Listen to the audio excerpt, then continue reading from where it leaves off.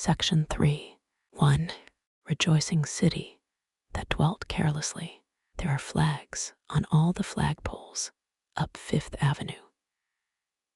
In the shrill wind of history, the great flags flap and tug at their lashings on the creaking gold-knobbed poles up Fifth Avenue. The stars jiggle sedately against the slate sky. The red and white stripes writhe against the clouds. In the gale of brass bands and trampling horses and rumbling clatter of cannon, shadows like the shadows of claws grasp at the taut flags. The flags are hungry tongues, licking, twisting, curling. Oh, it's a long way to Tipperary. Over there. Over there. The harbor is packed with zebra-striped, skunk-striped, piebald steamboats. The Narrows are choked with bullion. They're piling gold, sovereigns up to the ceilings in the subtreasury.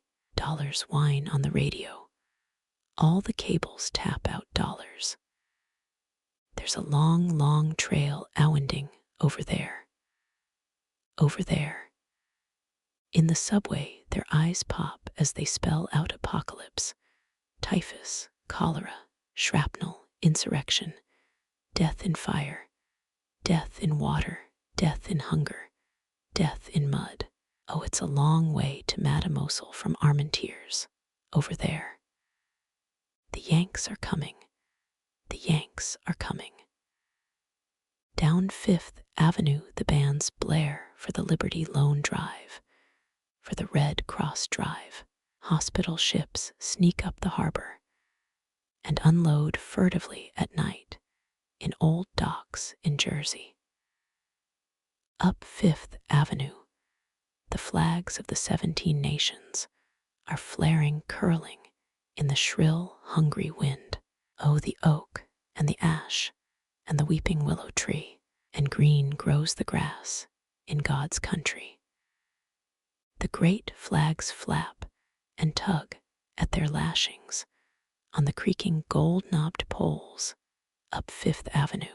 Captain James Merivale D.S.C. lay with his eyes closed while the barber's padded fingers gently stroked his chin. The lather tickled his nostrils. He could smell bay rum, hear the drone of an electric vibrator, the snipping of scissors. A little face massage, sir. Get rid of a few of those blackheads, sir, burred the barber in his ear. The barber was bald and had a round blue chin. All right, drawled Merivale. Go as far as you like. This is the first decent shave I've had since war was declared. Just in from overseas, Captain. Yer been making the world safe for democracy.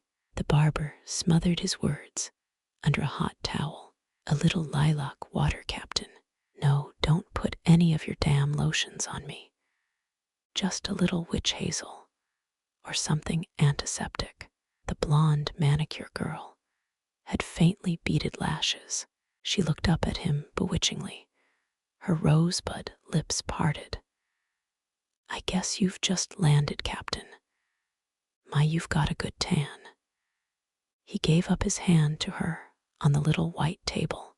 It's a long time, Captain, since anybody took care of these hands. How can you tell? Look how the cuticle's grown. We were too busy for anything like that. I'm a free man. Since 8 o'clock, that's all. Oh, it must have been terrible. Oh, it was a great little war while it lasted. I'll say it was. And now you're all through, Captain. Of course, I keep my commission in the Reserve Corps. She gave his hand a last playful tap, and he got to his feet. He put tips into the soft palm of the barber and the hard palm of the colored boy who handed him his hat, and walked slowly up the white marble steps. On the landing was a mirror. Captain James Merivale stopped to look at Captain James Merivale. He was a tall, straight-featured young man a slight heaviness under the chin. He wore a neat-fitting whipcord uniform picked out by the insignia of the Rainbow Division, well furnished with ribbons and service stripes. The light of the mirror was reflected silvery on either calf of his puttees. He cleared his throat as he looked himself up and down.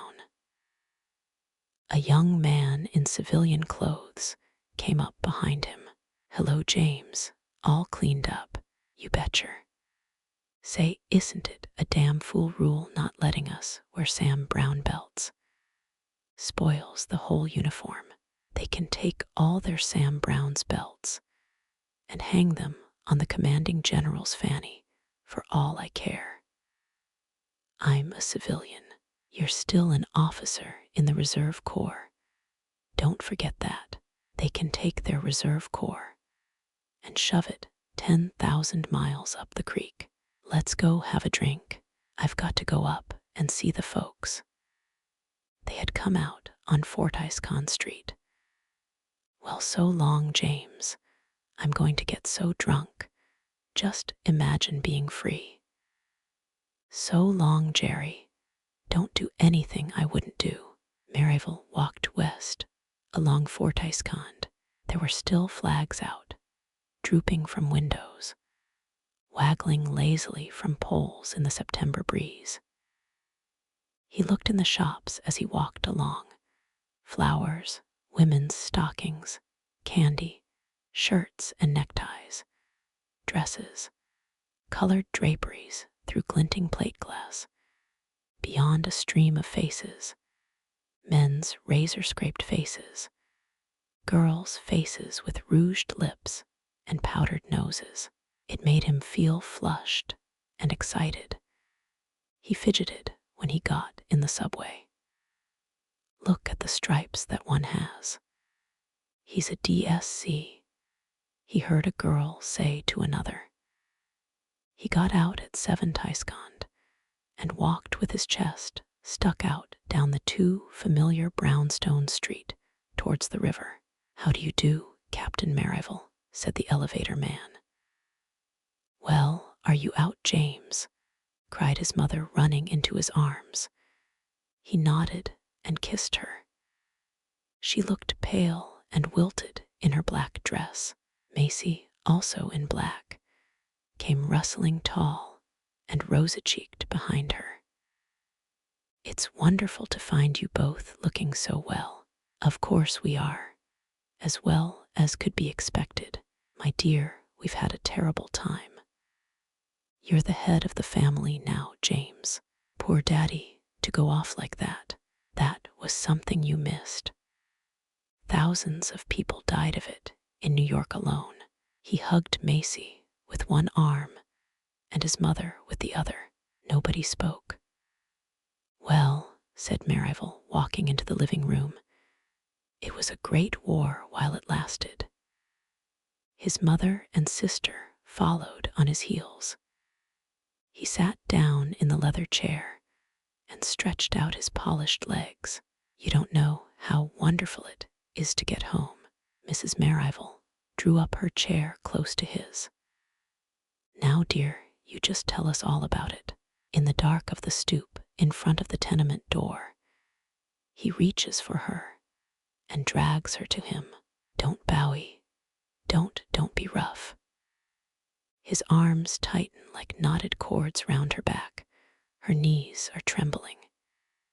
His mouth is groping for her mouth along one cheekbone, down the side of her nose.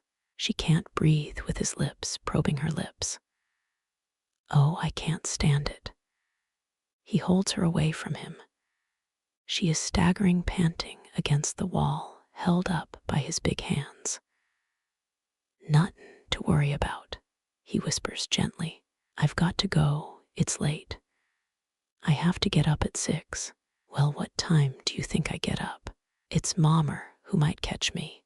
Tell her to go to hell. I will someday worsen that, if she don't quit pickin' on me." She takes hold of his stubbly cheeks and kisses him quickly on the mouth and has broken away from him and run up the 4 flights of grimy stairs. The door is still on the latch. She strips off her dancing pumps and walks carefully through the kitchenette on aching feet. From the next room comes the wheezy, double-barreled snoring of her uncle and aunt. Somebody loves me, I wonder who. The tune is all through her body, in the throb of her feet, in the tingling place on her back where he held her tight, dancing with her. Anna, you've got to forget it, or you want sleep. Anna, you got to forget. Dishes on the tables set for breakfast jingle-tingle hideously when she bumps against it. That you, Anna? Comes a sleepy, querulous voice from her mother's bed. Went to get a drink, oh water mommer. The old woman lets the breath out in a groan through her teeth. The bed springs creak as she turns over, asleep all the time. Somebody loves me, I wonder who. She slips off her party dress and gets into her nightgown. Then she tiptoes to the closet to hang up the dress, and at last slides between the covers, little by little, so the slats won't creak. I wonder who. Shuffle, shuffle, bright lights, pink blobbing faces, grabbing arms, tense thighs, bouncing feet. I wonder who. Shuffle, droning saxophone tease. Shuffle in time to the drum, trombone, clarinet. Feet, thighs, cheek to cheek. Somebody loves me. Shuffle, shuffle. I wonder who. The baby with tiny, shut, purplish-pink face and fists lay asleep on the berth. Ellen was leaning over a black leather suitcase. Jimmy Herf, in his shirt sleeves, was looking out the porthole. Well, there's the Statue of Liberty. Ellie, we ought to be out on deck. It'll be ages before we dock. Go ahead up. I'll come up with Martin in a minute. Oh, come ahead. We'll put the baby's stuff in the bag. While we're warping into the slip, they came out on deck into a dazzling September afternoon. The water was green indigo. A steady wind kept sweeping coils of brown smoke and blobs of white kitten steam off the high, enormous blue indigo arch of sky against a soot-smudged horizon, tangled with barges, steamers, chimneys of power plants, covered wharves, bridges. Lower New York was a pink and white tapering pyramid cut slenderly out of cardboard. Ellie, we ought to have Martin out so he can see and start yelling like a tugboat. He's better off where he is. They ducked under some ropes, slipped past the rattling steam winch and out to the bow. God, Ellie, it's the greatest sight in the world. I never thought I'd ever come back, did you? I had every intention of coming back. Not like this. No, I don't suppose I did. S'il vous plaît, madam. A sailor was motioning them back. Ellen turned her face into the wind to get the coppery wisps of hair out of her eyes. C'est beau, n'est-ce pas? She smiled into the wind, into the sailor's red face. J'aime bien le havre, s'il vous plaît, madame. Well, I'll go down and pack Martin up. The hard chug of the tugboat coming alongside beat Jimmy's answer out of her ears.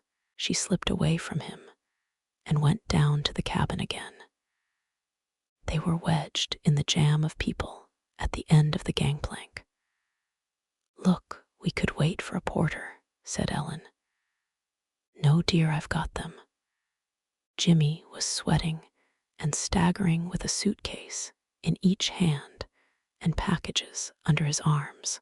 In Ellen's arms, The baby was cooing, stretching tiny spread hands towards the faces all round. "Do you know it?" said Jimmy as they crossed the gangplank. "I kinder wish we were just going on board. I hate getting home." "I don't hate it.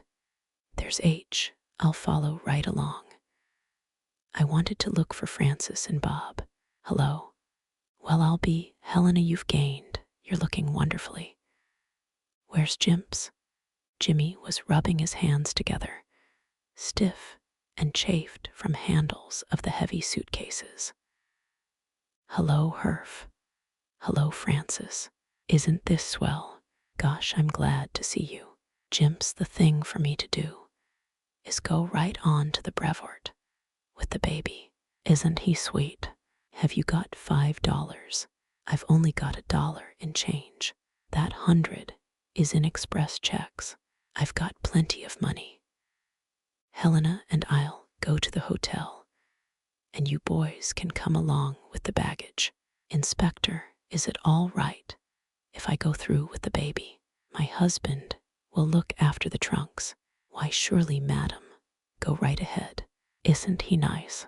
"Oh, Francis, this is lots of fun. Go ahead, Bob. I can finish this up alone quicker. You convoy the ladies to the Brevoort. Well, we hate to leave you." "Oh, go ahead. I'll be right along. Mr. James Herf and wife and infant. Is that it?" "Yes, that's right. I'll be right with you, Mr. Herf." "Is all the baggage there?" "Yes, everything's there." "Isn't he good?" clucked Francis, as she and Hildebrand followed Ellen into the cab. "Who?" "The baby, of course. Oh, you ought to see him sometimes. He seems to like traveling."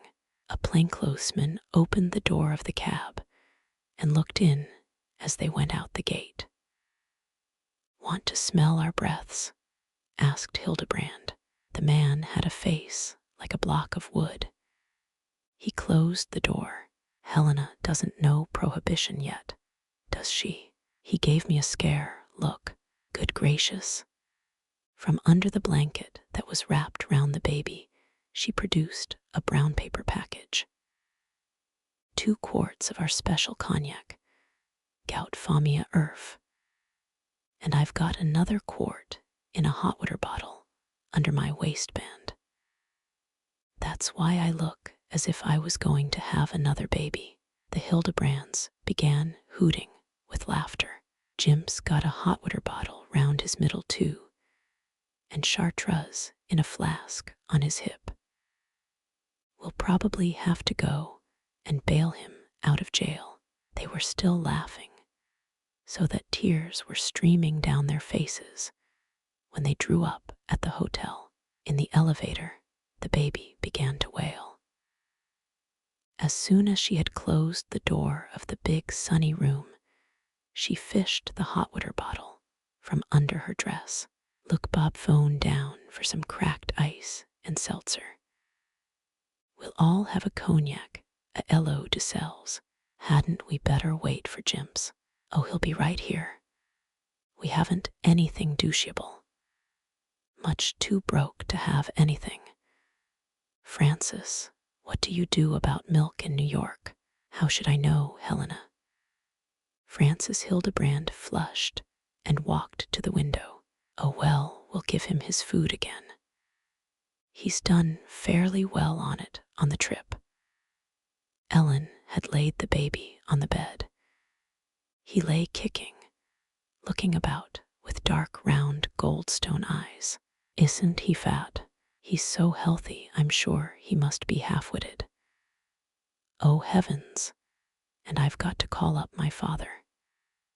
Isn't family life just too desperately complicated?" Ellen was setting up her little alcohol stove on the washstand. The bellboy came with glasses and a bowl of clinking ice and white rock on a tray. "You fix us a drink out of the hot water bottle.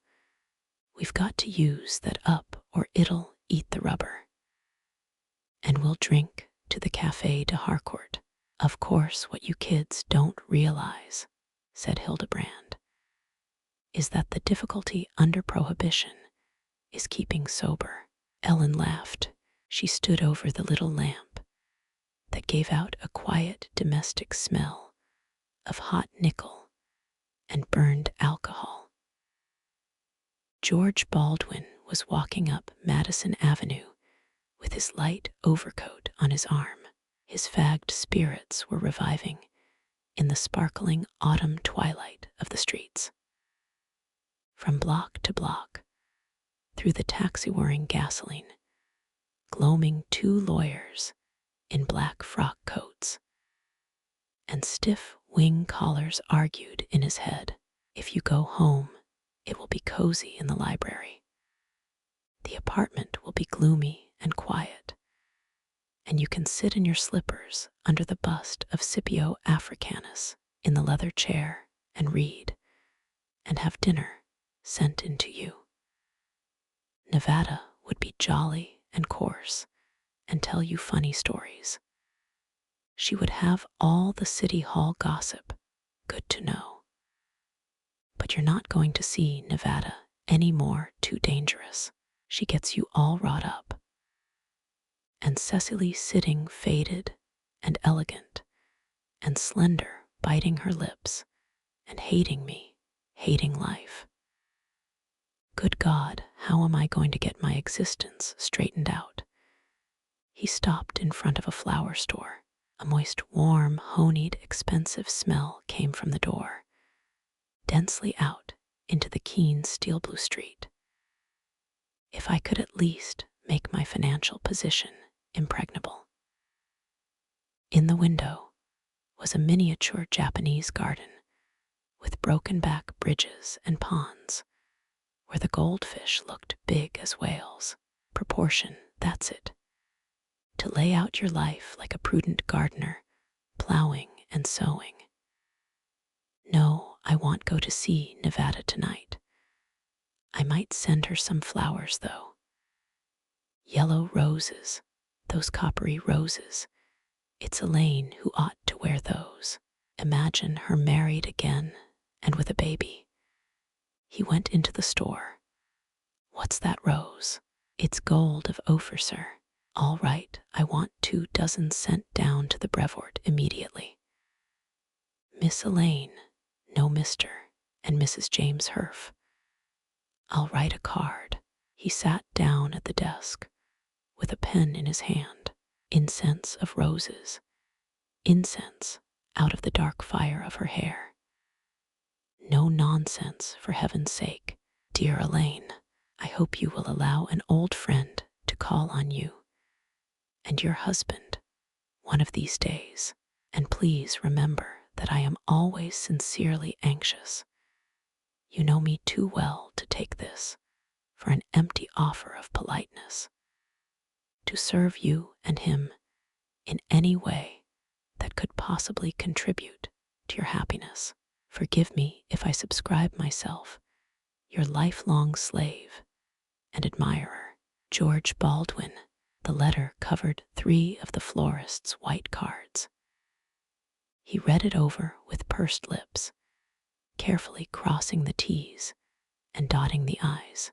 Then he paid the florist from the roll of bills he took from his back pocket and went out into the street again. It was already night, going on to 7 o'clock.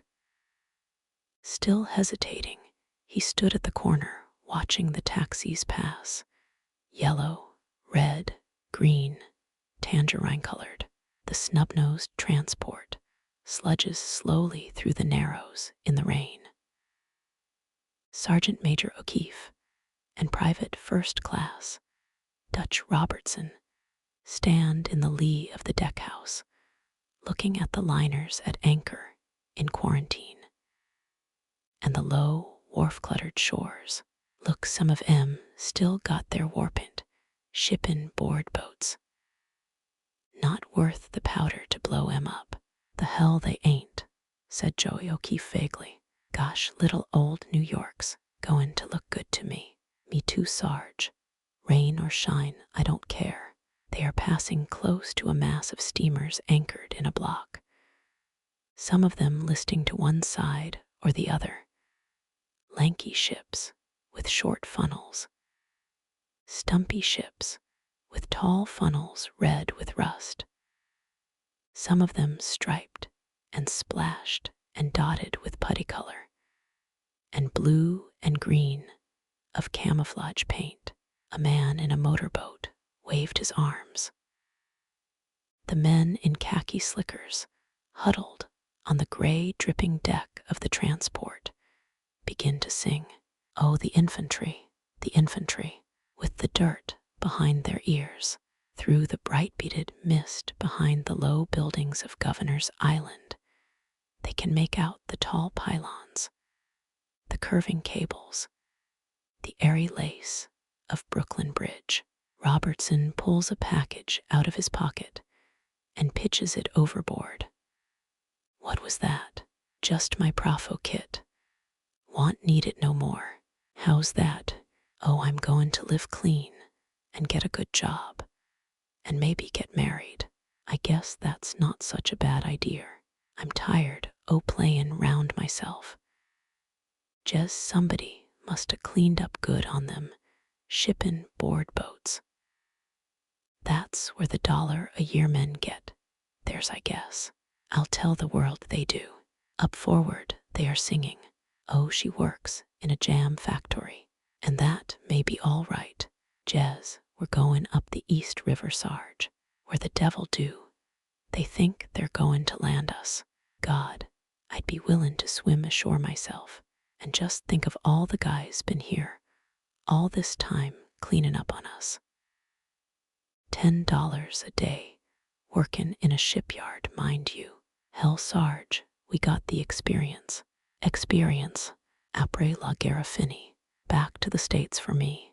I bet the skipper's been drinkin' beaucoup highballs and thinks Brooklyn's Hoboken. Well, there's Wall Street, Beau. They are passing under Brooklyn Bridge. There is a humming whine of electric trains over their heads, an occasional violet flash from the wet rails. Behind them, beyond barges, tugboats, car ferries, the tall buildings, streaked white with wisps of steam and mist, tower gray into sagged clouds. Nobody said anything while they ate the soup. Mrs. Merrival sat in black at the head of the oval table, looking out through the half-drawn portieres, and the drawing-room window beyond at a column of white smoke that uncoiled in the sunlight above the train yards, remembering her husband, and how they had come years ago to look at the apartment in the unfinished house that smelled of plaster and paint. At last, when she had finished her soup, she roused herself and said, "Well, Jimmy, are you going back to newspaper work?" "I guess so. James has had 3 jobs offered him already. I think it's remarkable. I guess I'll go in with the major, though," said James Merrival to Ellen, who sat next to him. "Major Goodyear, you know, Cousin Helena. One of the Buffalo Goodyears. He's head of the Foreign Exchange Department of the Bankers Trust. He says he can work me up quickly. We were friends overseas." "That'll be wonderful," said Macy in a cooing voice. "Want it, Jimmy?" She sat opposite, slender and rosy in her black dress.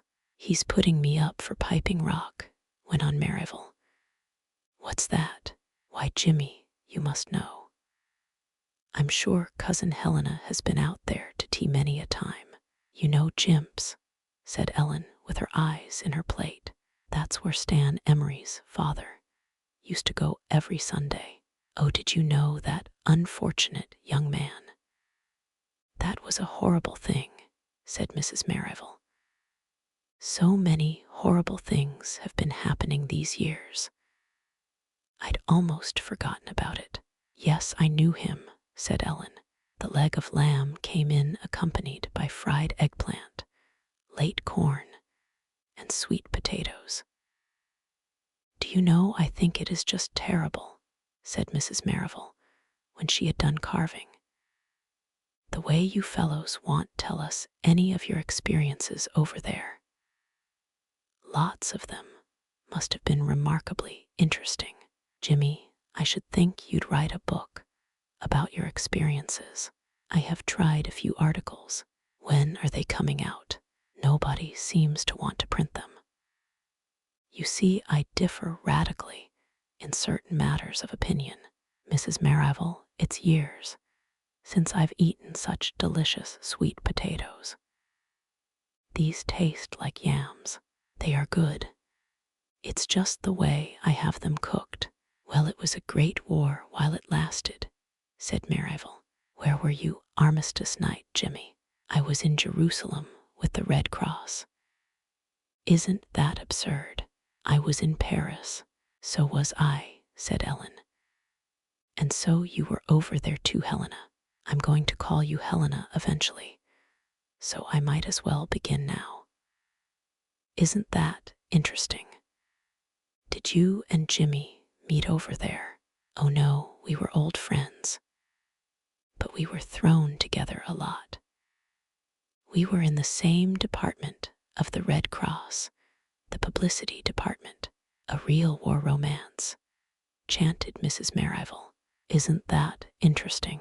"Now, fellers, it's this way," shouted Joe O'Keefe, the sweat breaking out on his red face. "Are we going to put over this bonus proposition, or ain't we? We fought for 'em, didn't we? We cleaned up the squareheads, didn't we? And now when we come home, we get the dirty end of the stick. No jobs. Our girls have gone and married other fellers. Treat us like a bunch o' dirty bums and loafers when we ask for our just and legal and lawful compensation, the bonus. Are we going to stand for it? No. Are we going to stand for a bunch of politicians treating us like we was going round to the back door to ask for a handout? I ask you fellers," feet stamped on the floor. "No, to hell wid 'em," shouted voices. "Now I say to hell wid the politicians. We'll carry our campaign to the country, to the great, big, generous, big-hearted American people we fought and bled and laid down our lives for." The long armory room roared with applause. The wounded men in the front row banged the floor with their crutches. "Joey's a good guy," said a man without arms to a man with one eye and an artificial leg who sat beside him. "He is that buddy." While they were filing out, offering each other cigarettes, a man stood in the door calling out, "Committee meeting, committee on bonus." The four of them sat round a table in the room the colonel had lent them. "Well, fellers, let's have a cigar." Joe hopped over to the colonel's desk and brought out 4 Romeo and Juliets. "He'll never miss 'em. Some little grafter, I'll say," said Seed Garnet, stretching out his long legs. "Haven't got a case of scotch in there, have you, Joey?" said Bill Dugan. "No, I'm not drinking myself juice for the moment. I know where you can get guaranteed Hague, and Hague," put in Segel cockily, "before the war stuff for $6 a quart. And where are we going to get the $6 for Chrysake?" "Now look here, fellers," said Joe, sitting on the edge of the table. "Let's get down to brass tacks. What we've got to do is raise a fund from the gang and anywhere else we can. Are we agreed about that?" "Sure we are, you tell 'em," said Dugan. "I know a lot of old fellers even thinks the boys are getting a raw deal. We'll call it the Brooklyn Bonus Agitation Committee, associated with the Seamus O'Reilly Post of the AL. No use doing anything unless you do it upright. Now, are yous guys wid me, or ain't yer? Sure we are, Joey. You tell em and we'll mark time. Well, Dugan's got to be president, 'cause he's the best lookin'. Dugan went crimson and began to stammer. Oh, you sea beach Apollo, jeered Garnet. And I think I can do best as treasurer, because I've had more experience. 'Cause you're the crookedest, you mean, said Segel under his breath. Joe stuck out his jaw. Look here, Segel, are you wid us, or ain't yer? You'd better come right out wid it now, if you're not. Sure, cut to comedy, said Dugan. Joey's de guy to put dis ting trough and you know it. Cut to comedy. If you don't like it, you can get out. Segel rubbed his thin hooked nose. I was just jockin', gents. I didn't mean no harm. Look here, went on Joe angrily. What do you think I'm jivin' up my time for? Why, I turned down $50 a week only yesterday. Ain't that so, Seed? You seen me talkin' to de guy. Sure I did, Joey. Oh, pipe down, fellers, said Segel. I was just stringin' Joey along. Well, I think, Segel, you ought to be secretary, 'cause you know about office work. Office work? Sure, said Joe, puffing his chest out. We're goin' to have desk space in the office of a guy I know. It's all fixed. He's goin' to let us have it free till we get a start. And we're goin' to have office stationery. Can't get nowhere in this world without presentin' things right. And where do I come in? Asked Seed Garnet. You're the committee, you big stiff. After the meeting, Joe O'Keefe walked whistling down Atlantic Avenue. It was a crisp night. He was walking on springs. There was a light in Dr. Gordon's office. He rang. A white-faced man in a white jacket opened the door. Hello, Doc. Is that you, O'Keefe? Come on in, my boy. Something in the doctor's voice clutched like a cold hand at his spine. Well, did your test come out all right, Doc? All right, positive, all right. Christ, don't worry too much about it, my boy. We'll fix you up in a few months. Months? Why, at a conservative estimate, 55% of the people you meet on the street have a syphilitic taint. It's not as if I'd been a damn fool. I was careful over there. Inevitable in wartime. Now I wish I'd let loose.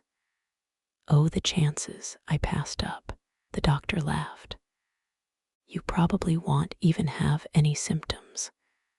It's just a question of injections. I'll have you sound as $1 in no time.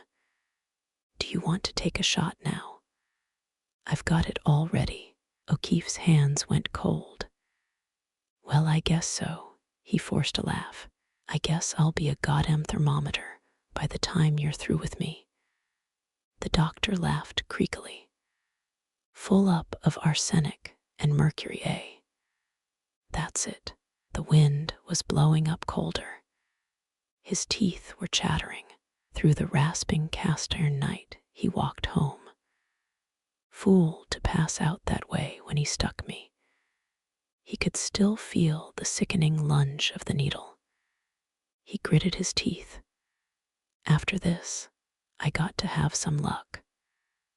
I got to have some luck. 2 stout men and a lean man sit at a table by a window. The light of a zinc sky catches bright-edged glints off glasses, silverware, oyster shells, eyes. George Baldwin has his back to the window. Gus McNeil sits on his right, and Dench on his left. When the waiter leans over to take away the empty oyster shells, he can see through the window, beyond the gray stone parapet, the tops of a few buildings, jutting like the last trees at the edge of a cliff, and the tinfoil reaches of the harbor, littered with ships. I'm lecturing you this time, George. Lord knows you used to lecture me enough in the old days. Honest, it's rank foolishness, Gus McNeil is saying. It's rank foolishness to pass up the chance of a political career at your time of life. There's no man in New York better fitted to hold office. Looks to me as if it were your duty, Baldwin, says Dench in a deep voice, taking his tortoiseshell glasses out of a case and applying them hurriedly to his nose. The waiter has brought a large planked steak surrounded by bulwarks of mushrooms and chopped carrots and peas and frilled browned mashed potatoes. Dench straightens his glasses and stares attentively at the planked steak. A very handsome dish, Ben. A very handsome dish, I must say. It's just this, Baldwin, as I look at it. The country is going through a dangerous period of reconstruction. The confusion attendant on the winding up of a great conflict, the bankruptcy of a continent, Bolshevism, and subversive doctrines rife. America, he says, cutting with the sharp, polished steel knife into the thick steak. Rare and well peppered, he chews a mouthful slowly. America, he begins again, is in the position of taking over the receivership of the world. The great principles of democracy, of that commercial freedom upon which our whole civilization depends, are more than ever at stake. Now, as at no other time, we need men of established ability and unblemished integrity in public office, particularly in the offices requiring expert judicial and legal knowledge. That's what I was trying to tell ye the other day, George. But that's all very well, Gus. But how do you know I'd be elected? After all, it would mean giving up my law practice for a number of years. It would mean you just leave that to me. George, you're elected already. An extraordinarily good steak, says Dench, I must say. No, but newspaper talk aside, I happen to know from a secret and reliable source that there is a subversive plot among undesirable elements in this country. Good God, think of the Wall Street bomb outrage. I must say that the attitude of the press has been gratifying in one respect. In fact, we're approaching a national unity undreamed of before the war. No, but George, breaks in Gus. Put it this way. The publicity value of a political career'd kinder bolster up your law practice. It would, and it wouldn't, Gus. Dench is unrolling the tinfoil off a cigar. At any rate, it's a grand sight. He takes off his glasses and cranes his thick neck to look out into the bright expanse of harbor that stretches full of masts, smoke, blobs of steam, dark oblongs of barges, to the haze-blurred hills of Staten Island. Bright flakes of cloud were scaling off a sky of crushing indigo over the Battery, where groups of dingy, dark-dressed people stood round the Ellis Island landing station, and the small boat dock waiting silently for something. Frayed smoke of tugs and steamers hung low and trailed along the opaque glass-green water. A three-masted schooner was being towed down the North River. A new hoisted jib flopped awkwardly in the wind. Down the harbor loomed taller a steamer head-on. 4 red stacks packed into one, creamy superstructure gleaming. Mauritania, just Achamen in 24 hours' light, yelled the man with the telescope and field glasses. Take a look at the Mauritania fastest ocean greyhound, 24 hours light. The Mauretania stalked like a skyscraper through the harbor shipping. A rift of sunlight sharpened the shadow under the broad bridge. Along the white stripes of upper decks, glinted in the rows of portholes. The smokestacks stood apart, the hull lengthened, the black, relentless hull of the Mauretania, pushing puffing tugs ahead of it, cut like a long knife into the North River. A ferry was leaving the immigrant station. A murmur rustled through the crowd that packed the edges of the wharf. Deportees. It's the communists the Department of Justice is having deported deportees, Reds. It's the Reds they are deporting. The ferry was out of the slip. In the stern, a group of men stood still tiny, like tin soldiers. They are sending the Reds back to Russia. A handkerchief waved on the ferry, a red handkerchief. People tiptoed gently to the edge of the walk, tiptoeing, quiet-like in a sick room, behind the backs of the men and women, crowding to the edge of the water. Gorilla-faced Chipon-Thesheter policemen walked back and forth, nervously swinging their billies. They are sending the Reds back to Russia. Deportees, agitators, undesirables, gulls wheeled crying. A catsup bottle bobbed gravely in the little ground-glass waves. A sound of singing came from the ferryboat, getting small, slipping away across the water. C'est la lutte finale. Groupons news et demain. L'International Sierra. Le genre humain. Take a look at the deportees. Take a look at the undesirable aliens, shouted the man with the telescopes and field glasses.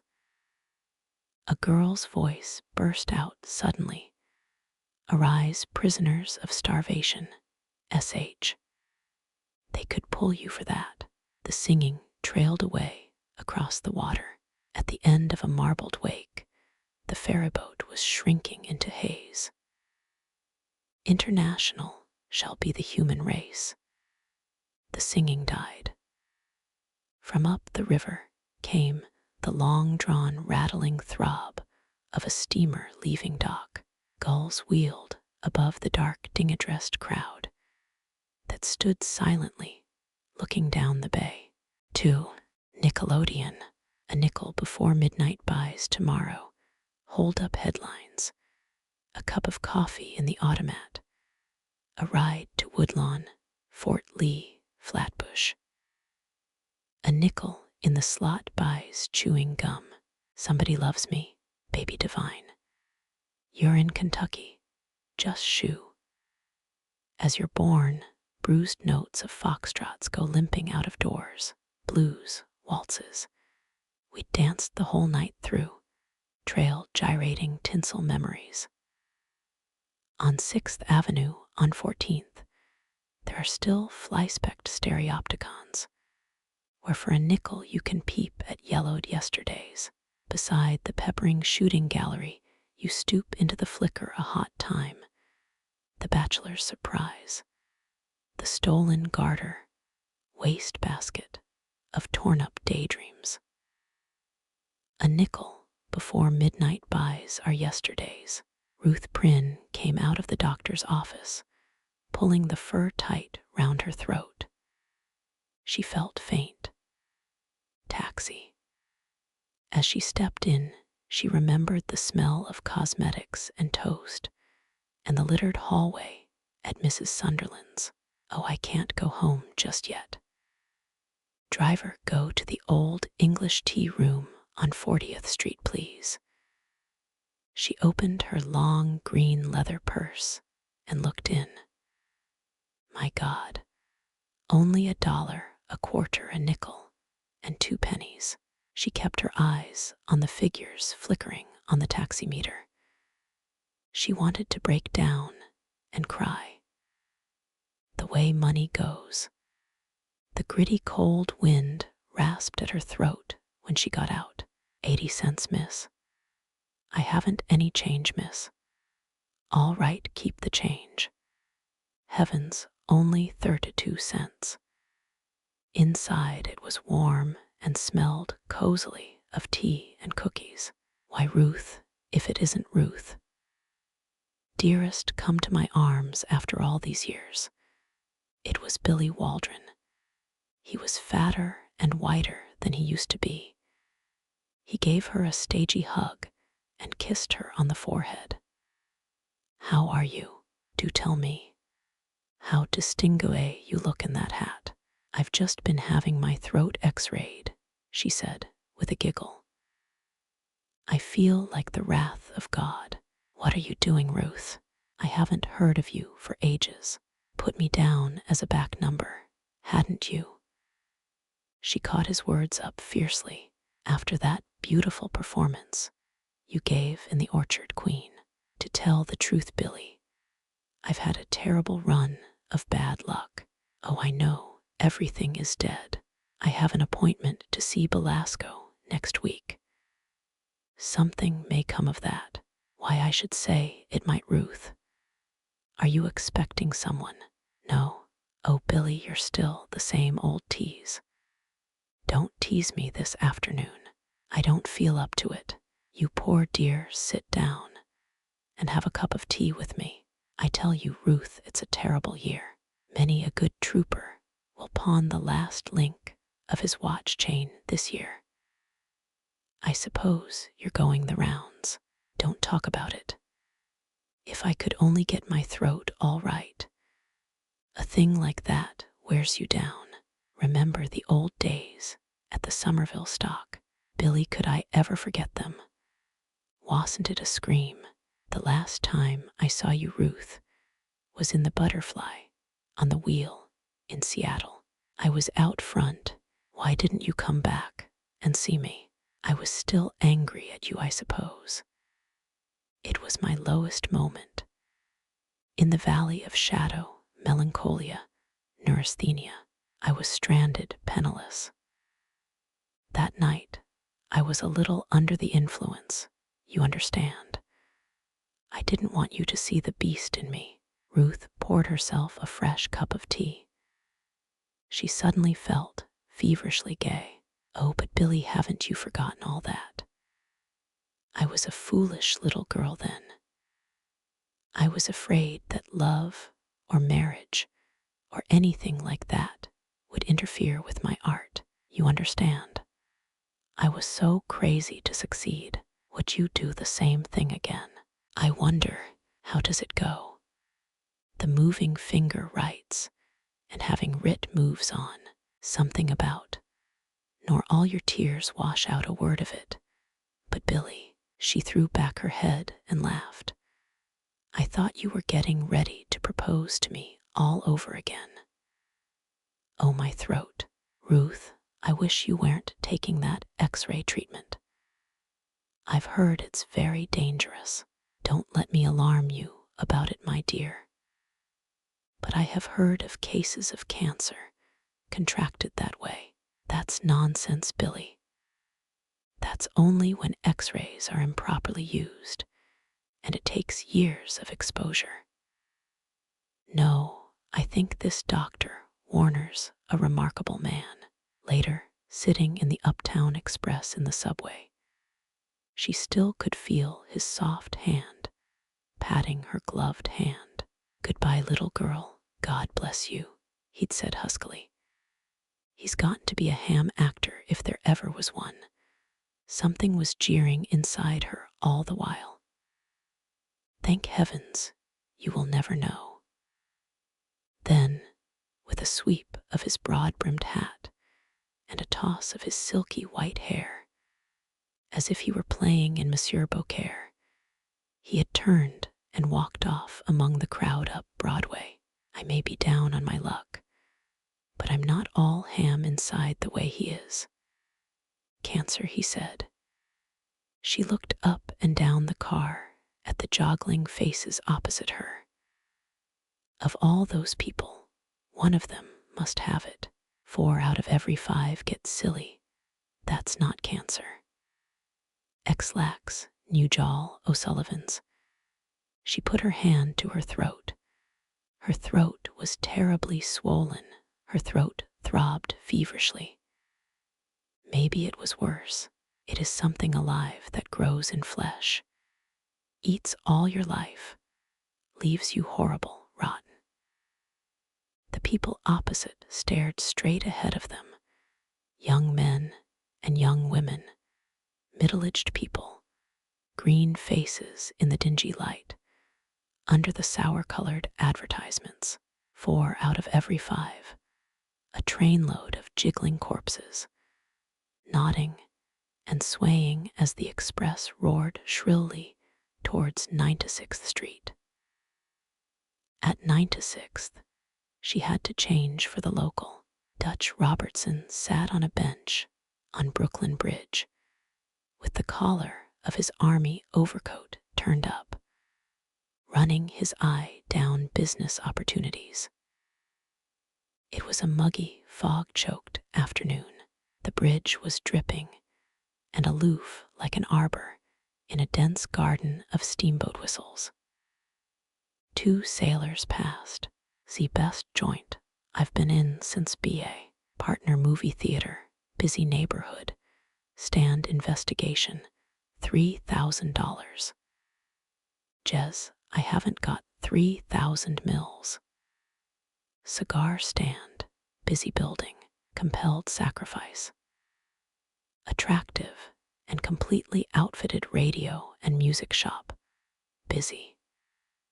Modern medium-sized printing plant consisting of cylinders, Kellys, Miller feeders, job presses, linotype machines, and a complete bindery. Kosher restaurant and delicatessen. Bowling alley, busy. Live spot, large dancing hall, and other concessions. We buy false teeth, old gold, platinum, old jewelry. The hell they do. Help wanted mail. That's more your speed, you rummy. Addressers, first-class penmen. Lets me out. Artist, attendant, auto, bicycle, and motorcycle repair shop. He took out the back of an envelope and marked down the address. Bootblacks. Not yet. Boy, no, I guess I ain't a boy anymore. Candy store, canvassers, car washers, dishwasher. Earn while you learn. Mechanical dentistry is your shortest way to success. No dull seasons. Hello, Dutch. I thought I'd never get here. A gray-faced girl in a red hat and gray rabbit coat sat down beside him. Jez, I'm sick. Oh, read and want ads. He stretched out his arms and yawned, letting the paper slip down his legs. Ain't you chilly, sittin' out here on the bridge? Maybe I am. Let's go and eat.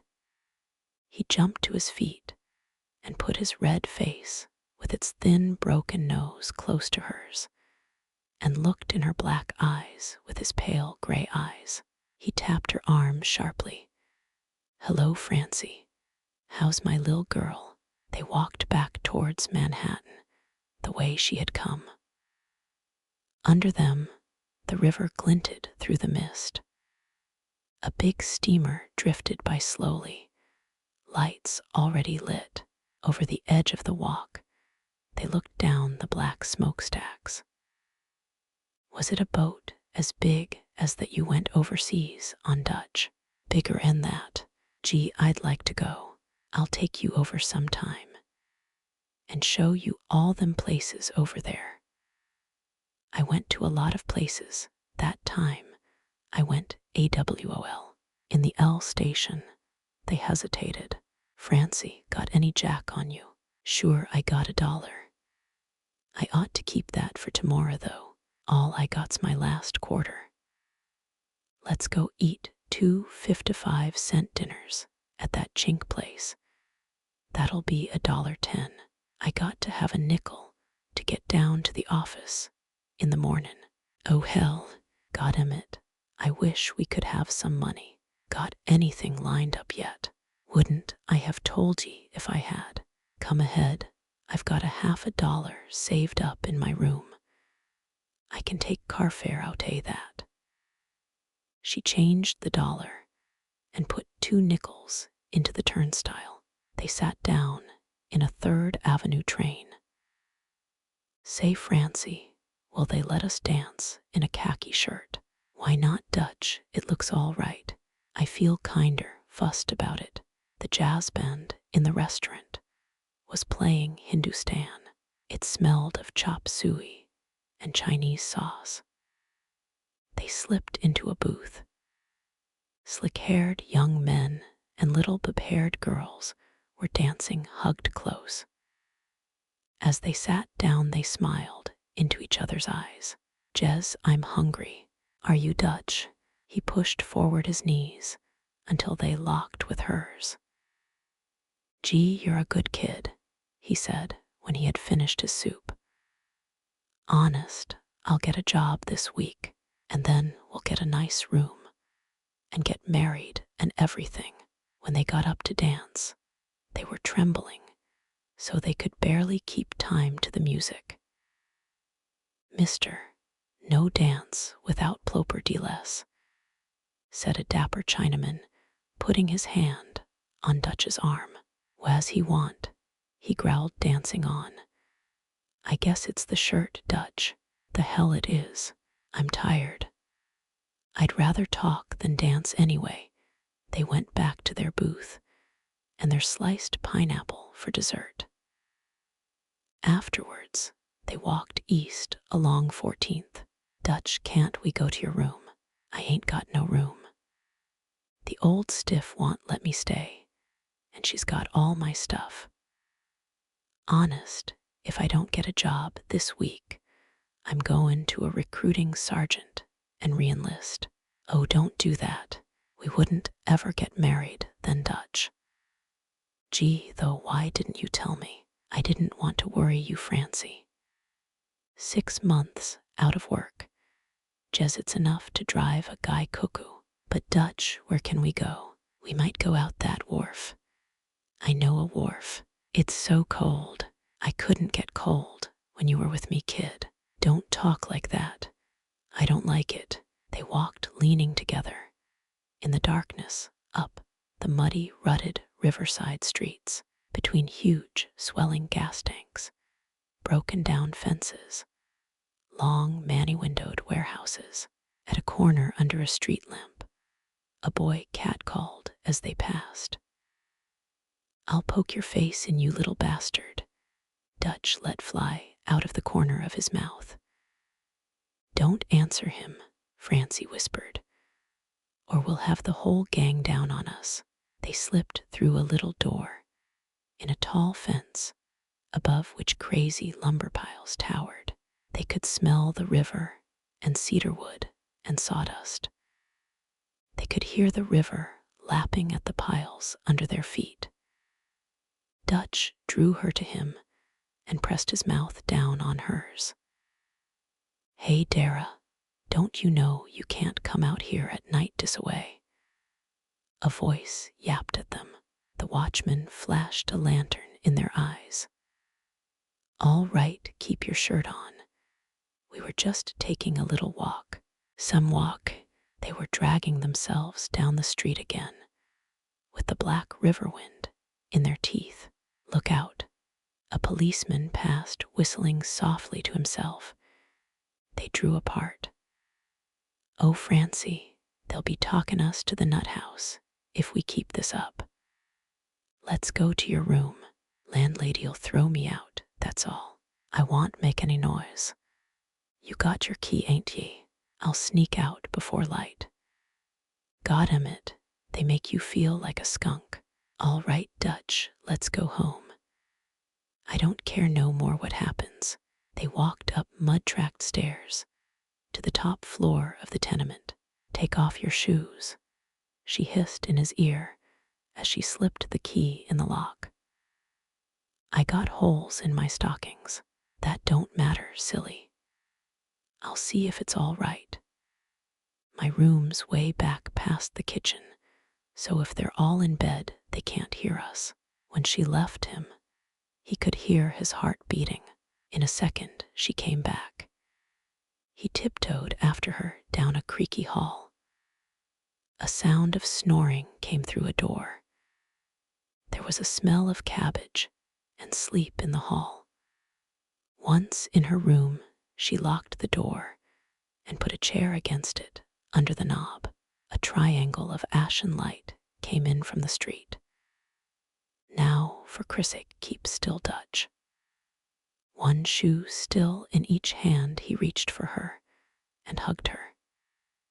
He lay beside her, whispering on and on with his lips against her ear. And Francie, I'll make good. Honest, I will. I got to be a sergeant overseas till they busted me for goin' AWOL. That shows I got it in me. Once I get a chance, I'll make a whole lot of Jack.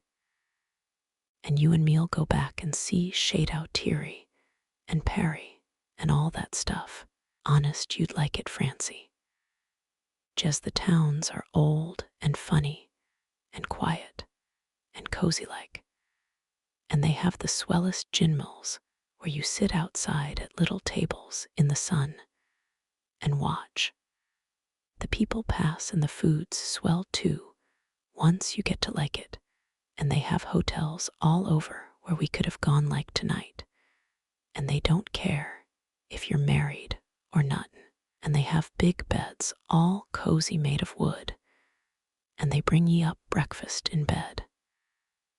Jez, Francie, you'd like it. They were walking to dinner through the snow. Big snow feathers spun and spiraled about them, modeling the glare of the streets, with blue and pink and yellow, blotting perspectives. Ellie, I hate to have you take that job. You ought to keep on with your acting. But Jims, we've got to live. I know. You'd certainly didn't have your wits about you, Ellie, when you married me. Oh, let's not talk about it anymore. Do let's have a good time tonight. It's the first snow. Is this the place? They stood before an unlighted basement door, covered by a close-meshed grating. Let's try. Did the bell ring? I think so. The inner door opened, and a girl in a pink apron peered out at them. Bonsoir, mademoiselle. Ah, bonsoir, monsieur dame. She ushered them into a food-smelling gaslit hall hung with overcoats and hats and mufflers. Through a curtained door the restaurant blew in their faces, a hot breath of bread and cocktails and frying butter and perfumes and lipsticks and clatter and jingling talk. I can smell absinthe, said Ellen. Let's get terribly tight. Good Lord, there's Congo. Don't you remember Congo Jake at the Seaside Inn? He stood bulky at the end of the corridor, beckoning to them. His face was very tanned, and he had a glossy black mustache. Hello, Mr. Herf. How are you? Fine as silk. Congo, I want you to meet my wife. If you don't mind the kitchen, we will have a drink. Of course we don't. It's the best place in the house. Why, you're limping. What did you do to your leg? Fautu, I left it in Italy.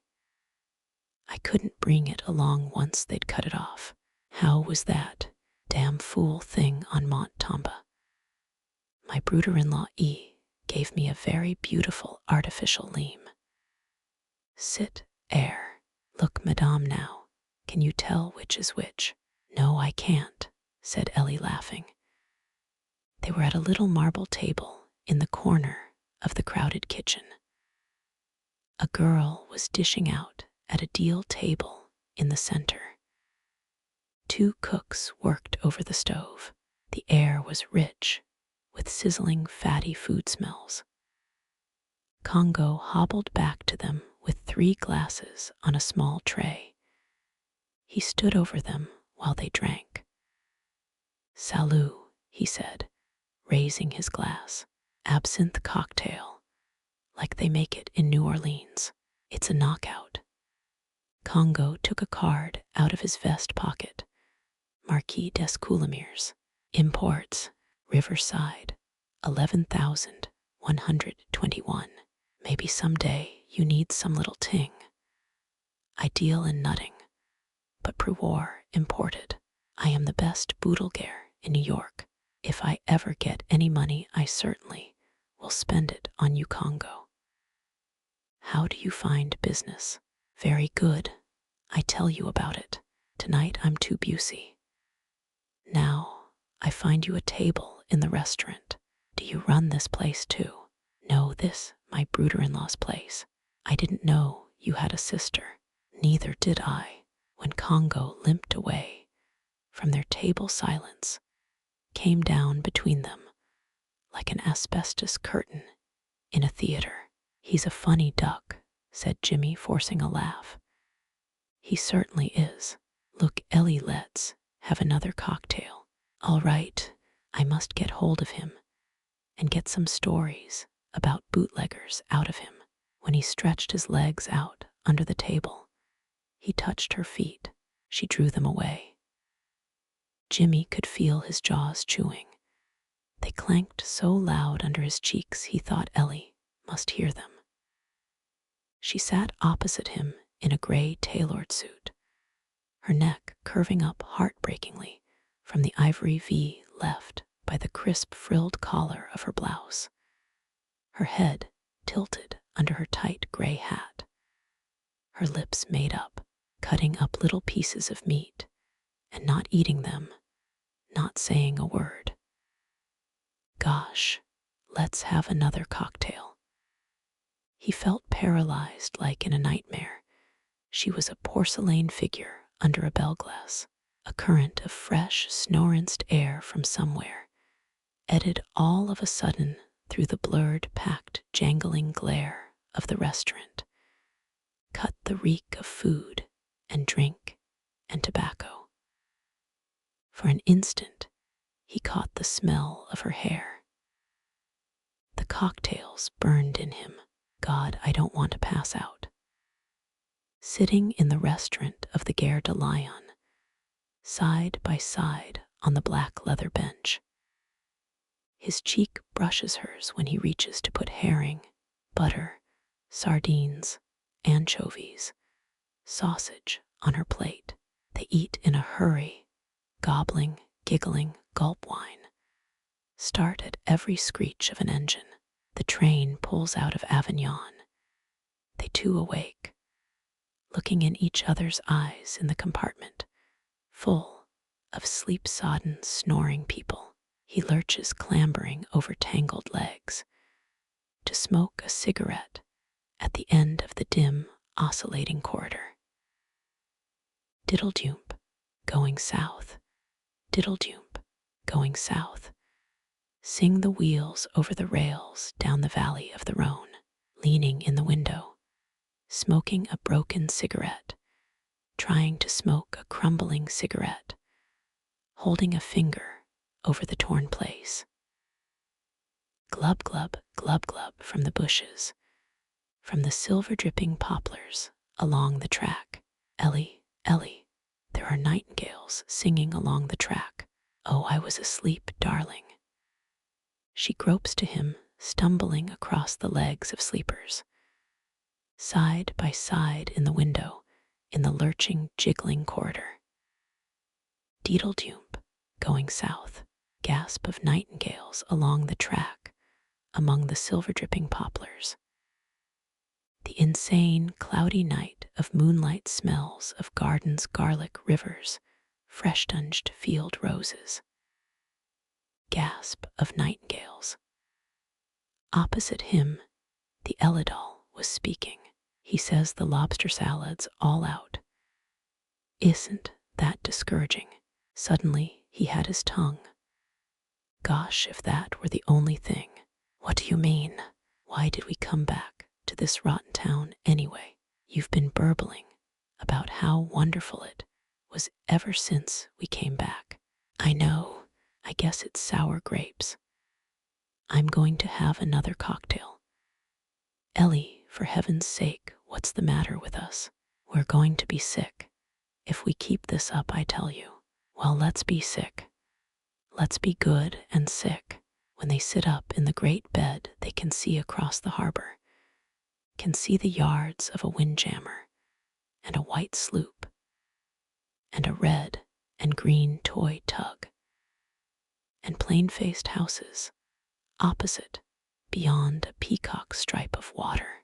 When they lie down, they can see gulls in the sky.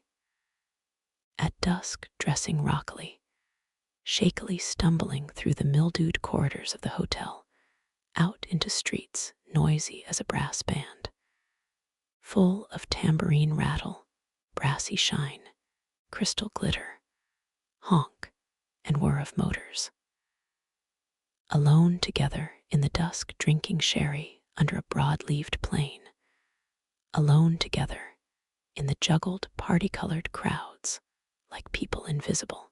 And the spring night comes up over the sea terrible out of Africa and settles about them. They had finished their coffee. Jimmy had drunk his very slowly, as if some agony waited for him when he finished it. Well, I was afraid we'd find the Barneys here, said Ellen. Do they know about this place? You brought them here yourself, Jimps.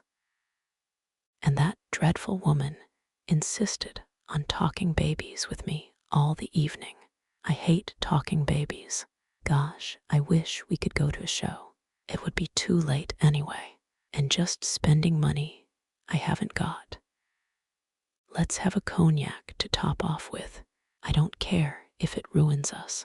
It probably will, in more ways than one. Well, Ellie, here's to the breadwinner, who's taken up the white man's burden. Why, Jimmy, I think it'll be rather fun to have an editorial job for a while. I'd find it fun to have any kind of job. Well, I can always stay home and mind the baby. Don't be so bitter, Jimmy. It's just temporary. Life's just temporary, for that matter. The taxi drew up. Jimmy paid him with his last dollar. Ellie had her key in the outside door. The street was a confusion of driving absinthe-blurred snow. The door of their apartment closed behind them. Chairs, tables, books, window curtains crowded about them, bitter with the dust of yesterday, the day before that. Smells of diapers and coffee pots and typewriter oil and Dutch cleanser oppressed them. Ellen put out the empty milk bottle and went to bed. Jimmy kept walking nervously about the front room. His drunkenness ebbed away, leaving him icily sober.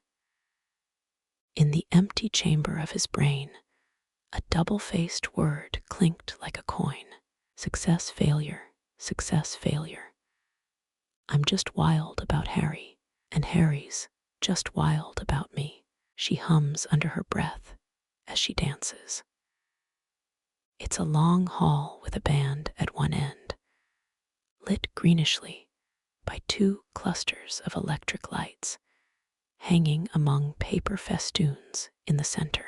At the end where the door is, a varnished rail holds back the line of men. This one Anna's dancing with is a tall, square-built Swede. His big feet trail clumsily after her tiny, lightly tripping feet. The music stops. Now it's a little black-haired, slender Jew. He tries to snuggle close. Quit that. She holds him away from her. Ah, have a heart. She doesn't answer. Dances with cold precision. She's sickeningly tired. Me and my boyfriend and I. An Italian breathes garlic in her face. A Marine sergeant. A Greek. a blonde young kid with pink cheeks. She gives him a smile, a drunken elderly man who tries to kiss her. Charlie, my boy, oh Charlie, my boy, slick-haired, freckled, rumpled-haired, pimple-faced, snub-nosed, straight-nosed, quick dancers, heavy dancers. Goin' soof. Wid to taste, oh to sugar cane right in my moof, against her back big hands.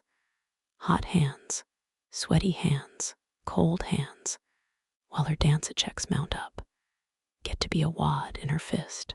This one's a good waltzer, genteel-like in a black suit. Gee, I'm tired, she whispers. Dancing never tires me. Oh, it's dancin' with everybody like this. Don't you want to come and dance with me? All alone somewhere. Boyfriends waitin' for me after, with nothing but a photograph to tell my troubles to. What'll I do? What time's it? She asks a broad-chested wise guy. Time you and me was acquainted, sister. She shakes her head. Suddenly, the music bursts into Auld Lang Syne.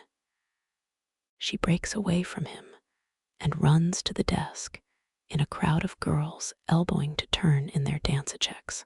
Say, Anna, says a broad-hipped blonde girl, did you see that sap was dancin' wid me?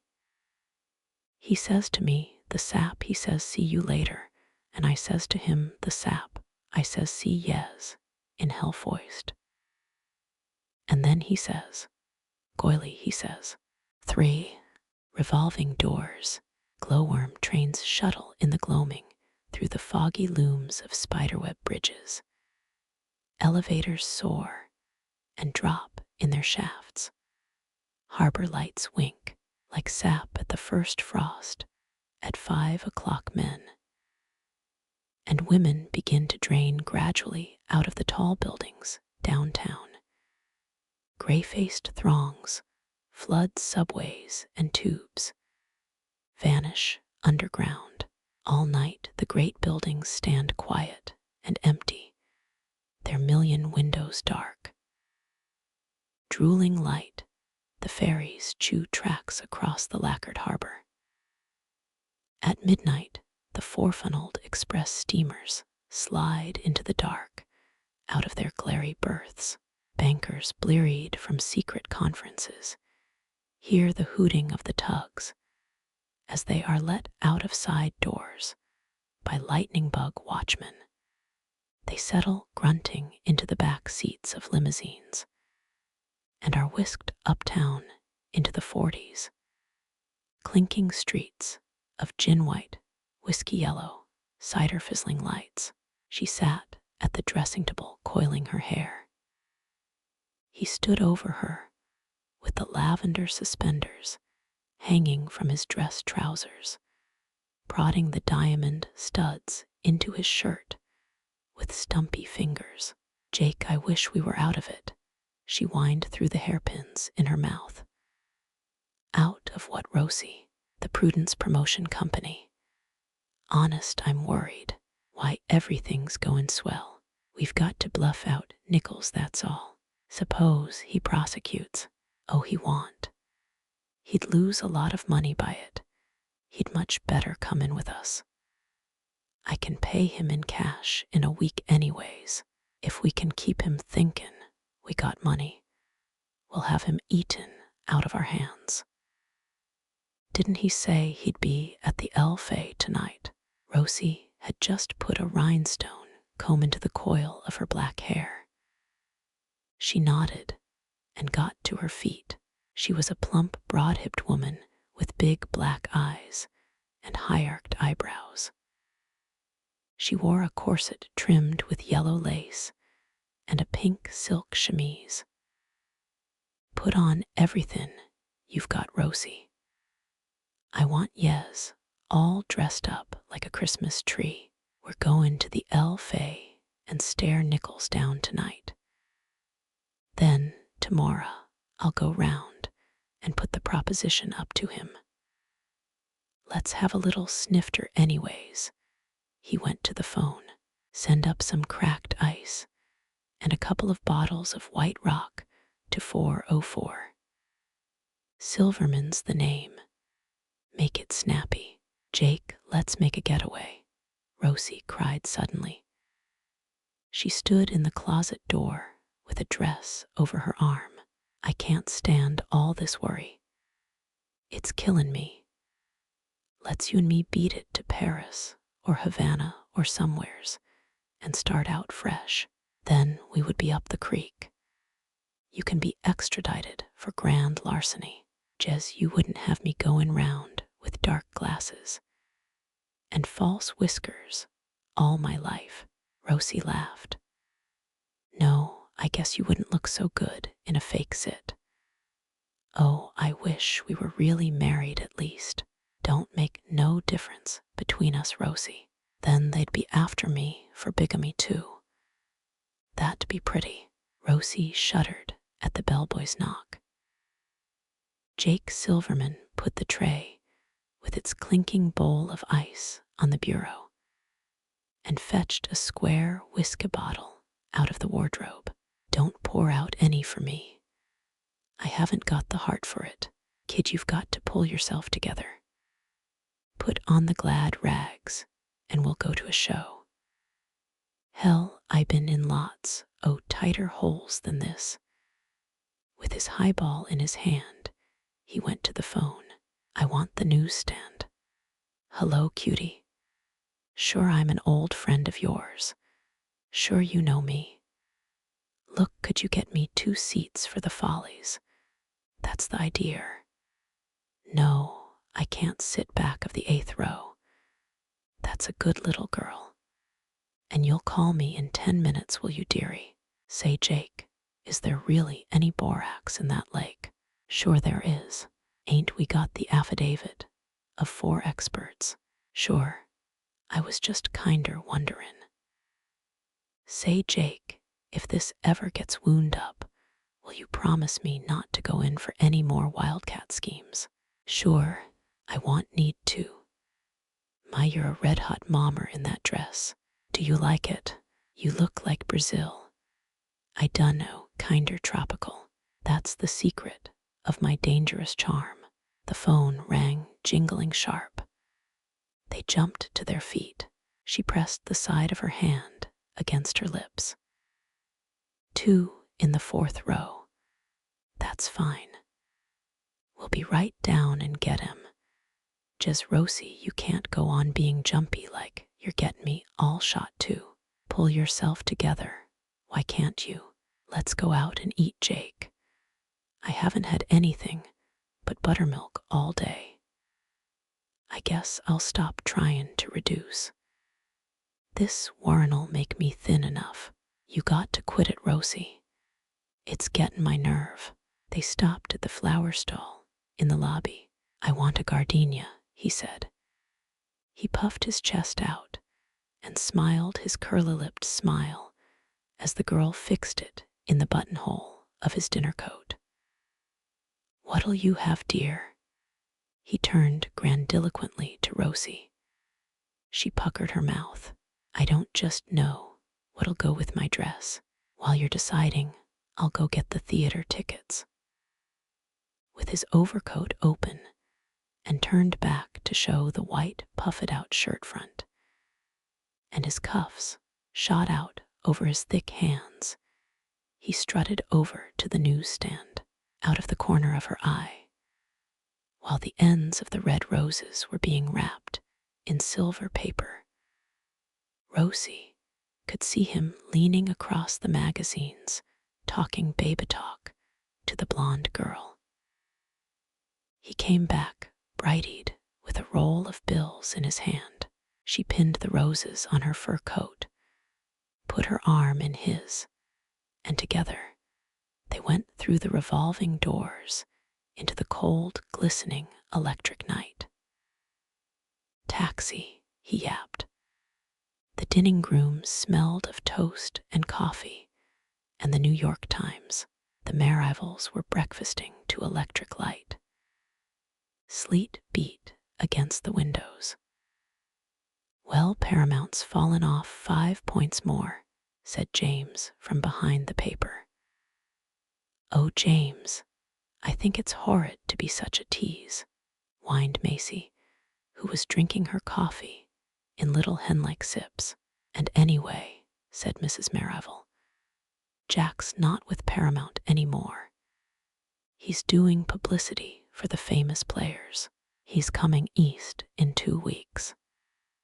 He says he hopes to be here for the first of the year.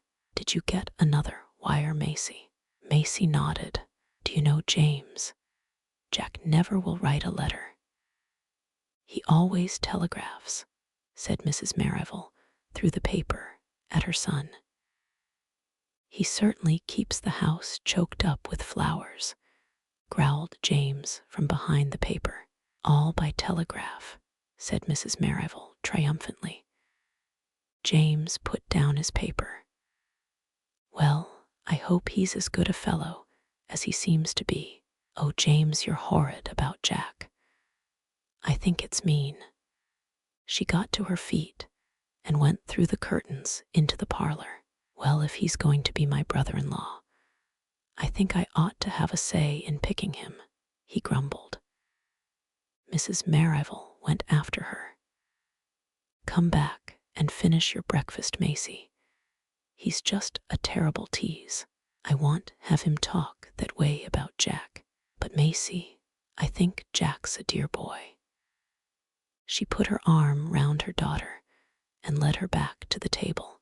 "He's so simple, and I know he has good impulses. I'm sure he's going to make you very happy." Macy sat down again, pouting under the pink bow of her boudoir cap. "Mother, may I have another cup of coffee? Dearie, you know you ought to drink 2 cups. Dr. Fernald said that was what was making you so nervous." "Just a little bit, Mother, very weak.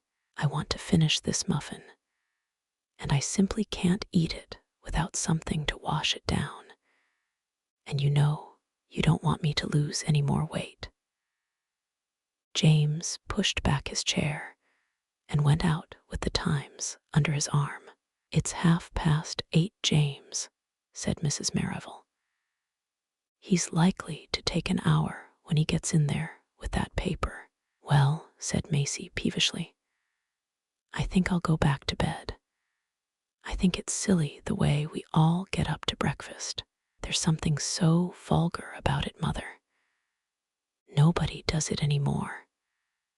At the Perkinses, it comes up to you in bed on a tray, but James has to be at the bank at 9. That's no reason why we should drag ourselves out of bed. That's how people get their faces all full of wrinkles. But we wouldn't see James until dinner time, and I like to get up early. The morning's the loveliest part of the day." Macy yawned desperately. James appeared in the doorway to the hall, running a brush round his hat. "What did you do with the paper, James?" "Oh, I left it in there. I'll get it. Never mind. My dear, you've got your stick-pin in crooked. I'll fix it. There." Mrs. Merrill put her hands on his shoulders and looked in her son's face. He wore a dark gray suit with a faint green stripe in it, an olive green knitted necktie with a small gold nugget stick-pin, olive green woolen socks with black clock marks, and dark red Oxford shoes, their laces neatly tied with double knots that never came undone. "James, aren't you carrying your cane?" He had an olive green woolen muffler round his neck and was slipping into his dark brown winter overcoat. "I notice the younger men down there don't carry them. Mother, people might think it was a little. I don't know, but Mr. Perkins carries a cane with a gold parrot head." "Yes, but he's one of the vice presidents. He can do what he likes. But I've got to run." James Merrill hastily kissed his mother and sister. He put on his gloves, going down in the elevator. Ducking his head into the sleety wind, he walked quickly east along 7 Tyscond. At the subway entrance, he bought a Tribune and hustled down the steps to the jammed, sour-smelling platform. Chicago, Chicago, came in bursts out of the shut phonograph. Tony Hunter, slim in a black close-cut suit, was dancing with a girl who kept putting her mass of curly ash-blonde hair on his shoulder. They were alone in the hotel sitting room. "Sweetness, you're a lovely dancer," she cooed, snuggling closer. "Think so, Nevada." Hum, sweetness. Have you noticed something about me?" "What's that, Nevada? Haven't you noticed something about my eyes? They're the loveliest little eyes in the world." "Yes, but there's something about them." "You mean that one of them's green and the other one brown?"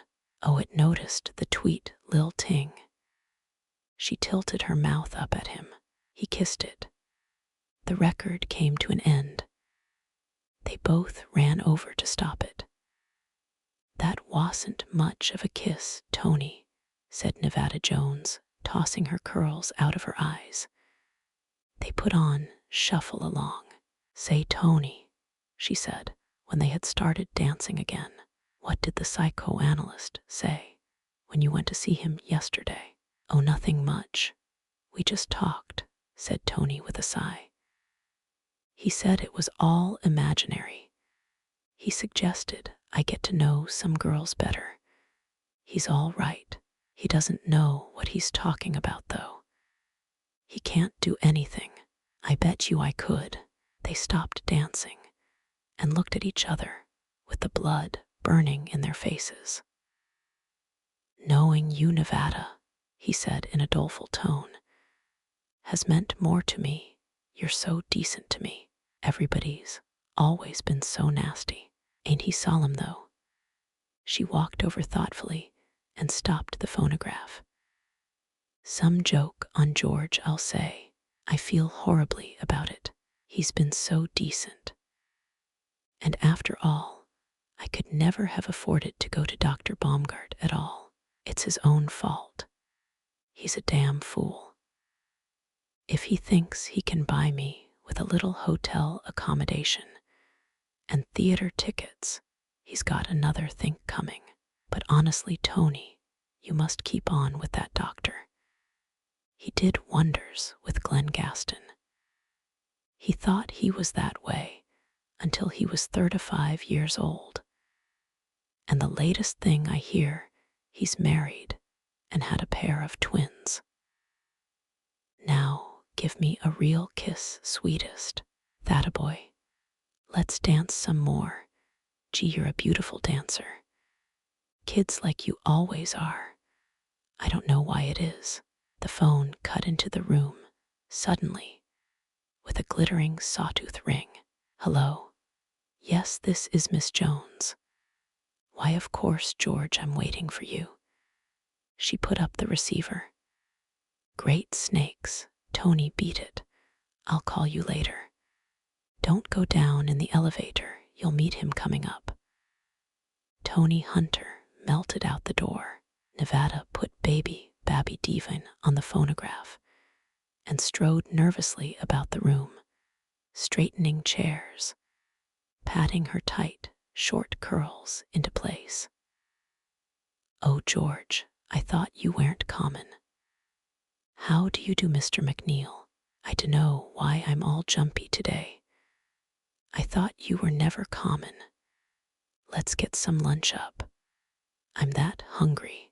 George Baldwin put his derby hat and stick on a table in the corner. "What'll you have, Gus?" he said. "Sure, I always take a lamb chop and a baked potato. I'm just taking crackers and milk. My stomach's a little out of order." "Nevada, see if you can't frisk up a highball for Mr. McNeil." "Well, I could do with a highball, George."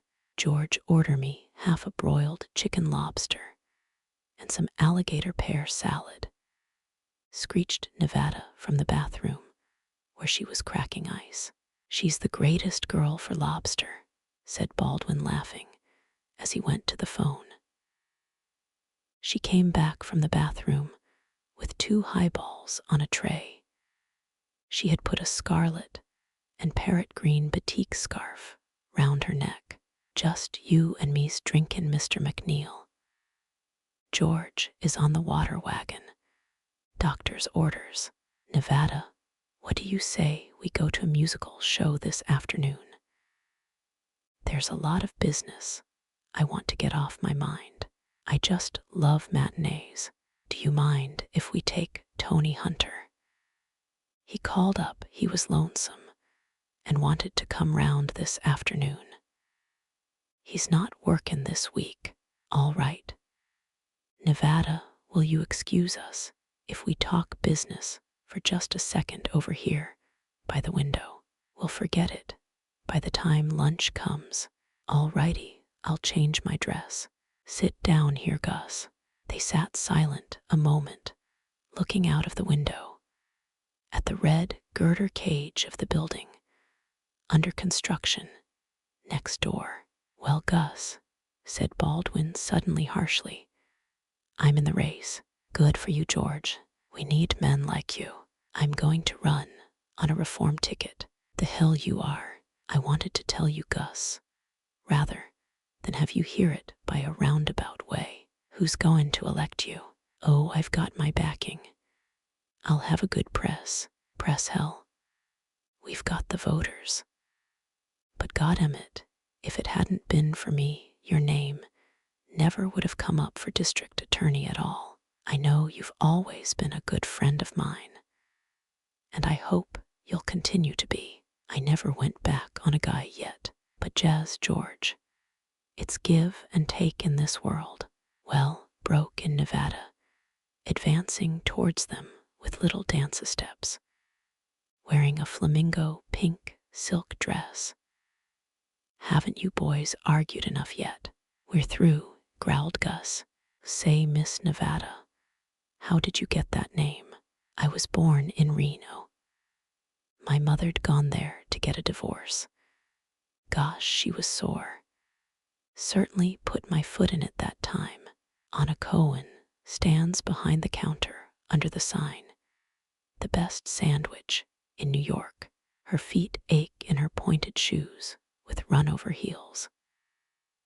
Well, I guess they'll begin soon or else we're in for a slack day, says the soda shaker beside her. He's a raw-faced man with a sharp Adam's apple. It alludes comes all of a rush like. Yeah, looks like they all got the same idea at the same time. They stand looking out through the glass partition at the endless files of people jostling in and out of the subway. All at once, she slips away from the counter and back into the stuffy kitchenette, where a stout elderly woman is tidying up the stove. There is a mirror hanging on a nail in the corner. Anna fetches a powder box from the pocket of her coat on the rack and starts powdering her nose. She stands a second with the tiny puff poised, looking at her broad face with the bangs across the forehead and the straight black bobbed hair. A homely looking kike, she says to herself bitterly. She is slipping back to her place at the counter when she runs into the manager, a little fat Italian with a greasy, bald head. Can't you do nothin' but primp and look into glass all day? Very good, you're fired. She stares at his face, sleek like an olive. Kin I stay out my day, she stammers. He nods. Get a move on. This ain't no beauty parlor. She hustles back to her place at the counter. The stools are all full. Girls, office boys, gray-faced bookkeepers, chicken sandwich, and a cup o' coffee. Cream cheese and olive sandwich, and a glass of buttermilk.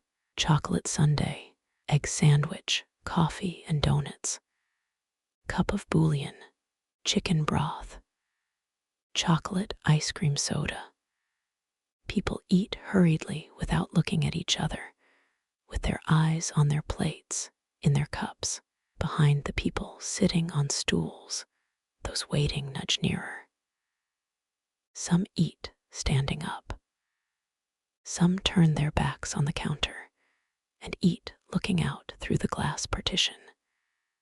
And the sign HCNU, LNEL near G, at the jostling crowds, filing in and out the subway through the drab-green gloom.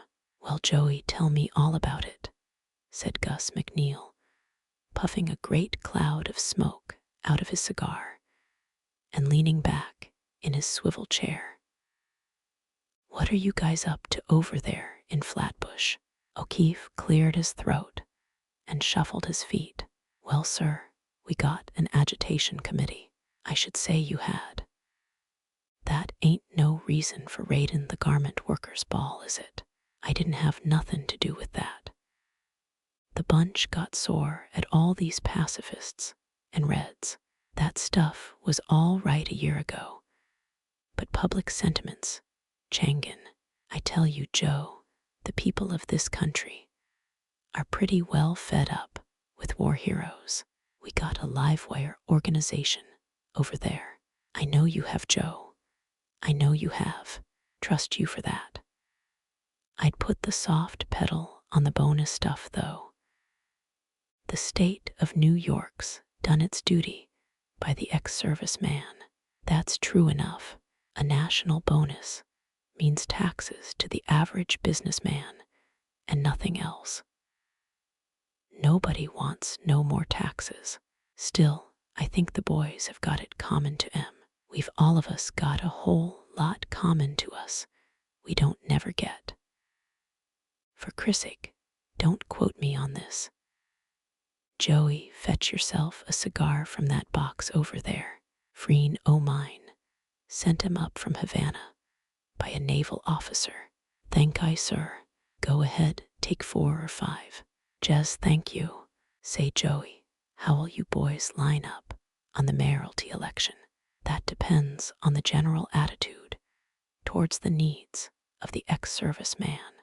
Look here, Joey, you're a smart feller. Oh, they'll line up all right. I kin talk 'em around. How many guys have you got over there? The Sheamus O'Reilly Posts got 300 members and new ones signin' up every day. We're gettin' 'em from all over. We're goin' to have a Christmas dance and some fights in the armory, if we can get hold of any pugs. Gus McNeil threw back his head on his bullneck and laughed. That'able, but honest, the bonus is the only way we kin keep the boys together. Suppose I come over and talk to 'em some night. That'd be all right. But they're dead sot against anybody who ain't got a war record. McNeil flushed. Come back feeling kinder smart, don't ye? You guys from overseas? He laughed. That won't last more'n a year or two. I seen M come back from the Spanish-American War. Remember that, Joe? An office boy came in and laid a card on the desk. A lady to see you, Mr. McNeil. All right, show her in. It's that old bitch from the school board. All right, Joe, drop in again next week. I'll keep you in mind, you and your army. Dugan was waiting in the outer office. He sidled up mysteriously. Well, Joe, how's things? Pretty good, said Joe, puffing out his chest. Gus tells me Tammany'll be right behind us in our drive for the bonus, planning a nationwide campaign. He gave me some cigars, a friend O, his brought up by airplane from Havana. Have one. With their cigars tilting up out of the corners of their mouths, they walked briskly, cockily, across City Hall Square. Opposite the old City Hall, there was a scaffolding. Joe pointed at it with his cigar. There's the new statue of civic virtue the mayor's having set up. The steam of cooking wrenched at his knotted stomach as he passed Childs. Dawn was sifting fine gray dust over the black iron-cast city.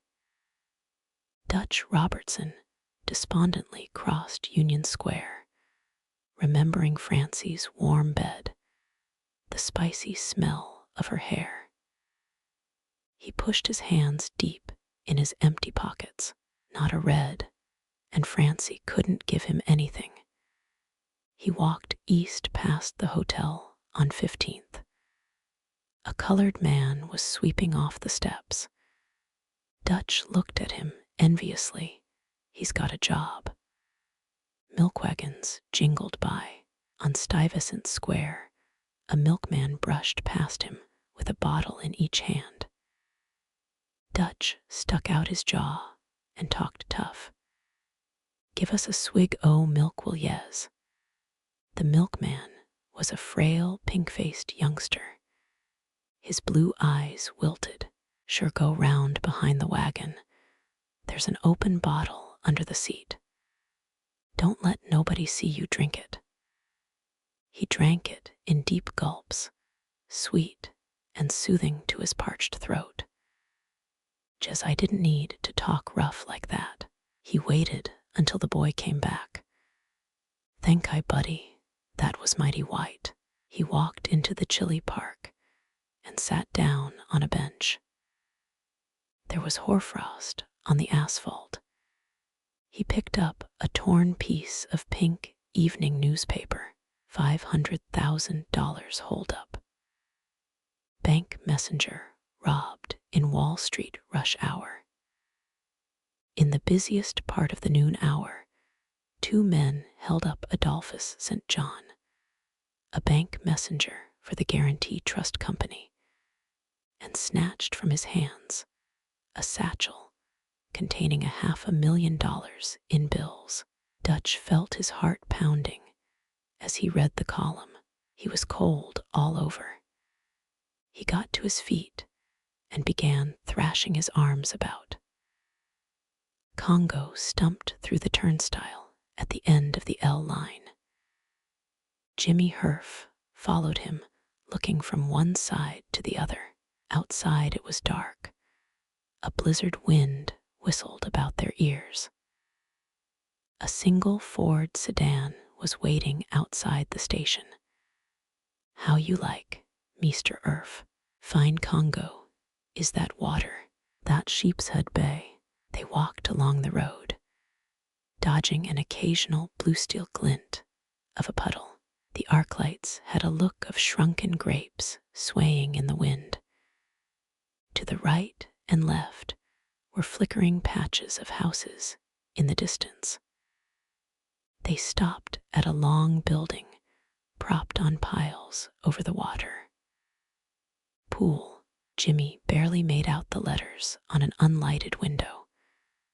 The door opened as they reached it. "Hello, Mike," said Congo. "This is Meester Herf, a frien o' mine." The door closed behind them. Inside, it was black as an oven. A calloused hand grabbed Jimmy's hand in the dark. "Glad to meet you," said a voice. "Say, how did you find my hand?" "Oh, I can see in the dark." The voice laughed throatily. By that time, Congo had opened the inner door. Light streamed through picking out billiard tables, a long bar at the end, racks of cues. "This is Mike Cardinale," said Congo. Jimmy found himself standing beside a tall, sallow, shy-looking man with bunchy black hair growing low on his forehead. In the inner room were shelves full of chinaware and a round table covered by a piece of mustard-colored oilcloth. "Et la patronne," shouted Congo. A fat Frenchwoman with red apple cheeks came out through the further door. Behind her came a chiff of sizzling butter and garlic. "This is freen o' mine. Now maybe we eat," shouted Congo. "She my wife," said Cardinal proudly. "Very deaf. Have to talk loud." He turned and closed the door to the large hall carefully and bolted it. "No see lights from road," he said. "In summer," said Mrs. Cardinal, "sometime we give 100 meals a day, or 150 maybe. Haven't you got a little peekmupe?" said Congo. He let himself down with a grunt into a chair. Cardinal set a fat fiasco of wine on the table and some glasses. They tasted it, smacking their lips. "Better'n Dago red, Meester Herf. It sure is. Tastes like real Chianti." Mrs. Cardinal set 6 plates with a stained fork, knife, and spoon in each, and then put a steaming tureen of soup in the middle of the table. "Pronto pasta," she shrieked in a Guinean voice. "Thesa Annetta," said Cardinal, as a pink-cheeked black-haired girl, with long lashes curving back from bright black eyes, ran into the room, followed by a heavily tanned young man in khaki overalls with curly, sun-bleached hair. They all sat down at once and began to eat the peppery, thick vegetable chowder, leaning far over their plates. When Congo had finished his soup, he looked up. "Mike, did you see lights?" Cardinal nodded. "Sure ting, be here any time." While they were eating a dish of fried eggs and garlic frizzled veal cutlets with fried potatoes and broccoli, Herf began to hear in the distance the pop, pop, pop of a motorboat. Congo got up from the table with a motion to them to be quiet and looked out the window, cautiously lifting a corner of the shade. "That him," he said as he stumped back to the table. "We eat good here, Meester Herf." The young man got to his feet, wiping his mouth on his forearm. "Got a nickel Congo," he said, doing a double shuffle with his sneakered feet. "Here go Johnny." The girl followed him out into the dark outer room. In a moment, a mechanical piano started tinkling out a waltz. Through the door Jimmy could see them dancing in and out of the oblong of light. The chugging of the motorboat drew nearer. Congo went out, then Cardinal and his wife, until Jimmy was left alone sipping a glass of wine among the debris of the dinner. He felt excited and puzzled and a little drunk. Already he began to construct the story in his mind. From the road came the grind of gears of a truck, then of another. The motorboat engine choked, backfired, and stopped. There was the creak of a boat against the piles, a swash of waves, and silence. The mechanical piano had stopped. Jimmy sat sipping his wine. He could smell the rankness of salt marshes seeping into the house. Under him, there was a little lapping sound of the water against the piles. Another motorboat was beginning to sputter in the far distance. "Got a nickel?" asked Congo, breaking into the room suddenly. "Make music. Very funny night tonight. Maybe you and Annette keep piano going. I didn't see Majee about Landon. Maybe somebody come. Must be very quick." Jimmy got to his feet and started fishing in his pockets. By the piano he found Annette. "Want you dance?" She nodded. The piano played Innocent Eyes. They danced distractedly. Outside were voices and footsteps. "Please," she said all at once, and they stopped dancing. The second motorboat had come very near. The motor coughed and rattled still. Please stay here, she said, and slipped away from him. Jimmy Herf walked up and down uneasily, puffing on a cigarette. He was making up the story in his mind. In a lonely, abandoned dancing hall on Sheepshead Bay, lovely, blooming Italian girl, shrill whistle in the dark. I ought to get out and see what's going on. He groped for the front door. It was locked. He walked over to the piano and put another nickel in. Then he lit a fresh cigarette and started walking up and down again, always the way a parasite on the drama of life. Reporter looks at everything through a peephole. Never mixes in. The piano was playing, Yes, We Have No Bananas. Oh, hell. He kept muttering and ground his teeth and walked up and down. Outside, the tramp of steps broke into a scuffle. Voices snarled. There was a splintering of wood and the crash of breaking bottles. Jimmy looked out through the window of the dining room. He could see the shadows of men struggling and slugging on the boat landing. He rushed into the kitchen, where he bumped into Congo Sweaty, and staggering into the house, leaning on a heavy cane. "Goddam day, break my leg," he shouted. "Good God." Jimmy helped him groaning into the dining room. "Cost me $50 to have it mended last time I busted it." "You mean your cork leg?"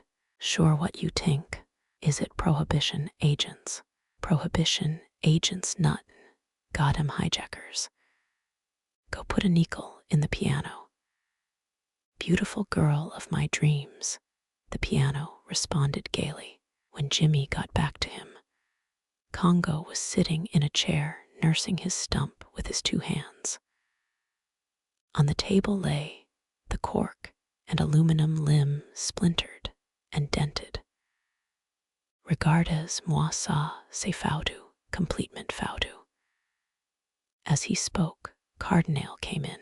He had a deep gash over his eyes, from which a trickle of blood ran down his cheek, on his coat and shirt. His wife followed him, rolling back her eyes. She had a basin and a sponge with which she kept making ineffectual dabs at his forehead. He pushed her away. "I crowned one of 'em good wid a piece o' pipe. I think he fell into water. God, I hope he drowned." Johnny came in holding his head high. Annette had her arm round his waist. He had a black eye, and one of the sleeves of his shirt hung in shreds. "Gee, it was like in the movies," said Annette, giggling hysterically. "Wasn't he grand, Mommer? Wasn't he grand? Jes, it's lucky they didn't start shootin'. One of 'em had a gun. Scared to, I guess. Trucks are off. Just one case got busted up. God, there was 5 of them. Gee, didn't he mix it up with 'em?" screamed Annette. "Oh, shut up," growled Cardinal. He had dropped into a chair, and his wife was sponging off his face. "Did you get a good look at the boat?" asked Congo. "Too goddam dark," said Johnny. "Fellers talked like they came from Joyzy. First ting I knowed, one of 'em comes up to me and says I'm a revenue officer, and I pokes him one before he has time to pull a gun, and overboard he goes. Jes, they were yeller. That guy George on the boat near brained one of 'em wid an oar. Then they got back in their old tea kettle and beat it. But how they know how we make landin'," stuttered Congo, his face purple. "Some guy blabbed maybe," said Cardinal. "If I find out who it is, by God, I'll..." He made a popping noise with his lips. "You see, Meester Herf," said Congo in his suave voice again. "It was all champagne for the holidays. Very valuable cargo, eh?" Annette, her cheeks very red, sat still looking at Johnny with parted lips and two bright eyes. Herf found himself blushing as he looked at her.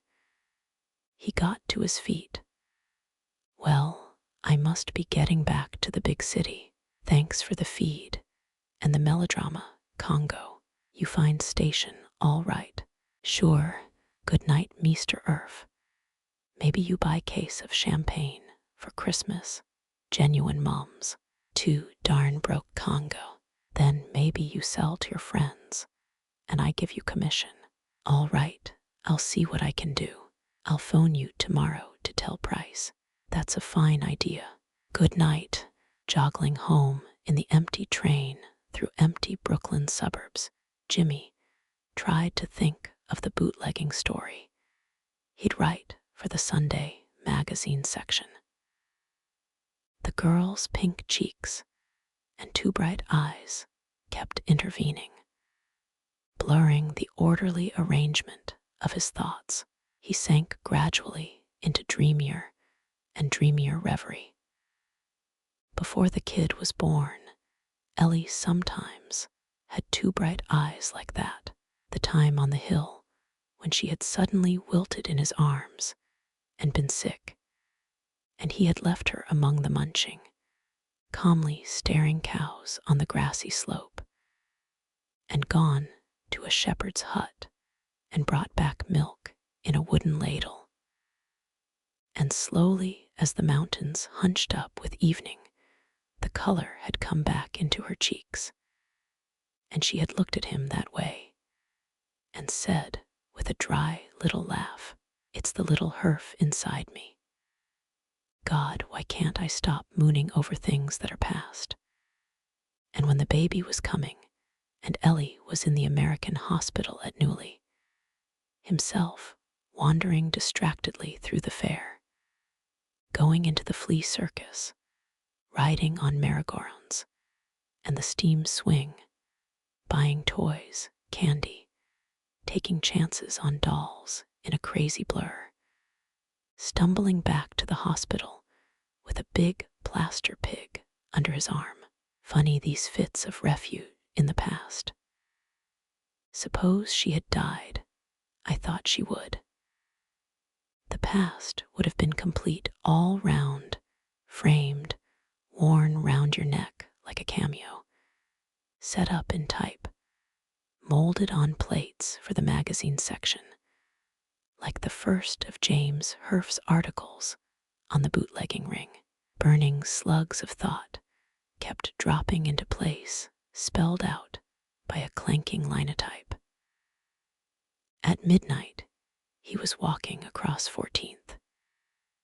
He didn't want to go home to bed, although the rasping cold wind tore at his neck and chin with sharp ice claws. He walked west across 7th and 8th Avenues, found the name Roy Sheffield beside a bell in a dimly lit hall. As soon as he pressed the bell, the catch on the door began to click. He ran up the stairs. Roy had his big curly head with its glass-gray gollywog eyes stuck out the door. "Hello, Jimmy. Come on in. We're all lit up like churches. I've just seen a fight between bootleggers and hijackers." "Where?" "Down at Sheepshead Bay. Here's Jimmy Herf. He's just been fighting prohibition agents," shouted Roy to his wife. Alice had dark chestnut doll hair and an uptilted peaches and cream doll face. She ran up to Jimmy and kissed him on the chin. "Oh, Jimmy, do tell us all about it. We're so horribly bored." "Hello," cried Jimmy. He had just made out Francis and Bob Hildebrand on the couch at the dim end of the room. They lifted their glasses to him. Jimmy was pushed into an armchair had a glass of gin and ginger ale put in his hand. Now what's all this about a fight? You'd better tell us, because we're certainly not going to buy the Sunday Tribune to find out, Bob Hildebrand said in a deep, rumbling voice. Jimmy took a long drink. I went out with a man I know who's sheik of all the French and Italian bootleggers. He's a fine man. He's got a cork leg. He set me up to a swell feed and real Italian wine out in a deserted pool room on the shores of Sheepshead Bay. By the way, asked Roy, where's Helena? Don't interrupt, Roy, said Alice. This is good. And besides, you should never ask a man where his wife is. Then there was a lot of flashing of signal lights and stuff, and a motorboat loaded down with Mum's extra dry champagne for Park Avenue Christmases came in, and the hijackers arrived on a speedboat. It probably was a hydroplane, it came so fast. My, this is exciting, cooed Alice. Roy, why don't you take up bootlegging? Worst fight I ever saw outside of the movies. 6 or 7 on a side, all slugging each other on a little narrow, landing the size of this room. People crowning each other with oars and joints of lead pipe. Was anybody hurt? Everybody was. I think 2 of the hijackers were drowned. At any rate, they beat a retreat, leaving us lapping up the spilled champagne. But it must have been terrible, cried the Hildebrands. What did you do, Jimmy? Asked Alice, breathless. Oh, I hopped around, keeping out of harm's way. I didn't know who was on which side, and it was dark and wet and confusing everywhere. I finally did drag my bootlegger friend out of the fray when he got his leg broken. His wooden leg. Everybody let out a shout. Roy filled Jimmy's glass up with gin again. Oh, Jimmy, cooed Alice, you lead the most thrilling life. James Merivale was going over a freshly decoded cable, tapping the words with a pencil as he read them.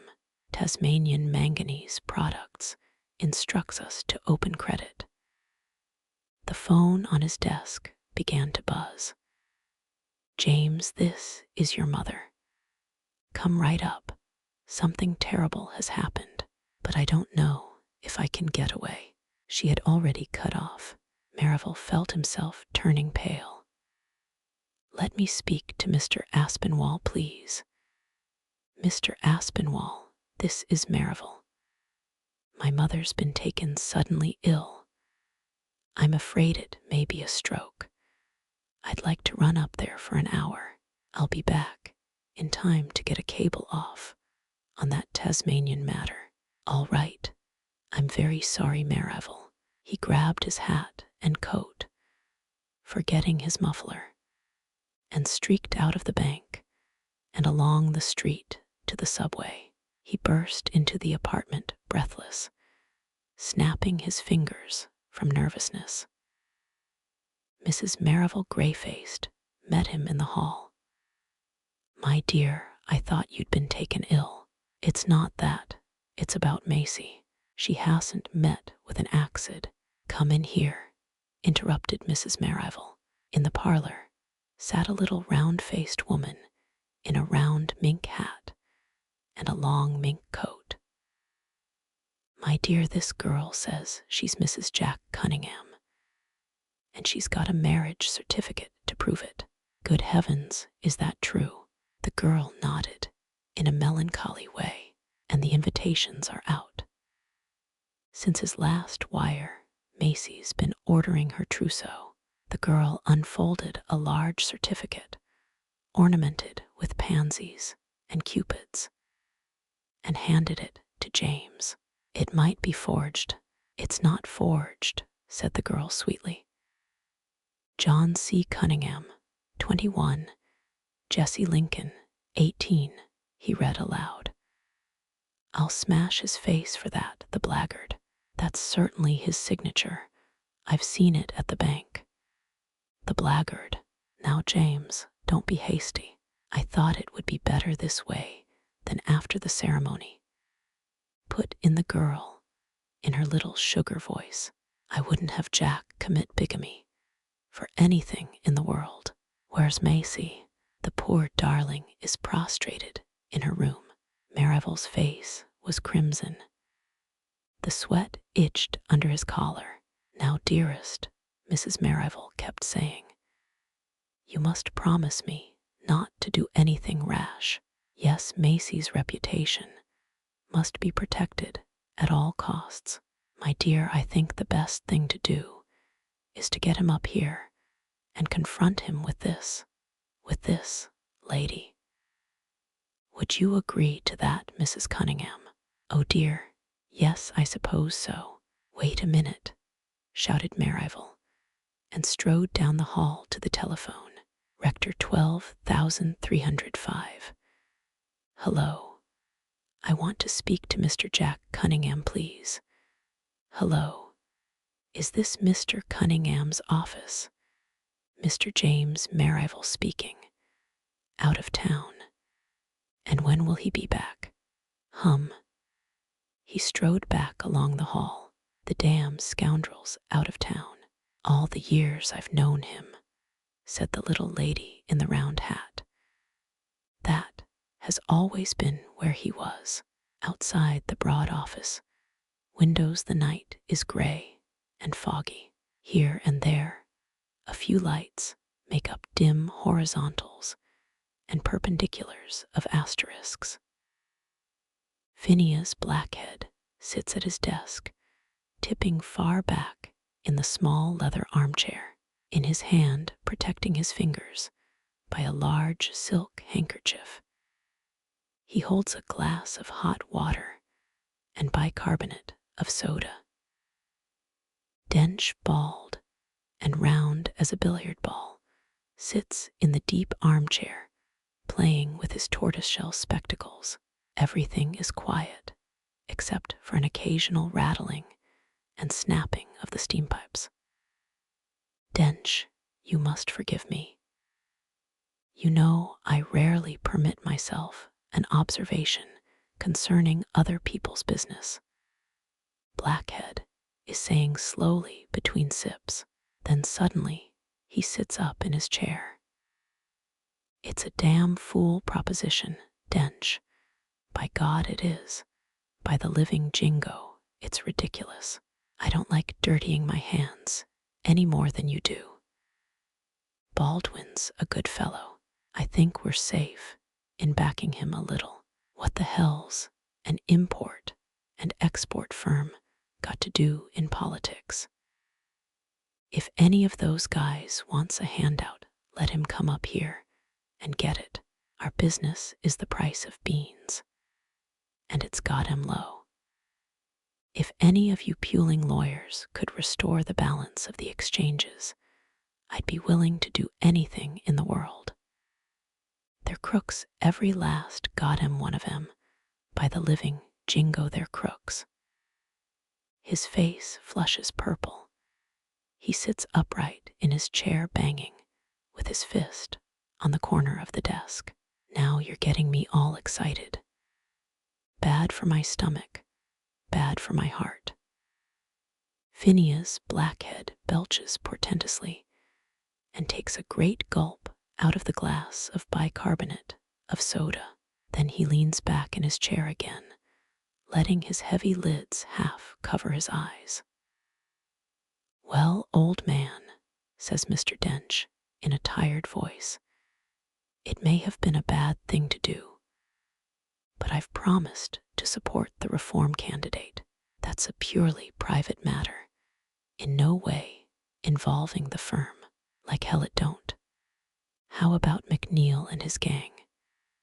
They've always treated us all right, and all we've ever done for M's, a couple of cases of scotch and a few cigars now and then.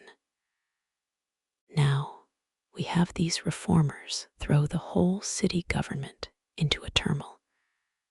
By the living jingo, Dench gets to his feet.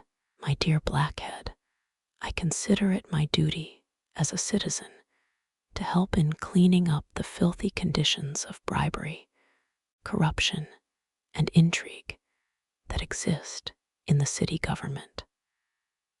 I consider it my duty as a citizen. He starts walking to the door, his round belly stuck proudly out in front of him. Well, allow me to say, Dench, that I think it's a damn fool proposition, Blackhead shouts after him. When his partner has gone, he lies back a second with his eyes closed. His face takes on the mottled color of ashes. His big, fleshy frame is shrinking like a deflating balloon. At length, he gets to his feet with a groan. Then he takes his hat and coat and walks out of the office with a slow, heavy step. The hall is empty and dimly lit. He has to wait a long while for the elevator. The thought of hold-up men sneaking through the empty building suddenly makes him catch his breath. He is afraid to look behind him, like a child in the dark. At last, the elevator shoots up. Wilmer, he says to the night watchman who runs it, there ought to be more light in these halls at night. During this crime wave, I should think you ought to keep the building brightly lit. Yasser, maybe you're right, sir. But there can't nobody get in unless I seize 'em first. You might be overpowered by a gang, Wilmer. I'd like to see 'em try it. I guess you are right. Mere question of nerve. Cynthia is sitting in the Packard reading a book. Well, dear, did you think I was never coming? I almost finished my book, Dad. All right, Butler, uptown as fast as you can. We're late for dinner. As the limousine whirs up Lafayette Street, Blackhead turns to his daughter. If you ever hear a man talking about his duty as a citizen, by the living jingo, don't trust him. He's up to some kind of monkey business 9 times out of 10. You don't know what a relief it is to me that you and Joe are comfortably settled in life. What's the matter, Dad? Did you have a hard day at the office? There are no markets. There isn't a market in the goddamn world that isn't shot to blazes. I tell you, Cynthia, it's nip and tuck. There's no telling what might happen. Look, before I forget it, could you be at the bank uptown at 12 tomorrow? I'm sending Hudgens up with certain securities. Personal, you understand. I want to put in your safe deposit box, but it's jammed full already, Dad. That box at the Astor Trust is in your name, isn't it? Jointly in mine and Joe's. Well, you take a new box at the Fifth Avenue Bank in your own name. I'll have the stuff get there at noon sharp. And remember what I tell you, Cynthia, if you ever hear a business associate talking about civic virtue, look lively. They are crossing 14th. Father and daughter look out through the glass at the wind-bitten faces of people waiting to cross the street. Jimmy Herf yawned and scraped back his chair. The nickel glints of the typewriter hurt his eyes. The tips of his fingers were sore. He pushed open the sliding doors a little and peeped into the cold bedroom. He could barely make out Ellie asleep in the bed in the alcove. At the far end of the room was the baby's crib. There was a faint, milkish, sour smell of baby clothes. He pushed the doors to again and began to undress. If we only had more space, he was muttering. We live cramped in our squirrel cage. He pulled the dusty cashmere off the couch and yanked his pajamas out from under the pillow. Space, space, cleanness, quiet. The words were gesticulating in his mind, as if he were addressing a vast auditorium. He turned out the light, opened a crack of the window, and dropped wooden with sleep into bed. Immediately, he was writing a letter on a linotype. Now I lay me down to sleep, mother of the great white twilight.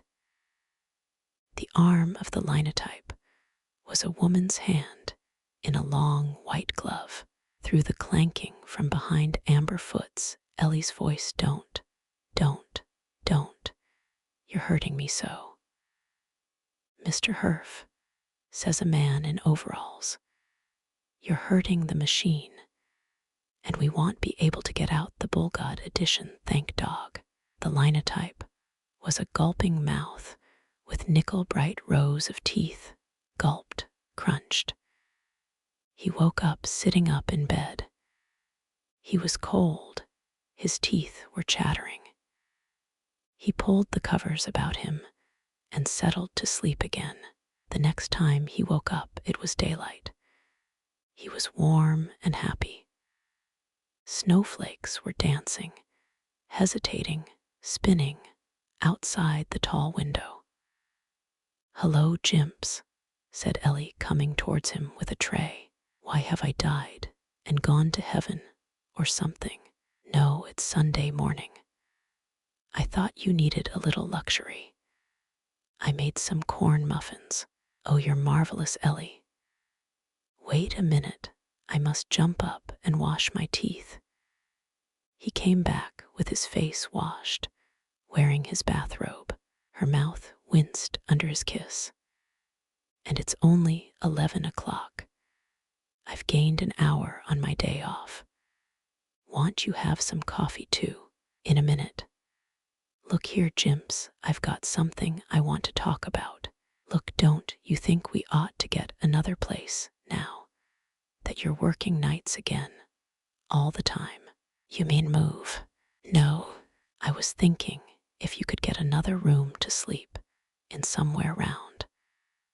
Then nobody'd ever disturb you in the morning. But Ellie, we'd never see each other. We hardly ever see each other as it is. It's terrible. But what can we do when our office hours are so different? Martin's crying came in a gust from the other room. Jimmy sat on the edge of the bed with the empty coffee cup on his knees, looking at his bare feet. Just as you like, he said dully. An impulse to grab her hands to crush her to him until he hurt her went up through him like a rocket and died. She picked up the coffee things and swished away. His lips knew her lips. His arms knew the twining of her arms. He knew the deep woods of her hair. He loved her. He sat for a long time looking at his feet, lanky reddish feet with swollen blue veins, shoe-bound toes twisted by stairs and pavements. On each little toe there was a corn. He found his eyes filling with pitying tears. The baby had stopped crying. Jimmy went into the bathroom and started the water running in the tub. It was that other feller you had, Anna. He got you to thinkin' you didn't give a damn. He made you a fatalist. What's that? Somebody who thinks there's no use strugglin'. Somebody who don't believe in human progress. Do you think Bowie was like that? He was a scab anyway. None o' these Southerners are class-conscious. Didn't he make you stop payin' your union dues? I was sick o' workin' a sewing machine, but you could be a hand worker, do fancy work, and make good money. You're not one o' that kind. You're one of us. I'll get you back in good standin', and you can get a good job again. God, I'd never have let you work in a dancey hall the way he did. Anna, it hurt me terrible to see a Jewish girl goin' round with a feller like that? Well, he's gone, and I ain't got no job. Fellers like that are the greatest enemies of the workers. They don't think of nobody but themselves. They are walking slowly up 2nd Avenue through a foggy evening. He is a rusty-haired, thin-faced young Jew with sunken cheeks and livid pale skin. He has the bandy legs of a garment worker. Anna's shoes are too small for her. She has deep rings under her eyes.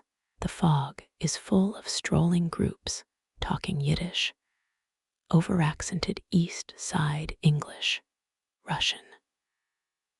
Warm rifts of light from delicatessen stores and soft drink stands mark off the glistening pavement.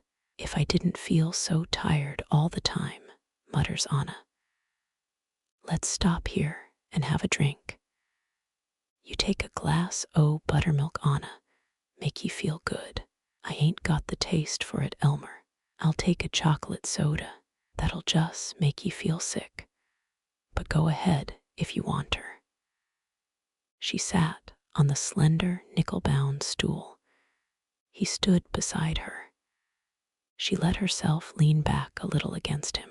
The trouble with the workers is, he was talking in a low, impersonal voice.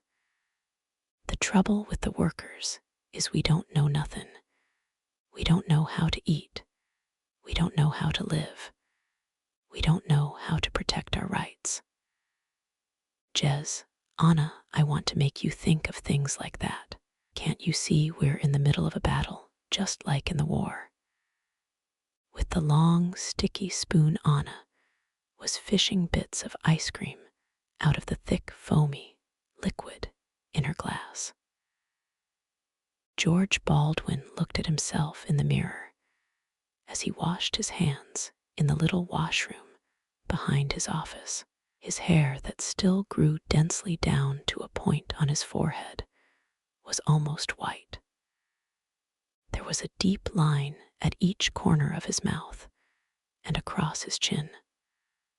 Under his bright gimlet eyes, the skin was sagging and granulated.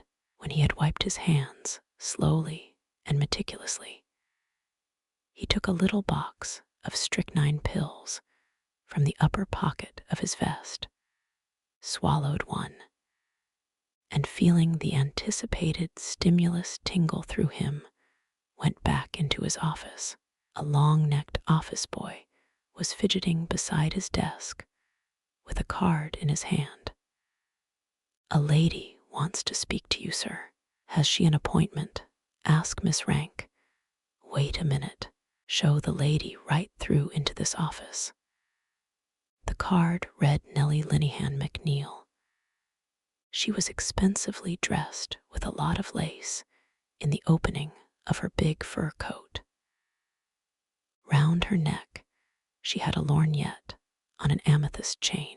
Gus asked me to come to see you, she said, as he motioned her into a chair beside the desk. What can I do for you?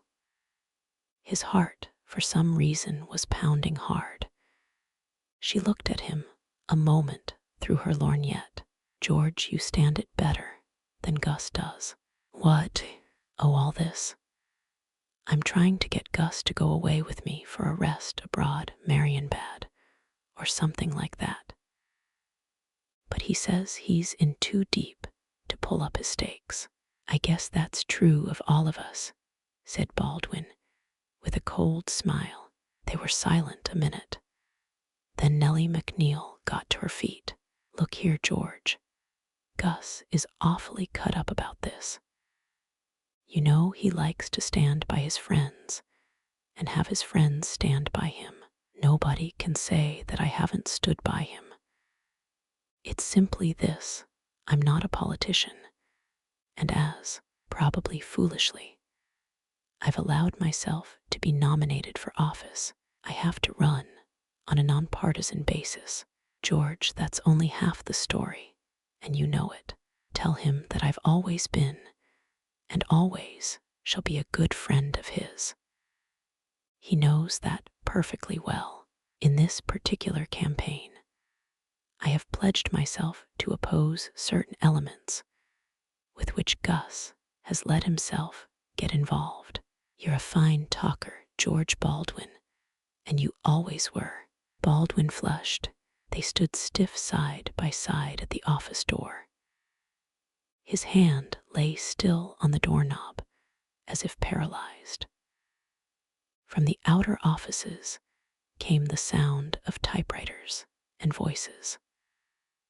From outside came the long, continuous tapping of riveters at work on a new building.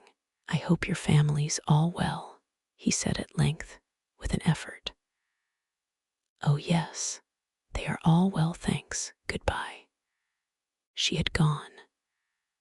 Baldwin stood for a moment looking out of the window at the gray, black-windowed building opposite.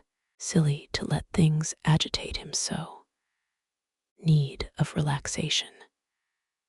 He got his hat and coat from their hook behind the washroom door and went out. Jonas, he said to a man with a round, bald head shaped like a cantaloupe, who sat poring over papers in the high-ceilinged library that was the central hall of the law office. Bring everything up that's on my desk. I'll go over it uptown tonight. All right, sir. When he got out on Broadway, he felt like a small boy playing hooky. It was a sparkling winter afternoon with hurrying rifts of sun and cloud. He jumped into a taxi. Going uptown, he lay back in the seat dozing. At Fortyscon Street, he woke up. Everything was a confusion of bright intersecting planes of color, faces, legs, shop windows, trolley cars, automobiles. He sat up with his gloved hands on his knees, fizzling with excitement. Outside of Nevada's apartment house, he paid the taxi. The driver was a Negro and showed an ivory mouthful of teeth when he got a 50-cent tip. Neither elevator was there, so Baldwin ran lightly up the stairs, half wondering at himself. He knocked on Nevada's door. No answer. He knocked again. She opened it cautiously. He could see her curly towhead. He brushed into the room before she could stop him. All she had on was a kimono over a pink chemise. My God, she said. I thought you were the waiter. He grabbed her and kissed her. I don't know why, but I feel like a 3-year-old. You look like you was crazy with the heat. I don't like you to come over without telephoning. You know that. You don't mind just this once, I forgot. Baldwin caught sight of something on the settee. He found himself staring at a pair of dark blue trousers, neatly folded. I was feeling awfully fagged down at the office, Nevada. I thought I'd come up to talk to you, to cheer myself up a bit. I was just practicing some dancing with the phonograph. Yes, very interesting. He began to walk springily up and down. Now look here, Nevada. We've got to have a talk. I don't care who it is you've got in your bedroom. She looked suddenly in his face and sat down on the settee beside the trousers. In fact, I've known for some time that you and Tony Hunter were carrying on. She compressed her lips and crossed her legs. In fact, all this stuff and nonsense about his having to go to a psychoanalyst at $25 an hour amused me enormously. But just this minute, I've decided I had enough. Quite enough. George, you're crazy, she stammered. And then suddenly, she began to giggle. I tell you what I'll do, went on Baldwin in a clear legal voice. I'll send you a check for $500, Because you're a nice girl and I like you. The apartment's paid till the 1st of the month. Does that suit you? And please never communicate with me in any way." She was rolling on the settee, giggling helplessly beside the neatly folded pair of dark blue trousers. Baldwin waved his hat and gloves at her and left, closing the door very gently behind him. "Good riddance," he said to himself as he closed the door carefully behind him.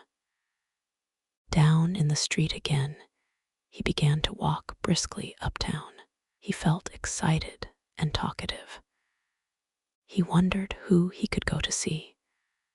Telling over the names of his friends made him depressed. He began to feel lonely, deserted.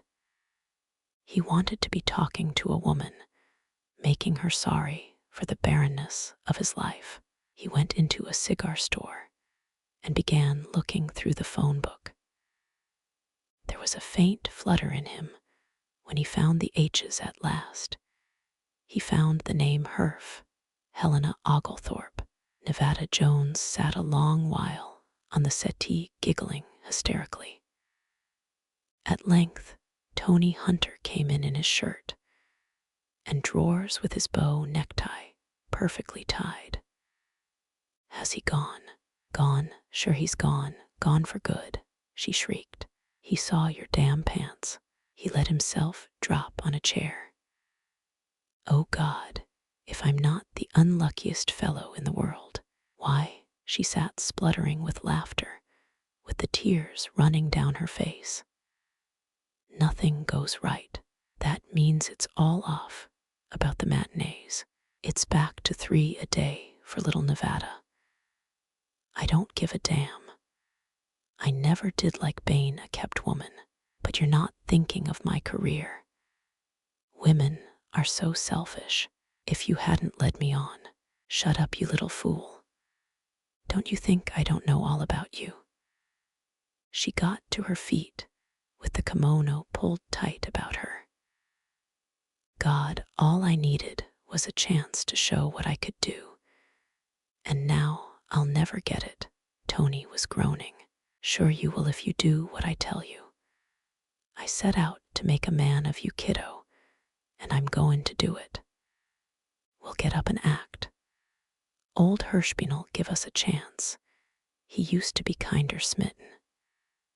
Come on now. I'll punch you in the jaw if you don't. Let's start thinking up. We'll come in with a dance number C. Then you'll pretend to want to pick me up. I'll be waiting for a streetcar, see? And you'll say, 'Hello, girlie,' and I'll call officer." "Is that all right for length, sir?" asked the fitter, busily making marks on the trousers with a piece of chalk. James Merivale looked down at the fitter's little greenish, wizened bald head and at the brown trousers flowing amply about his feet. "A little shorter. I think it looks a little old to have trousers too long." "Why, hello, Merivale. I didn't know you bought your clothes at Brooks too. Gee, I'm glad to see you." Merivale's blood stood still. He found himself looking straight in the blue alcoholic eyes of Jack Cunningham. He bit his lip and tried to stare at him coldly without speaking. "God Almighty, do you know what we've done?" cried out Cunningham. "We've bought the same suit of clothes. I tell you it's identically the same." Merivale was looking in bewilderment from Cunningham's brown trousers to his own. The same color, the same tiny stripe of red and faint mottling of green. Good God, man, 2 future brothers-in-law can't wear the same suit. People'll think it's a uniform. It's ridiculous. Well, what are we going to do about it?" Merivale found himself saying in a grumbling tone, "We have to toss up and see who gets it, that's all. Will you lend me a quarter, please? Cunningham turned to his salesman. All right. One toss, you yell. Heads, said Merrival mechanically. The brown suit is yours. Now I've got to choose another. God, I'm glad we met when we did. Look, he shouted out through the curtains of the booth. Why don't you have dinner with me tonight at the Salmagundi Club? I'm going to be dining with the only man in the world who's crazier about hydroplanes than I am. It's old man Perkins. You know him. He's one of the vice presidents of your bank. And look, when you see Macy, tell her I'm coming up to see her tomorrow. An extraordinary series of events has kept me from communicating with her. A most unfortunate series of events that took all my time up to this moment. We'll talk about it later. Merrival cleared his throat. Very well, he said dryly. All right, sir, said the fitter, giving Merrival a last tap on the buttocks. He went back into the booth to dress. All right, old thing, shouted Cunningham. I've got to go pick out another suit. I'll expect you at 7. I'll have a Jack Rose waiting for you. Merrival's hands were trembling as he fastened his belt. Perkins, Jack Cunningham, the damn blackguard, hydroplanes. Jack Cunningham, Salmagundi Perkins. He went to a phone booth in a corner of the store and called up his mother. Hello, Mother. I'm afraid I won't be up to dinner.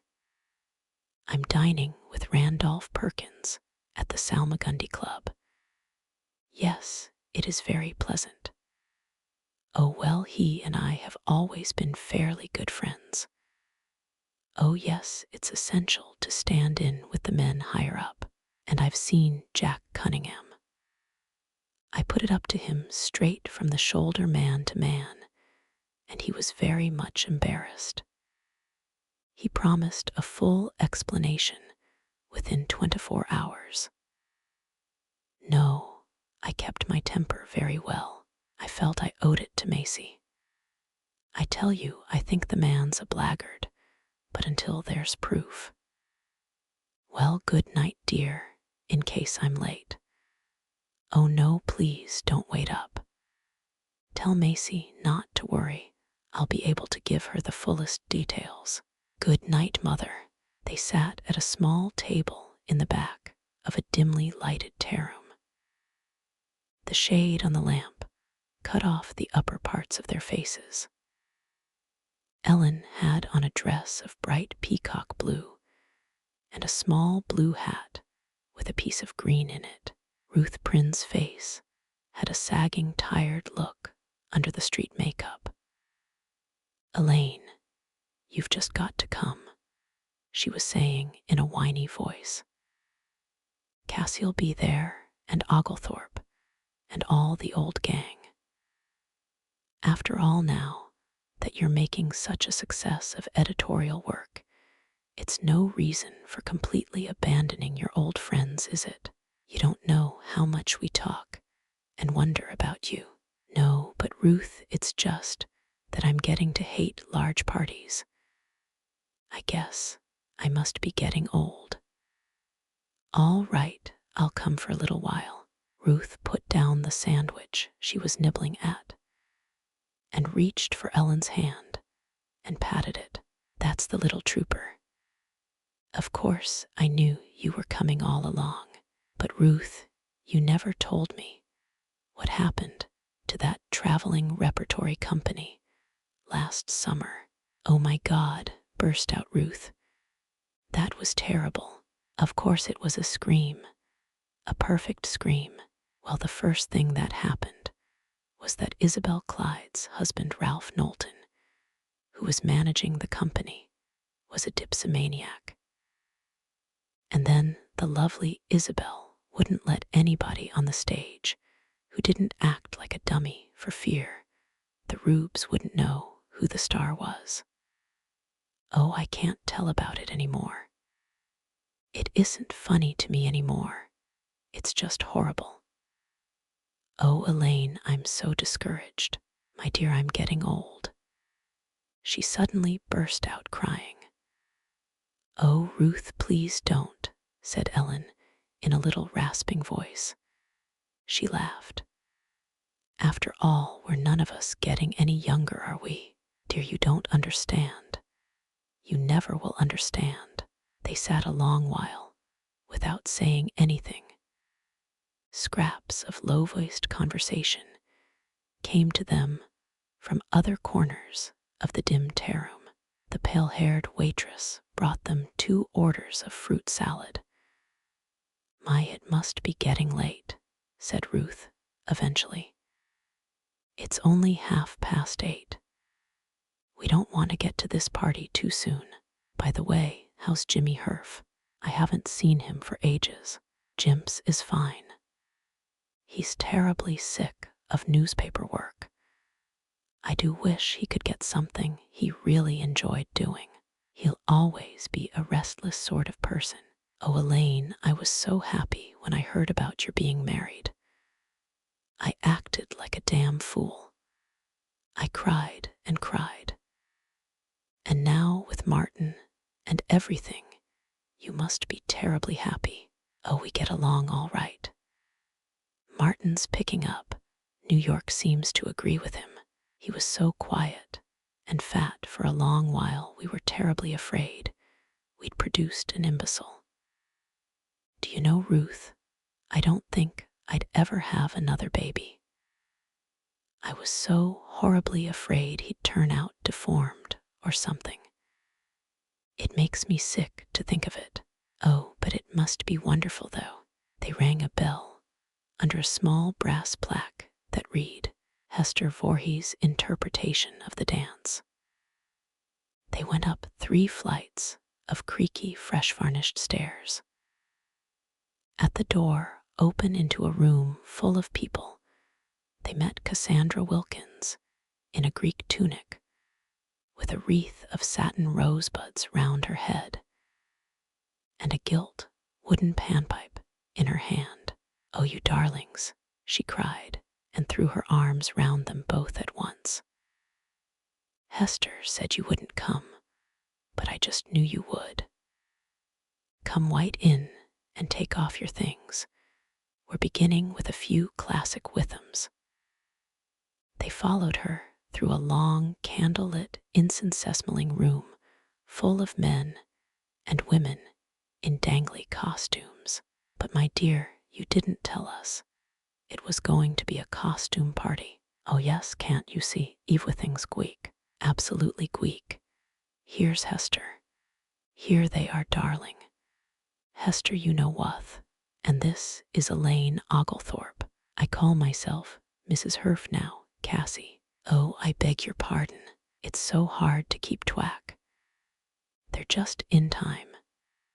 Hester's going to dance an Oriental dance called Withams from the Arabian Nights. Oh, it's too beautiful.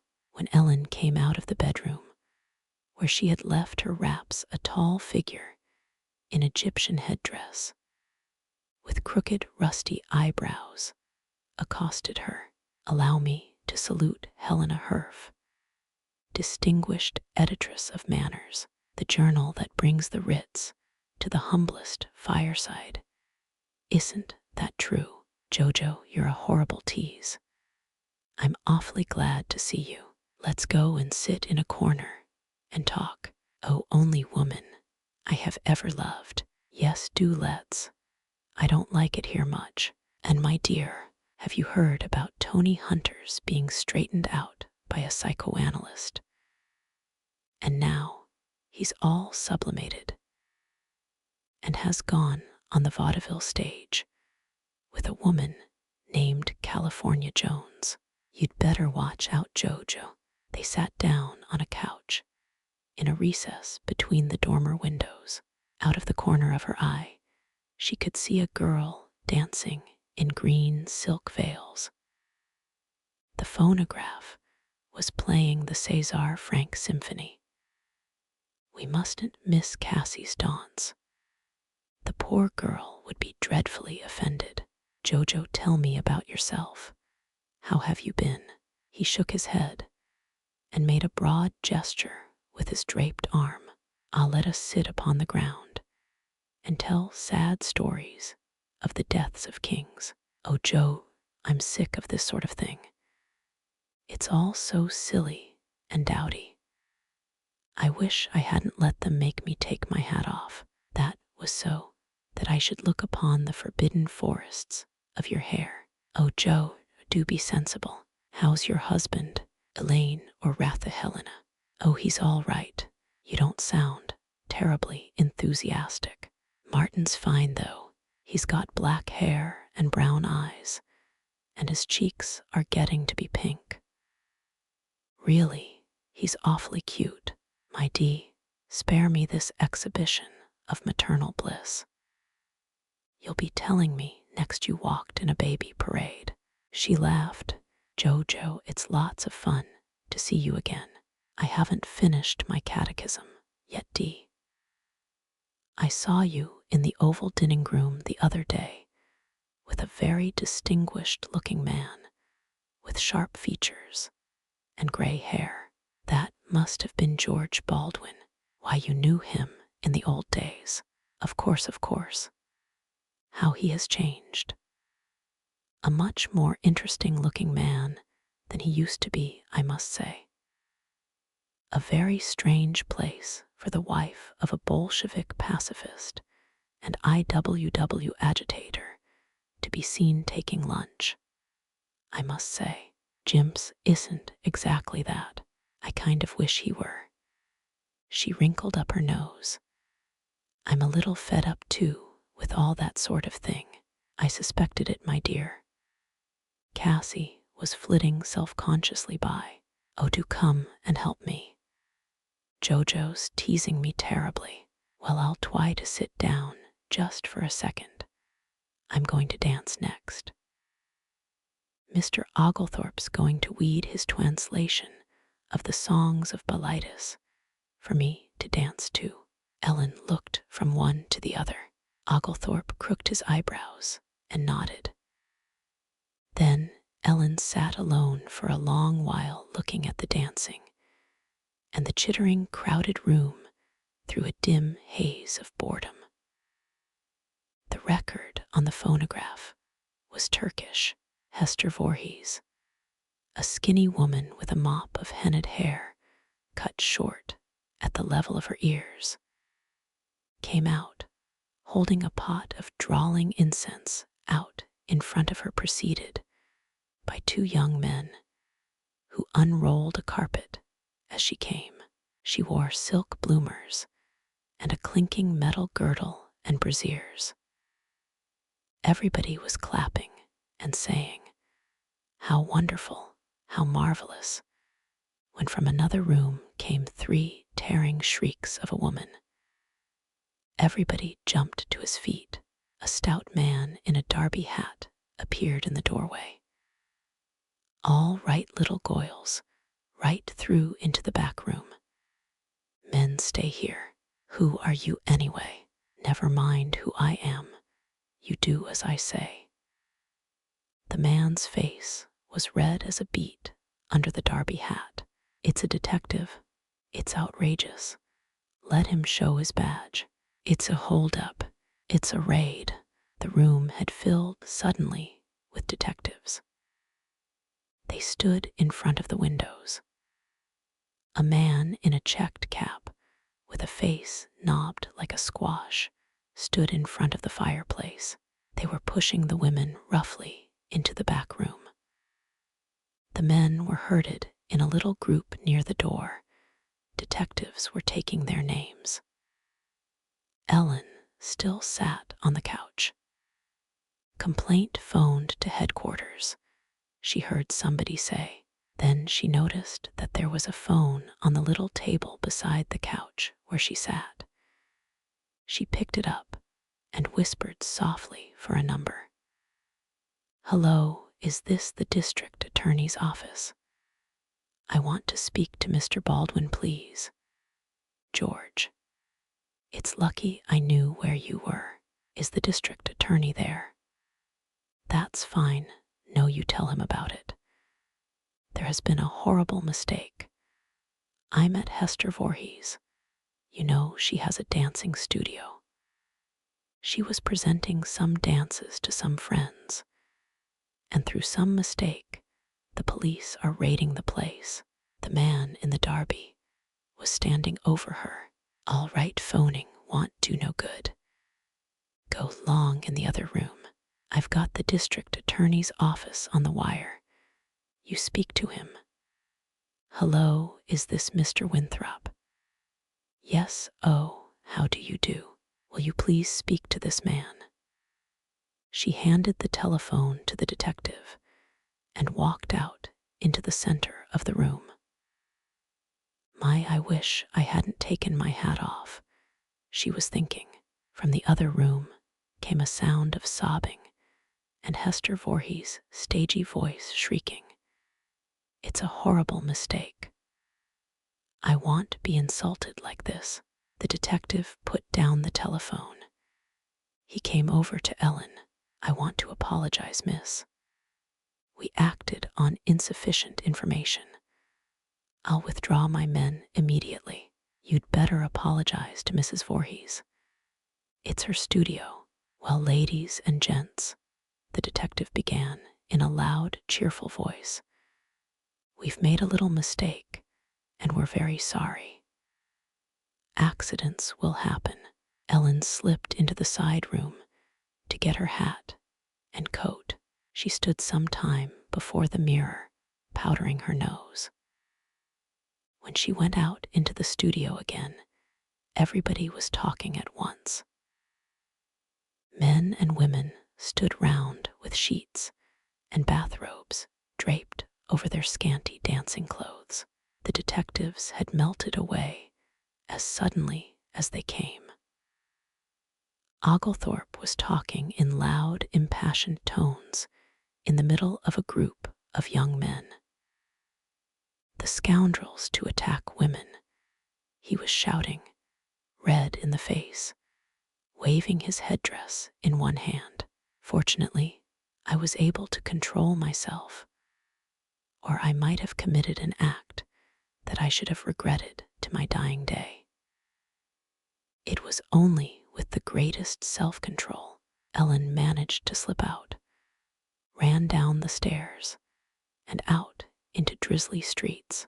She hailed a taxi and went home. When she had got her things off, she called up George Baldwin at his house. Hello, George.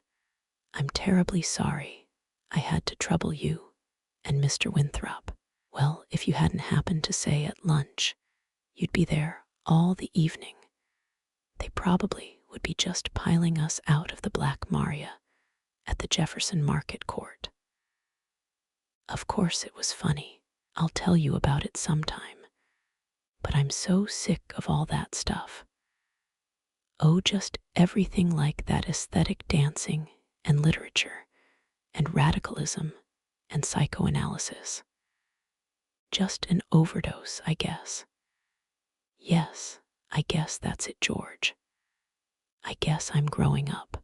The night was one great chunk of black grinding cold, the smell of the presses still in his nose, the chirrup of typewriters still in his ears.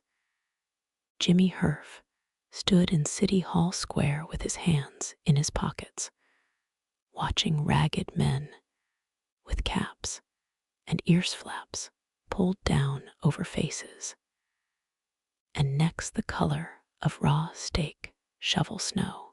Old and young, their faces were the same color. Their clothes were the same color. A razor wind cut his ears and made his forehead ache between the eyes. Hello, Herf. Think you'll take the job, said a milk-faced young man who came up to him breezily and pointed to the pile of snow. Why not, Dan? I don't know why it wouldn't be better than spending all your life rooting into other people's affairs until you're nothing but a goddamn traveling dictograph. It'd be a fine job in summer, all right. Taking the west side. I'm going to walk up. I've got the heebie-jeebies tonight. Jez, man, you'll freeze to death. I don't care if I do. You get so you don't have any private life. You're just an automatic writing machine. Well, I wish I could get rid of a little of my private life. Well, good night. I hope you find some private life, Jimmy. Laughing, Jimmy Herf turned his back on the snow shovelers and started walking up Broadway, leaning into the wind with his chin buried in his coat collar. At Houston Street, he looked at his watch. 5 o'clock. Gosh, he was late today. Wouldn't be a place in the world where he could get a drink. He whimpered to himself at the thought of the icy blocks. He still had to walk before he could get to his room. Now and then, he stopped to pat some life into his numb ears. At last, he got back to his room, lit the gas stove, and hung over it, tingling. His room was a small, square, bleak room on the south side of Washington Square.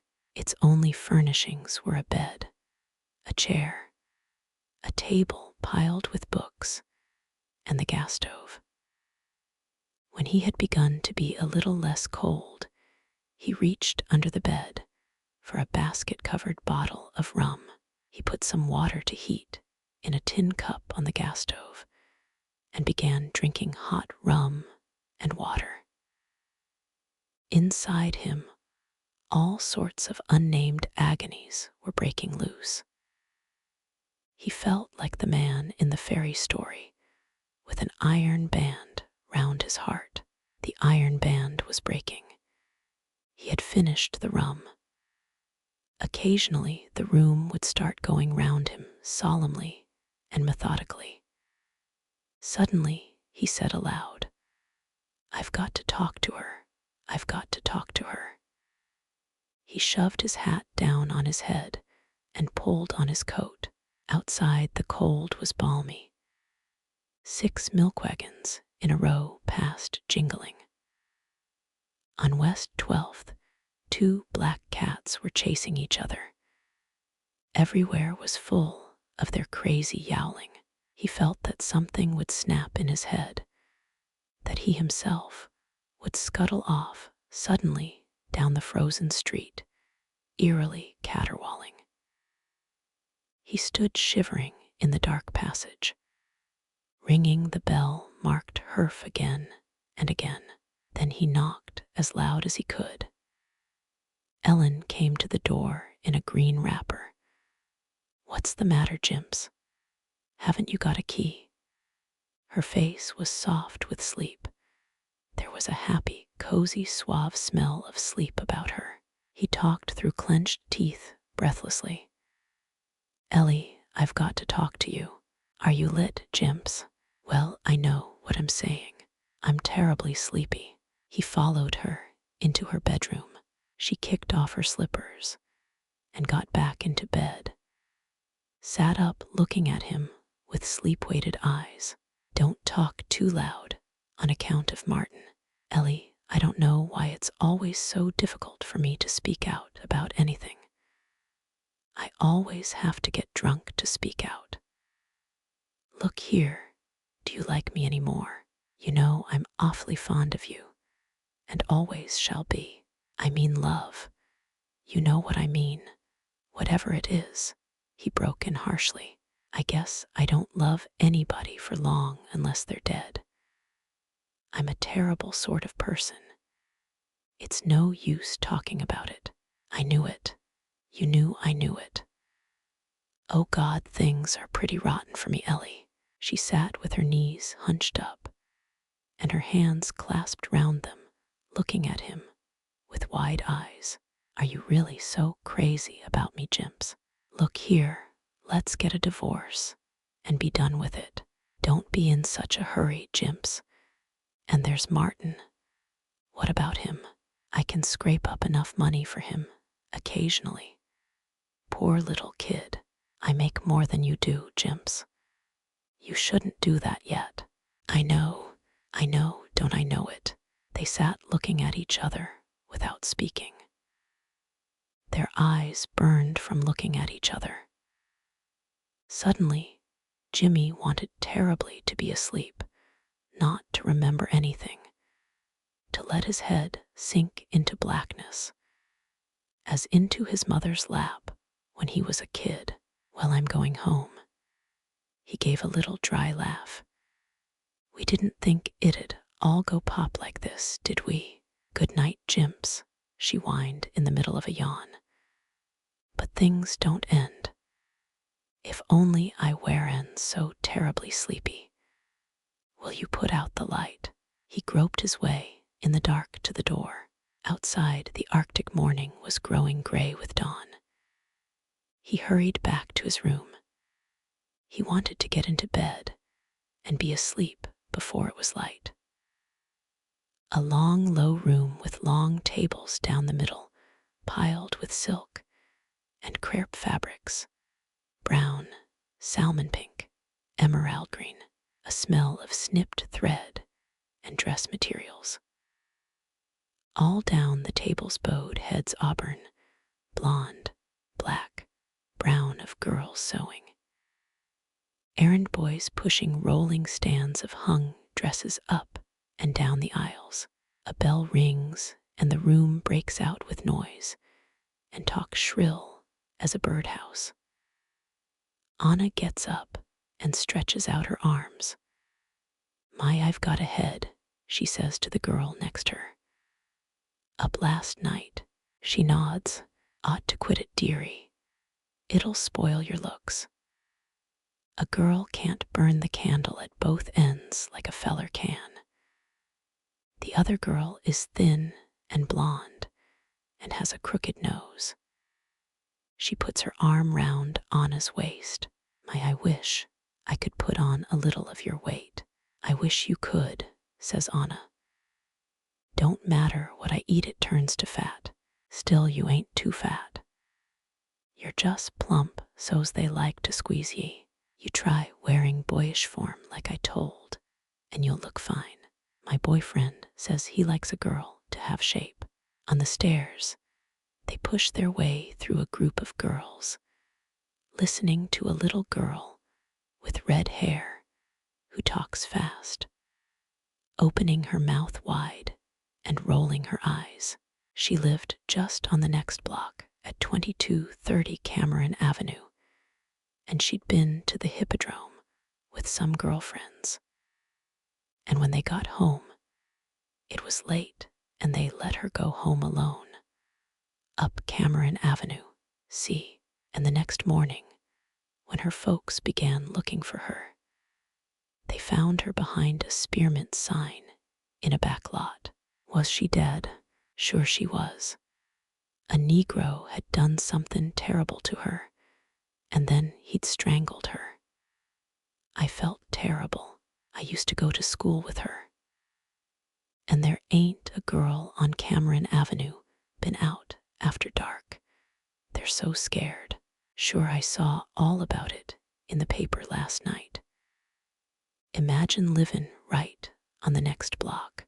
Did you see me touch that humpback? Cried Rosie as he settled down beside her in the taxi. In the lobby of the theater, he pulled at the trousers that were tight over his knees. That's going to give us luck, Jake. I never seen a humpback to fail if you touch him on the hump. Oh, it makes me sick how fast these taxis go. They were thrown forward by the taxi's sudden stop.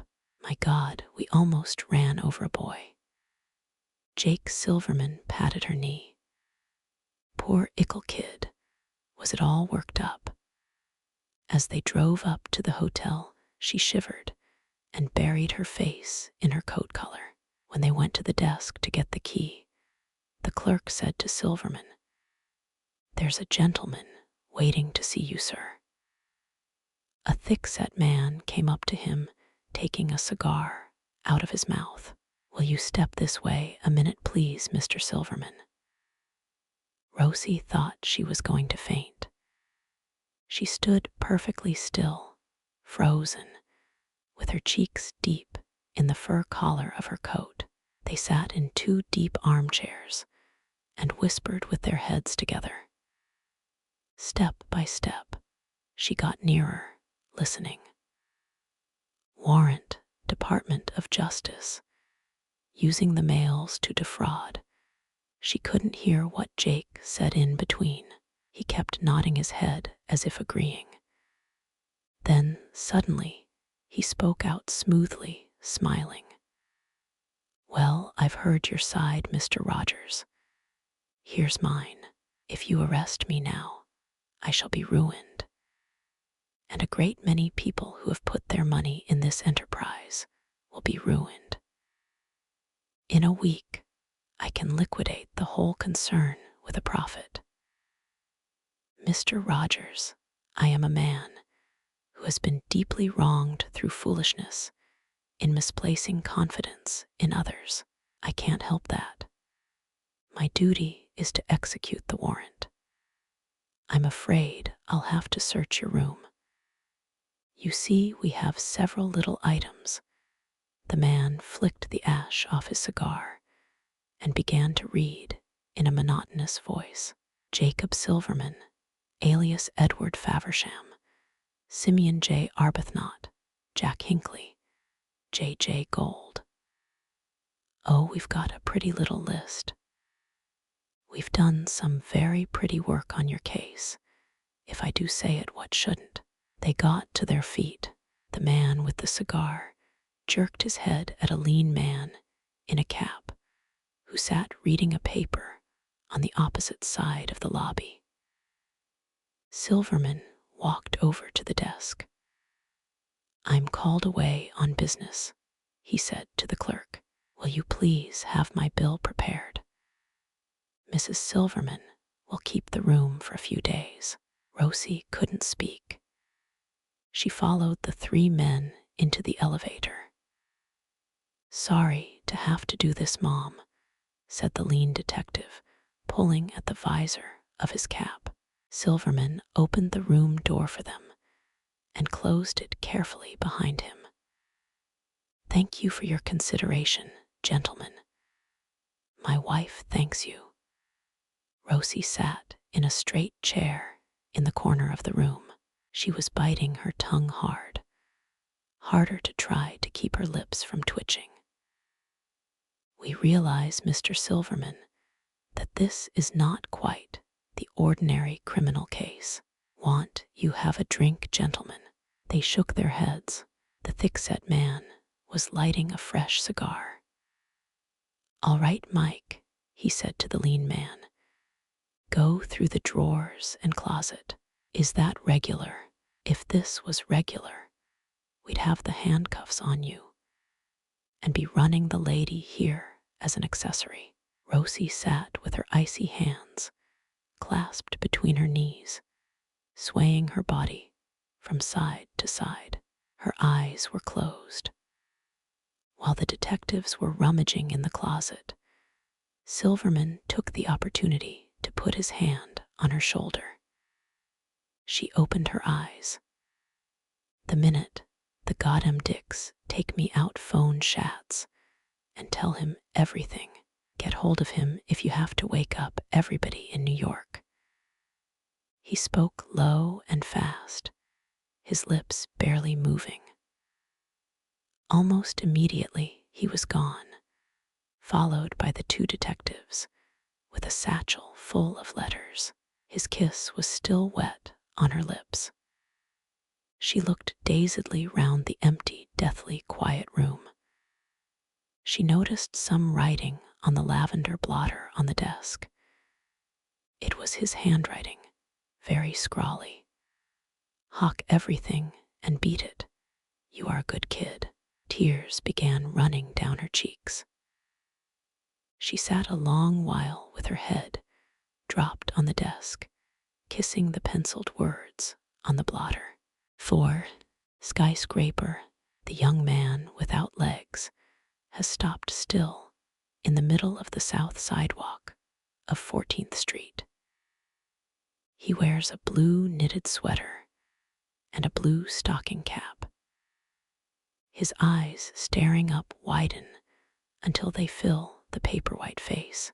Drifts across the sky, a dirigible, bright tinfoil cigar misted with height, gently prodding the rain-washed sky and the soft clouds.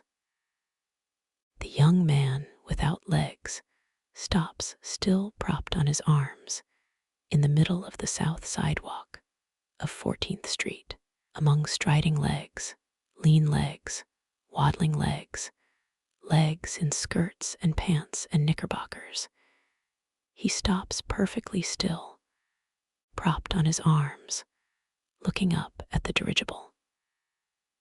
Jobless, Jimmy Herf came out of the Pulitzer building. He stood beside a pile of pink newspapers on the curb, taking deep breaths, looking up the glistening shaft of the Woolworth. It was a sunny day. The sky was a robin's egg blue. He turned north and began to walk uptown. As he got away from it, the Woolworth pulled out like a telescope. He walked north through the city of shiny windows, through the city of scrambled alphabets, through the city of gilt letter signs, spring rich in gluten, chock full of golden richness, delight in every bite, the daddy of them all, spring rich in gluten. Nobody can buy better bread than Prince Albert. Wrought steel, Monel, copper, nickel, wrought iron. All the world loves natural beauty. Loves bargain that suit at Gumpel's best value in town. Keep that schoolgirl complexion. Joe Kiss, starting, lightning, ignition, and generators. Everything made him bubble with repressed giggles. It was 11 o'clock. He hadn't been to bed. Life was upside down. He was a fly walking on the ceiling of a topsy-turvy city. He'd thrown up his job. He had nothing to do today, tomorrow, next day, day after. Whatever goes up comes down. But not for weeks, months. Spring rich in gluten. He went into a lunchroom, ordered bacon and eggs, toast and coffee, sat eating them happily, tasting thoroughly every mouthful. His thoughts ran wild like a pasture full of yearling colts, crazy with sundown. At the next table, a voice was expounding monotonously. Jilted, and I tell you we had to do some cleaning. They were all members of your church, you know. We knew the whole story. He was advised to put her away. He said, "No, I'm going to see it through." Herf got to his feet. He must be walking again. He went out with a taste of bacon in his teeth. Express service meets the demands of spring. Oh God, to meet the demands of spring. No tins, no sir, but there's rich quality in every mellow pipeful. Saucony. One taste tells more than 1,000,000 words. The yellow pencil with the red band. Than 1,000,000 words, than 1,000,000 words. All right hand over that million. Keep him covered, Ben. The Yonkers gang left him for dead on a bench in the park. They stuck him up, but all they got was 1,000,000 words. But Jimps, I'm so tired of book talk and the proletariat. Can't you understand? Chock full of golden richness, spring. Dick Snow's mother owned a shoebox factory. She failed, and he came out of school and took to standing on street corners. The guy in the soft drink stand put him wise. He'd made 2 payments on pearl earrings for a black-haired Jewish girl with a shape like a mandolin. They waited for the bank messenger in the L station. He pitched over the turnstile and hung there. They went off with the satchel in a Ford sedan. Dick Snow stayed behind, emptying his gun into the dead man. In the death house, he met the demands of spring by writing a poem to his mother that they published in the Evening Graphic. With every deep breath, Herf breathed in rumble and grind and painted phrases until he began to swell, felt himself stumbling big and vague, staggering like a pillar of smoke above the April streets, looking into the windows of machine shops, button factories, tenement houses, felt of the grime of bed linen and the smooth whir of lathes, wrote cuss words on typewriters between the stenographer's fingers, mixed up the price tags in department stores.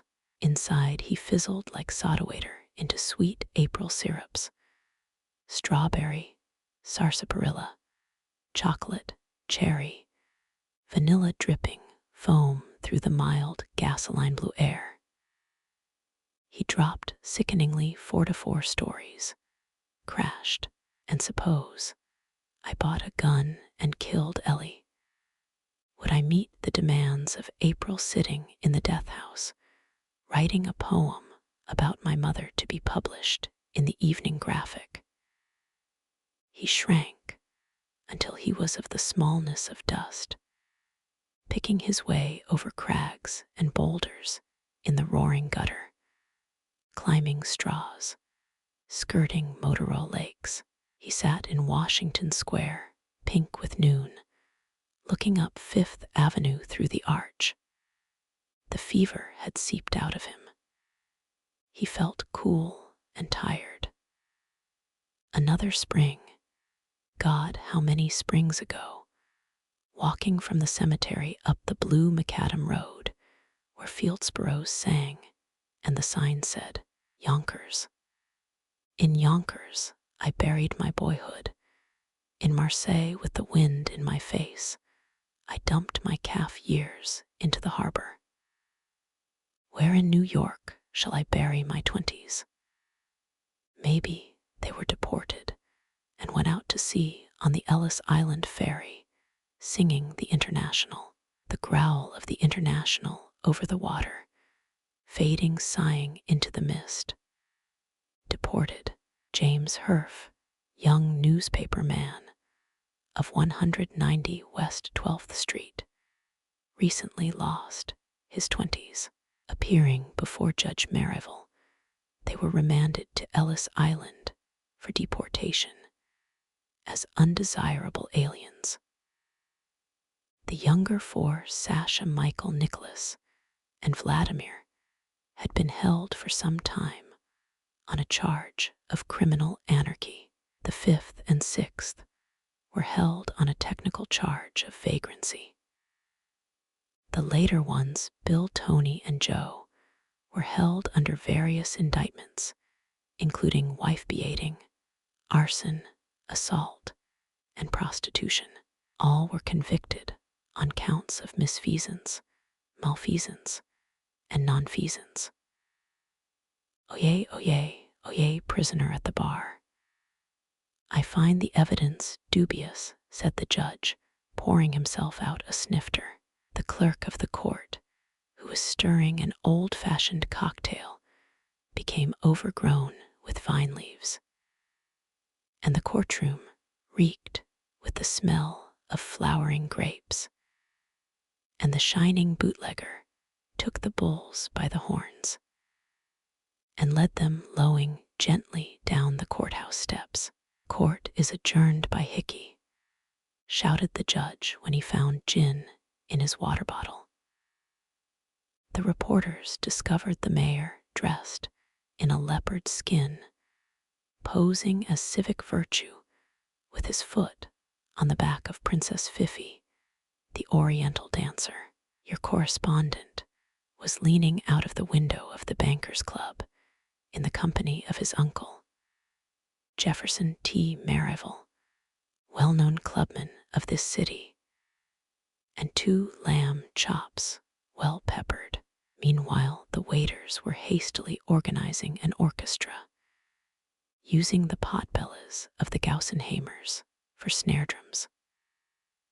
The head waiter gave a truly delightful rendition of My Old Kentucky Home, utilizing for the first time the resonant bald heads of the 7 directors of the well-watered gasoline company of Delaware as a xylophone, and all the while the shining bootlegger in purple running drawers and a blue ribbon silk hat was leading the bulls up Broadway to the number of 2,342,501. As they reached the Spuyten Duyvil, they were incontinently drowned, rank after rank, in an attempt to swim to Yonkers. And as I sit here, thought Jimmy Herf, print itches like a rash inside me. I sit here pockmarked with print. He got to his feet. A little yellow dog was curled up asleep under the bench. The little yellow dog looked very happy. What I need's a good sleep, Jimmy said aloud. What are you going to do with it, Dutch? Are you going to hawk it? Francie, I wouldn't take $1 million for that little gun. For God's sake, don't start talking about money now. Next thing some cop'll see it on your hip and arrest you for the Sullivan Law. The cop who's going to arrest me's not born yet. Just you forget that stuff. Francie began to whimper. But Dutch, what are we going to do? What are we going to do? Dutch suddenly rammed the pistol into his pocket and jumped to his feet.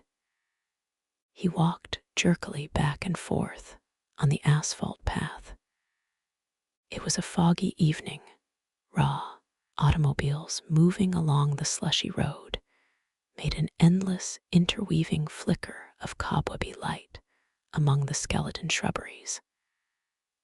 Jez, you make me nervous with your whimperin' and cryin'. Can't you shut up? He sat down beside her sullenly again. I thought I heard somebody movin' in the bushes. This goddamn park's full of plainclothes men.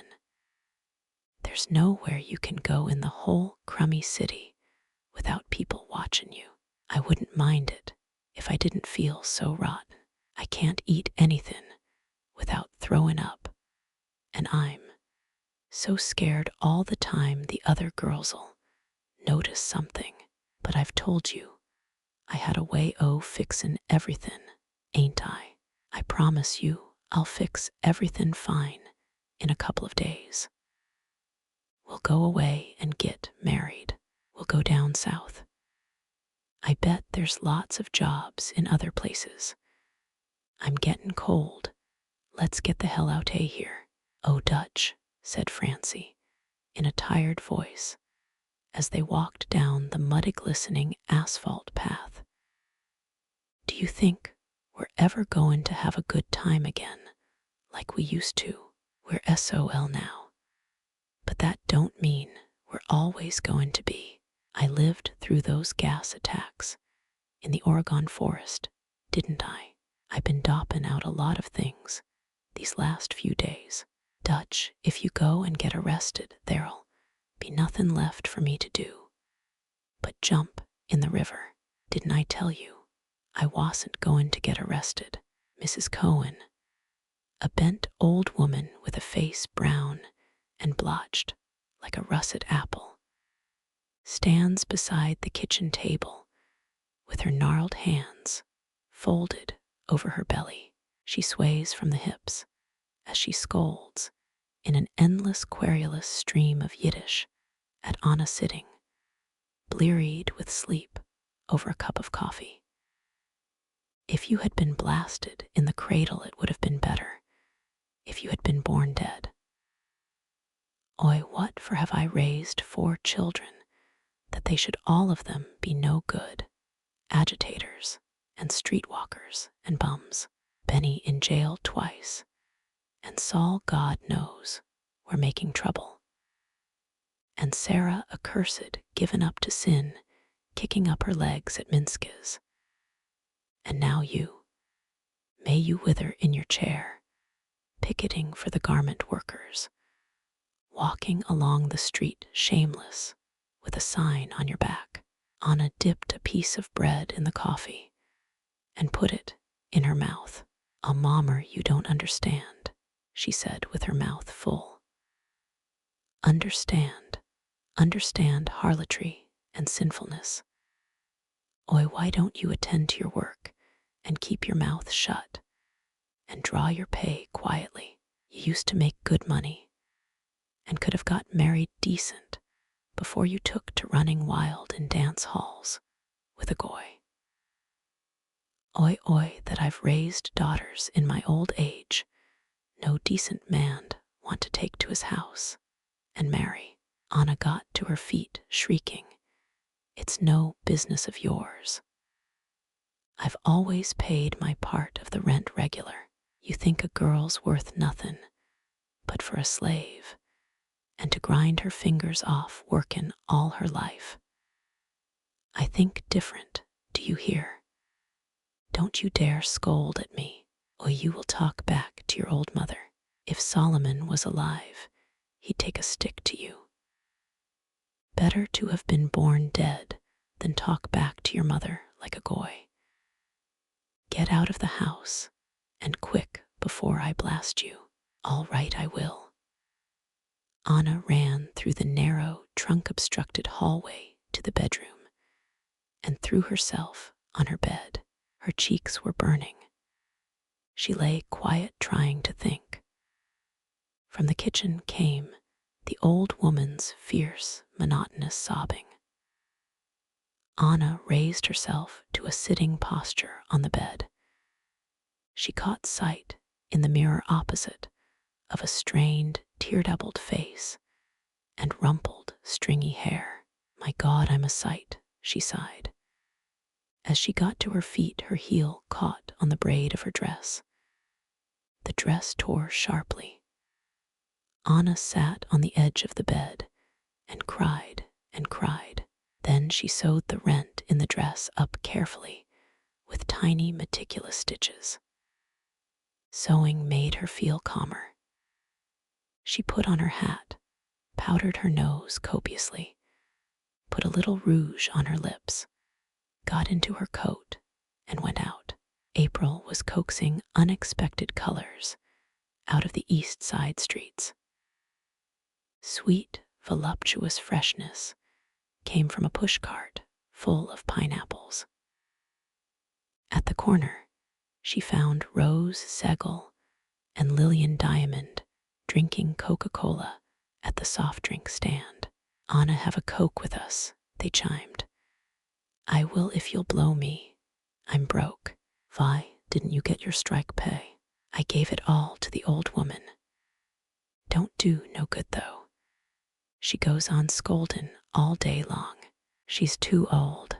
Did you hear how gunmen broke in and busted up Ike Goldstein's shop?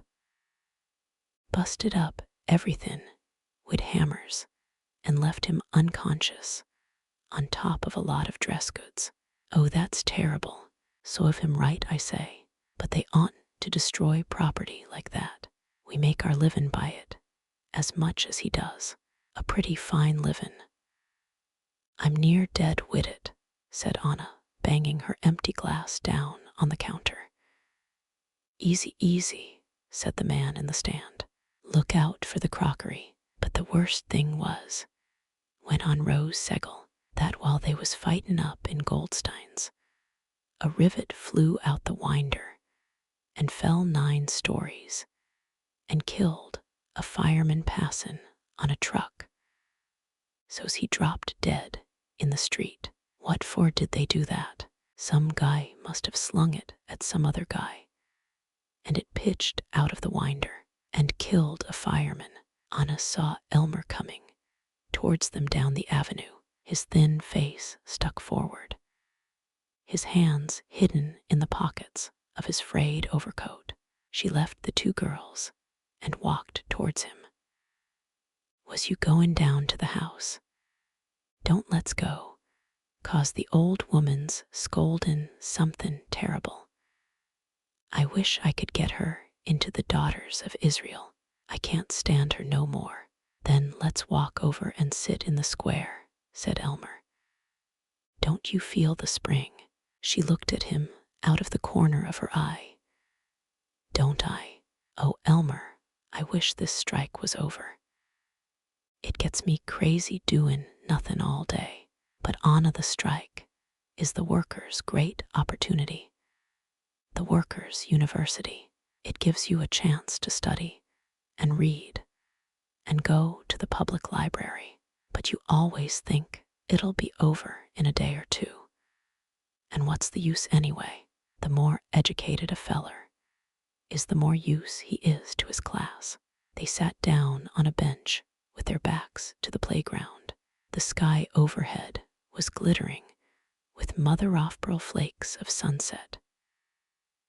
Dirty children yelled and racketed about the asphalt paths. "Oh," said Anna, looking up at the sky, "I'd like to have a Paris evening dress, and you have a dress suit, and go out to dinner at a swell restaurant, and go to the theater and everything. If we lived in a decent society, we might be able to. There'd be gaiety for the workers then, after the revolution. But Elmer, what's the use if we're old and scoldin' like the old woman? Our children will have those things." Anna sat bolt upright on the seat. "I ain't never goin' to have any children," she said between her teeth. "Never, never, never." Alice touched his arm as they turned to look in the window of an Italian pastry shop. On each cake, ornamented with bright aniline flowers and flutings, stood a sugar lamb for Easter and the resurrection banner. "Jimmy," she said, turning up to him, her little oval face with her lips too red like the roses on the cakes, "you've got to do something about Roy. He's got to get to work. I'll go crazy if I have him sitting round the house any more, reading the papers, wearing that dreadful adenoid expression. You know what I mean. He respects you, but he's trying to get a job. He doesn't really try, you know it. He thinks he does. I guess he's got a funny idea about himself. But I'm a fine person to talk about jobs. Oh, I know. I think it's wonderful. Everybody says you've given up newspaper work and are going to write." Jimmy found himself looking down into her widening brown eyes that had a glimmer at the bottom, like the glimmer of water in a well. He turned his head away. There was a catch in his throat. He coughed. They walked on along the lilting, bright-colored street. At the door of the restaurant, they found Roy and Martin's skiff waiting for them. They went through an outer room into a long hall, crowded with tables packed between two greenish-bluish paintings of the Bay of Naples.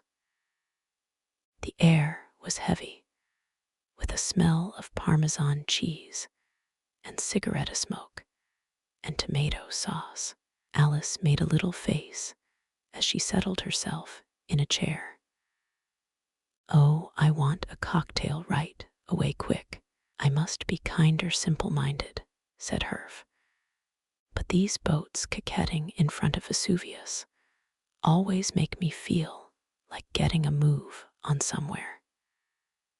I think I'll be getting along out of here in a couple of weeks." "But Jimmy, where are you going?" asked Roy. "Isn't this something new? Hasn't Helena got something to say about that?" put in Alice. Herf turned red. "Why should she?" he said sharply. "I just found there was nothing in it for me," he found himself saying a little later. "Oh, we none of us know what we want. burst out Martin. That's why we're such a peewee generation. I'm beginning to learn a few of the things I don't want, said Herf quietly. At least I'm beginning to have the nerve to admit to myself how much I dislike all the things I don't want. But it's wonderful, cried Alice, throwing away a career for an ideal. Excuse me, said Herf, pushing back his chair. In the toilet, he looked himself in the eye in the wavy looking-glass. Don't talk, he whispered. What you talk about you never do. His face had a drunken look. He filled the hollow of his 2 hands with water and washed it. At the table they cheered when he sat down. Yeah, for the wanderer, said Roy. Alice was eating cheese on long slices of pear. I think it's thrilling, she said. Roy is bored, shouted Martin Skiff after a silence. His face, with its big eyes and bone glasses, swam through the smoke of the restaurant like a fish in a murky aquarium. I was just thinking of all the places I had to go to look for a job tomorrow. You want a job? Martin went on melodramatically. You want to sell your soul to the highest bidder. Jez, if that's all you had to sell, moaned Roy. It's my morning sleep that worries me. Still, it is lousy putting over your personality and all that stuff. It's not your ability to do the work, it's your personality. Prostitutes are the only honest, but good Lord, a prostitute sells her personality. She only rents it. But Roy is bored. You are all bored. I'm boring you all. We're having the time of our lives, insisted Alice. Now, Martin, we wouldn't be sitting here if we were bored, would we? I wish Jimmy would tell us where he expected to go on his mysterious travels. No, you are saying to yourselves what a bore he is. What use is he to society? He has no money. He has no pretty wife, no good conversation, no tips on the stock market. He's a useless fardel on society. The artist is a fardel. That's not so, Martin. You're talking through your hat. Martin waved an arm across the table. 2 wineglasses upset. A scared-looking waiter laid a napkin over the red streams. Without noticing, Martin went on. It's all pretense. When you talk with the little lying tips of your tongues. You don't dare lay bare your real souls. But now, you must listen to me for the last time. For the last time come here, waiter, you two. Lean over and look into the black pit of the soul of man. And Herf is bored. You are all bored. Bored flies buzzing on the window pane. You think the window pane is the room. You don't know what there is deep black inside. I am very drunk. Waiter, another bottle. Say, hold your horses, Martin. I don't know if we can pay the bill as it is. We don't need any more. Waiter, another bottle of wine. And 4 grappas. Well, it looks as if we were in for a rough night, groaned Roy. If there is need, my body can pay. Alice, take off your mask. You are a beautiful little child behind your mask. Come with me to the edge of the pit. Oh, I am too drunk to tell you what I feel. He brushed off his tortoiseshell glasses and crumpled them in his hand. The lenses shot, glittering across the floor. The gaping waiter ducked among the tables after them. For a moment, Martin sat blinking. The rest of them looked at each other. Then he shot to his feet. I see your little smirking superciliosity. No wonder we can no longer have decent dinners, decent conversations. I must prove my atavistic sincerity. Prove. He started pulling at his necktie. Say, Martin, old man, pipe down, Roy was reiterating. Nobody shall stop me. I must run into the sincerity of black. I must run to the end of the Black Wharf on the East River and throw myself off. Herf ran after him through the restaurant to the street. At the door, he threw off his coat. At the corner, his vest.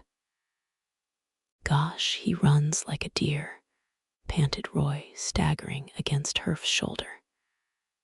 Herf picked up the coat and vest, folded them under his arm, and went back to the restaurant. They were pale when they sat down on either side of Alice. Will he really do it? Will he really do it? She kept asking. No, of course not, said Roy. He'll go home.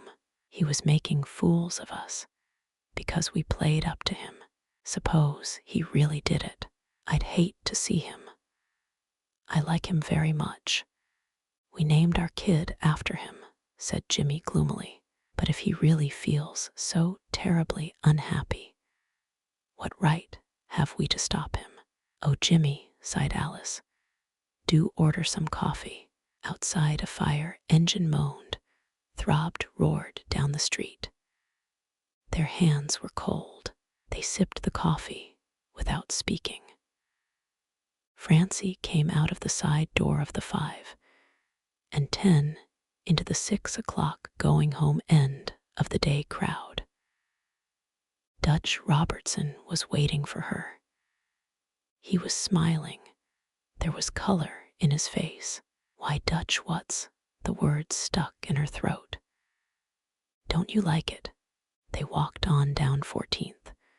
A blur of faces streamed by on either side of them. Everything's Jake Francie, he was saying quietly. He wore a light gray spring overcoat and a light felt hat to match. New red pointed Oxfords glowed on his feet. How do you like the outfit? I said to myself, it wasn't no use tryin' to do anythin' without a Tony outside. But Dutch, how did you get it? Stuck up a guy in a cigar store. Jazz, it was a cinch. SSH, don't talk so loud. Somebody might hear ye. They wouldn't know what I was talkin' about. Mr. Dench sat in the corner of Mrs. Dench's Louis XIV boudoir. He sat all hunched up on a little gilt pink-backed chair with his potbelly resting on his knees. In his green, sagging face, the pudgy nose, and the folds that led from the flanges of the nostrils to the corners of the wide mouth made 2 triangles. He had a pile of telegrams in his hand. On top, a decoded message on a blue slip that read, Deficit Hamburg branch approximately $500,000. Signed Heinz. Everywhere he looked about the little room crowded with fluffy, glittery objects, he saw the purple letters of approximately jiggling in the air.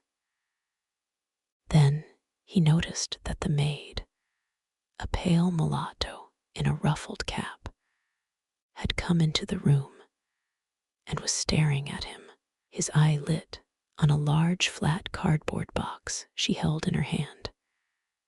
What's that? Something for the missus, sir. Bring it here. Hickson's.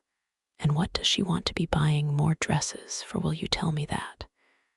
Hickson's. Open it up. If it looks expensive, I'll send it back. The maid gingerly pulled off a layer of tissue paper, uncovering a peach and pea-green evening dress. Mr. Dench got to his feet spluttering. She must think the war's still on. Tell M we will not receive it. Tell M there's no such party livin' here. The maid picked up the box with a toss of the head and went out with her nose in the air. Mr. Dench sat down in the little chair and began looking over the telegrams again. "Annie, Annie," came a shrill voice from the inner room. This was followed by a head in a lace cap shaped like a liberty cap, and a big body in a shapeless, ruffled negligee. "Why, J.D., what are you doing here at this time of the morning?" "I'm waiting for my hairdresser. It's very important. I just had a cable from Heinz. Serena, my dear, Blackhead and Dench is in a very bad way on both sides of the water." "Yes, ma'am," came the maid's voice from behind him. He gave his shoulders a shrug and walked to the window. He felt tired and sick and heavy with flesh. An errand boy on a bicycle passed along the street. He was laughing, and his cheeks were pink. Dench saw himself, felt himself for a second hot and slender, running bareheaded down Pine Street years ago, catching the girl's ankles in the corner of his eye. He turned back into the room. The maid had gone. "Serena," he began, "can't you understand the seriousness? It's this slump. And on top of it, all the bean market has gone to hell. It's ruin, I tell you." "Well, my dear, I don't see what you expect me to do about it. Economize, economize. Look where the price of rubber's gone to. That dress from Hickson's, well, you wouldn't have me going to the Blackheads' party, looking like a country school teacher, would you?" Mr. Dench groaned and shook his head. "Oh, you won't understand. Probably there won't be any party. Look, Serena, there's no nonsense about this. I want you to have a trunk packed so that we can sail any day. I need a rest. I'm thinking of going to Marienbad for the cure. It'll do you good too." Her eye suddenly caught his. All the little wrinkles on her face deepened. The skin under her eyes was like the skin of a shrunken toy balloon. He went over to her and put his hand on her shoulder and was puckering his lips to kiss her when suddenly she flared up. "I won't have you meddling between me and my dressmakers. I won't have it. I won't have it. Oh, have it your own way." He left the room with his head hunched between his thick, sloping shoulders. "Annie." "Yes, ma'am." The maid came back into the room. Mrs. Dench had sunk down in the middle of a little spindle-legged sofa. Her face was green. "Annie, please get me that bottle of sweet spirits of ammonia and a little water. And Annie, you can call up Hickson's and tell them that that dress was sent back through a mistake of the butler's, and please to send it right back, as I've got to wear it tonight. Pursuit of happiness, unalienable pursuit, right to life, liberty, and a black moonless night. Jimmy Herf is walking alone up South Street. Behind the wharf houses, ships raise shadowy skeletons against the night. By Jesus, I admit that I'm stumped, he says aloud. All these April nights, combing the streets alone, a skyscraper has obsessed him. A grooved building jutting up with uncountable bright windows falling onto him out of a scudding sky. Typewriters rain continual nickel-plated confetti in his ears. Faces of Folly's girls, glorified by Ziegfeld, smile and beckon to him from the windows. Ellie in a gold dress, Ellie made of thin gold foil, absolutely lifelike, beckoning from every window. And he walks round blocks and blocks, looking for the door of the humming tinsel-windowed skyscraper. Round blocks and blocks, and still no door. Every time he closes his eyes, the dream has hold of him. Every time he stops arguing audibly with himself in pompous, reasonable phrases, the dream has hold of him. Young man, to save your sanity, you've got to do one of two things. Please, mister, where's the door to this building? Round the block. Just round the block. One of two unalienable alternatives. Go away in a dirty soft shirt, or stay in a clean arrow collar. But what's the use of spending your whole life fleeing the city of destruction? What about your unalienable right? 13 provinces. His mind unreeling phrases. He walks on doggedly. There's nowhere in particular he wants to go. If only I still had faith in words. How do you do, Mr. Goldstein? The reporter breezily chanted as he squeezed the thick flipper held out to him over the counter of the cigar store. My name's Brewster. I'm writing up the crime wave for the news. Mr. Goldstein was a larva-shaped man with a hooked nose, a little crooked in a gray face, behind which pink, attentive ears stood out unexpectedly.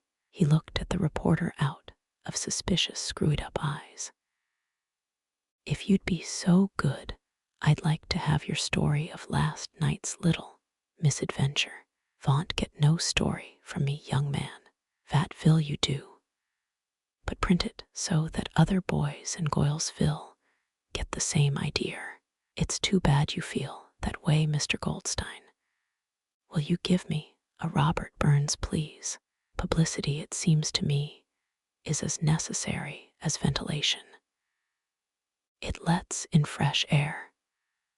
The reporter bit off the end of the cigar, lit it, and stood looking thoughtfully at Mr. Goldstein through a swirling ring of blue smoke. You see, Mr. Goldstein, it's this way, he began impressively. We are handling this matter from the human interest angle, pity and tears. You understand. A photographer was on his way out here to get your photograph. I bet you it would increase your volume of business for the next couple of weeks. I suppose I'll have to phone him not to come now. Well, this guy, began Mr. Goldstein abruptly. He's a well-dressed looking feller. New spring overcoat and all that. And he comes in to buy a package o' camels. A nice night, he says, openin' the package and talkin' out a cigarette to smoke it. Then I notices the goyle with him had a veil on. Then she didn't have bobbed hair. All I seen was a kind o' mornin' veil. The foist thing I knew she was behind the counter and had a gun stuck in my ribs and began talkin'. You know, kinder kitten-like. And afore I knew what to think, the guide cleaned out the cash register and says to me, got any cash in your jeans, buddy? I'll tell ye, I was sweatin' some, and that's all. Sure, by the time I'd got hold of a cop, they veer off to hell and gone. How much did they get? Oh, about 50 berries and $6 off me. Was the girl pretty? I dunno. Maybe she was. I'd like to smashed her face in. They ought to make it the electric chair for those babies. Ain't no security nowhere. Why should anybody fwark if all you've got to do is get a gun and stick up your neighbors? You say they were well-dressed, like well-todo people. Yeah, I'm working on the theory that he's a college boy, and that she's a society girl, and that they do it for sport. The feller, Vass, a hard-looking bastard. Well, there are hard-looking college men. You wait for the story called The Gilded Bandits in next Sunday's paper, Mr. Goldstein. You take the news, don't you? Mr. Goldstein shook his head. I'll send you a copy anyway. I want to see those babies convicted. Do you understand? If there's anything I can do, I sure will do it. Ain't no security no more. I don't care about no Sunday supplement publicity. Well, the photographer'll be right along. I'm sure you'll consent to pose, Mr. Goldstein. Well, thank you very much. Good day, Mr. Goldstein. Mr. Goldstein suddenly produced a shiny new revolver from under the counter and pointed it at the reporter. Hey, go easy with that. Mr. Goldstein laughed a sardonic laugh. I'm ready for 'em next time they come, he shouted after the reporter, who was already making for the subway. Our business, my dear Mrs. Herf, declaimed Mr. Harpsichord, looking sweetly in her eyes and smiling his gray Cheshire cat smile, is to roll ashore on the wave of fashion the second before it breaks. Like riding a surfboard, Ellen was delicately digging with her spoon into half an alligator pear. She kept her eyes on her plate, her lips a little parted. She felt cool and slender in the tight-fitting dark blue dress, shyly alert in the middle of the tangle of sideways glances and the sing-song modish talk of the restaurant. It's a knack that I can prophesy in you more than in any girl, and more charmingly than any girl I've ever known. Prophesy? Asked Ellen, looking up at him laughing. You shouldn't pick up an old man's word. I'm expressing myself badly. That's always a dangerous sign. No, you understand so perfectly, though you disdain it a little, admit that. What we need on such a periodical, that I'm sure you could explain it to me far better. Of course, what you want to do is make every reader feel Johnny on the spot, in the center of things, as if she were having lunch right here at the Algonquin. Not today, but tomorrow, added Ellen. Mr. Harpsichord laughed his creaky little laugh and tried to look deep among the laughing gold specks in her gray eyes. Blushing, she looked down into the gutted half of an alligator pear in her plate. Like the sense of a mirror behind her, she felt the smart, probing glances of men and women at the tables round about. The pancakes were comfortably furry against his gin-bitten tongue. Jimmy Herf sat in Childs in the middle of a noisy, drunken company. Eyes, lips, evening dresses, the smell of bacon and coffee blurred and throbbed about him. He ate the pancakes painstakingly, called for more coffee. He felt better. He had been afraid he was going to feel sick. He began reading the paper.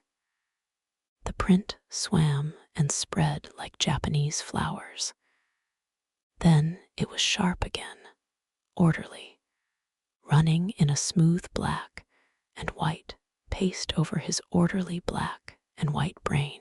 Misguided youth again took its toll of tragedy amid the tinsel gaieties of Coney Island fresh, painted for the season, when plainclothes men arrested Dutch Robinson and a girl companion alleged to be the flapper bandit. The pair are accused of committing more than a score of holdups in Brooklyn and Queens. The police had been watching the couple for some days. They had rented a small kitchenette apartment at 7356 Seacroft Avenue.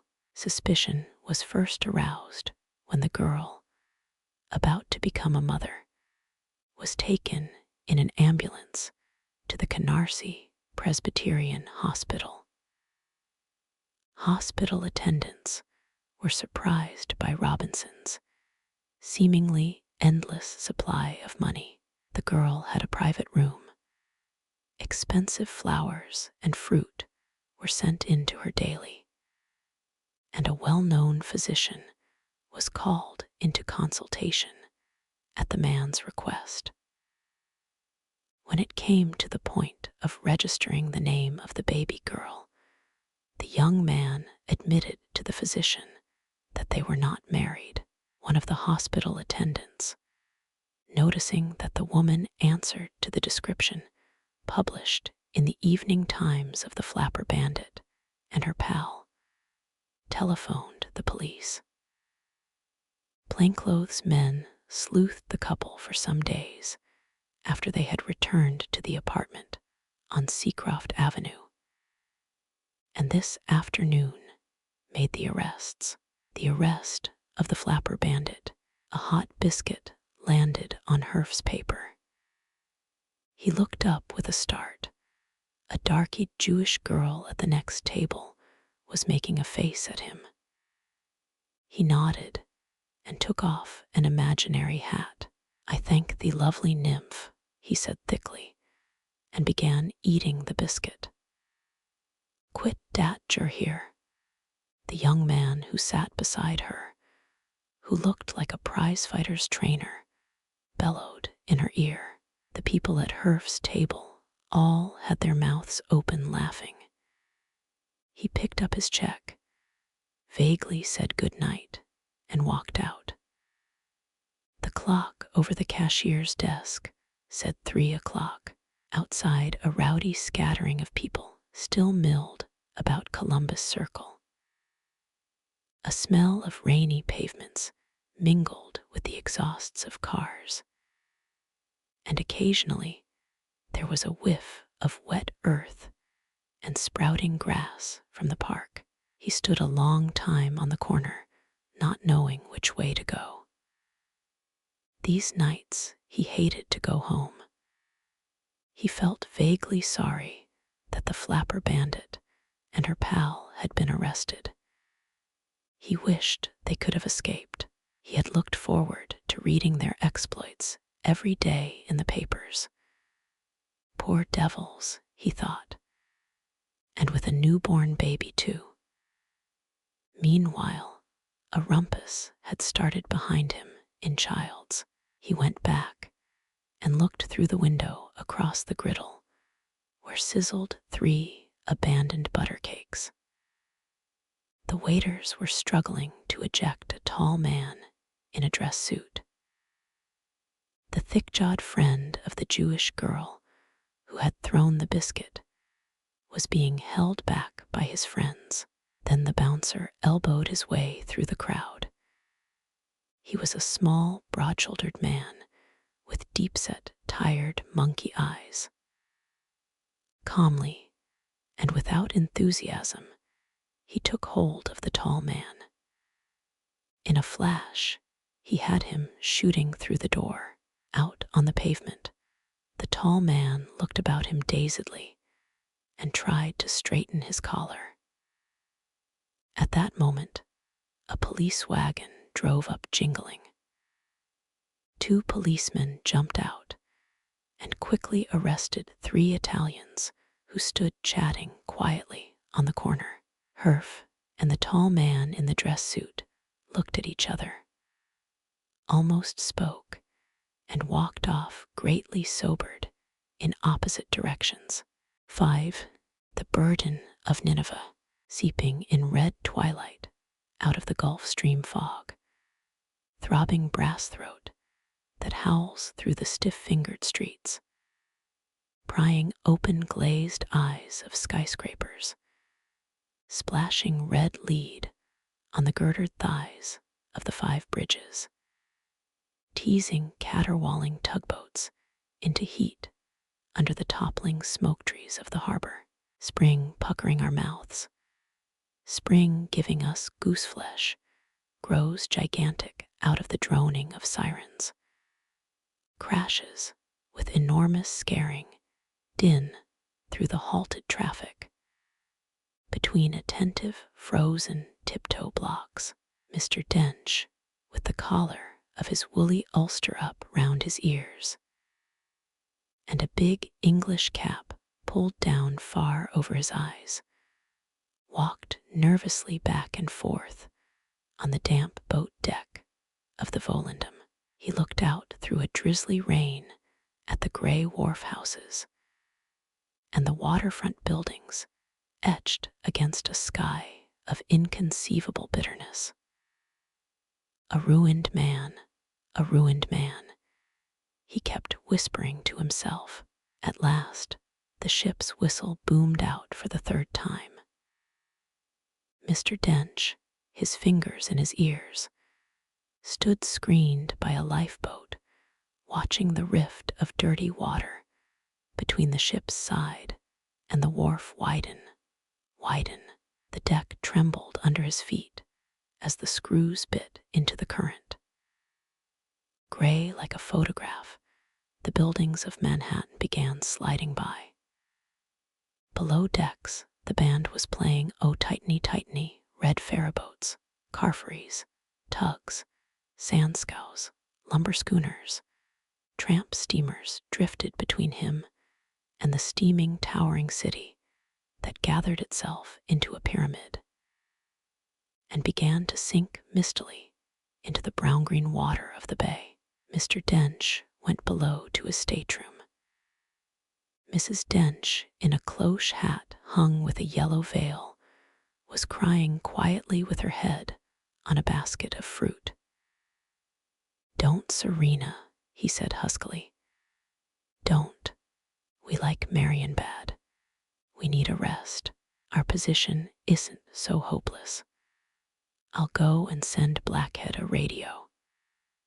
After all, it's his stubbornness and rashness that brought the firm to this. That man thinks he's a king on earth. This'll get under his skin.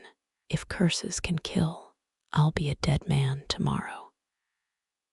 To his surprise, he found the gray, drawn lines of his face cracking into a smile.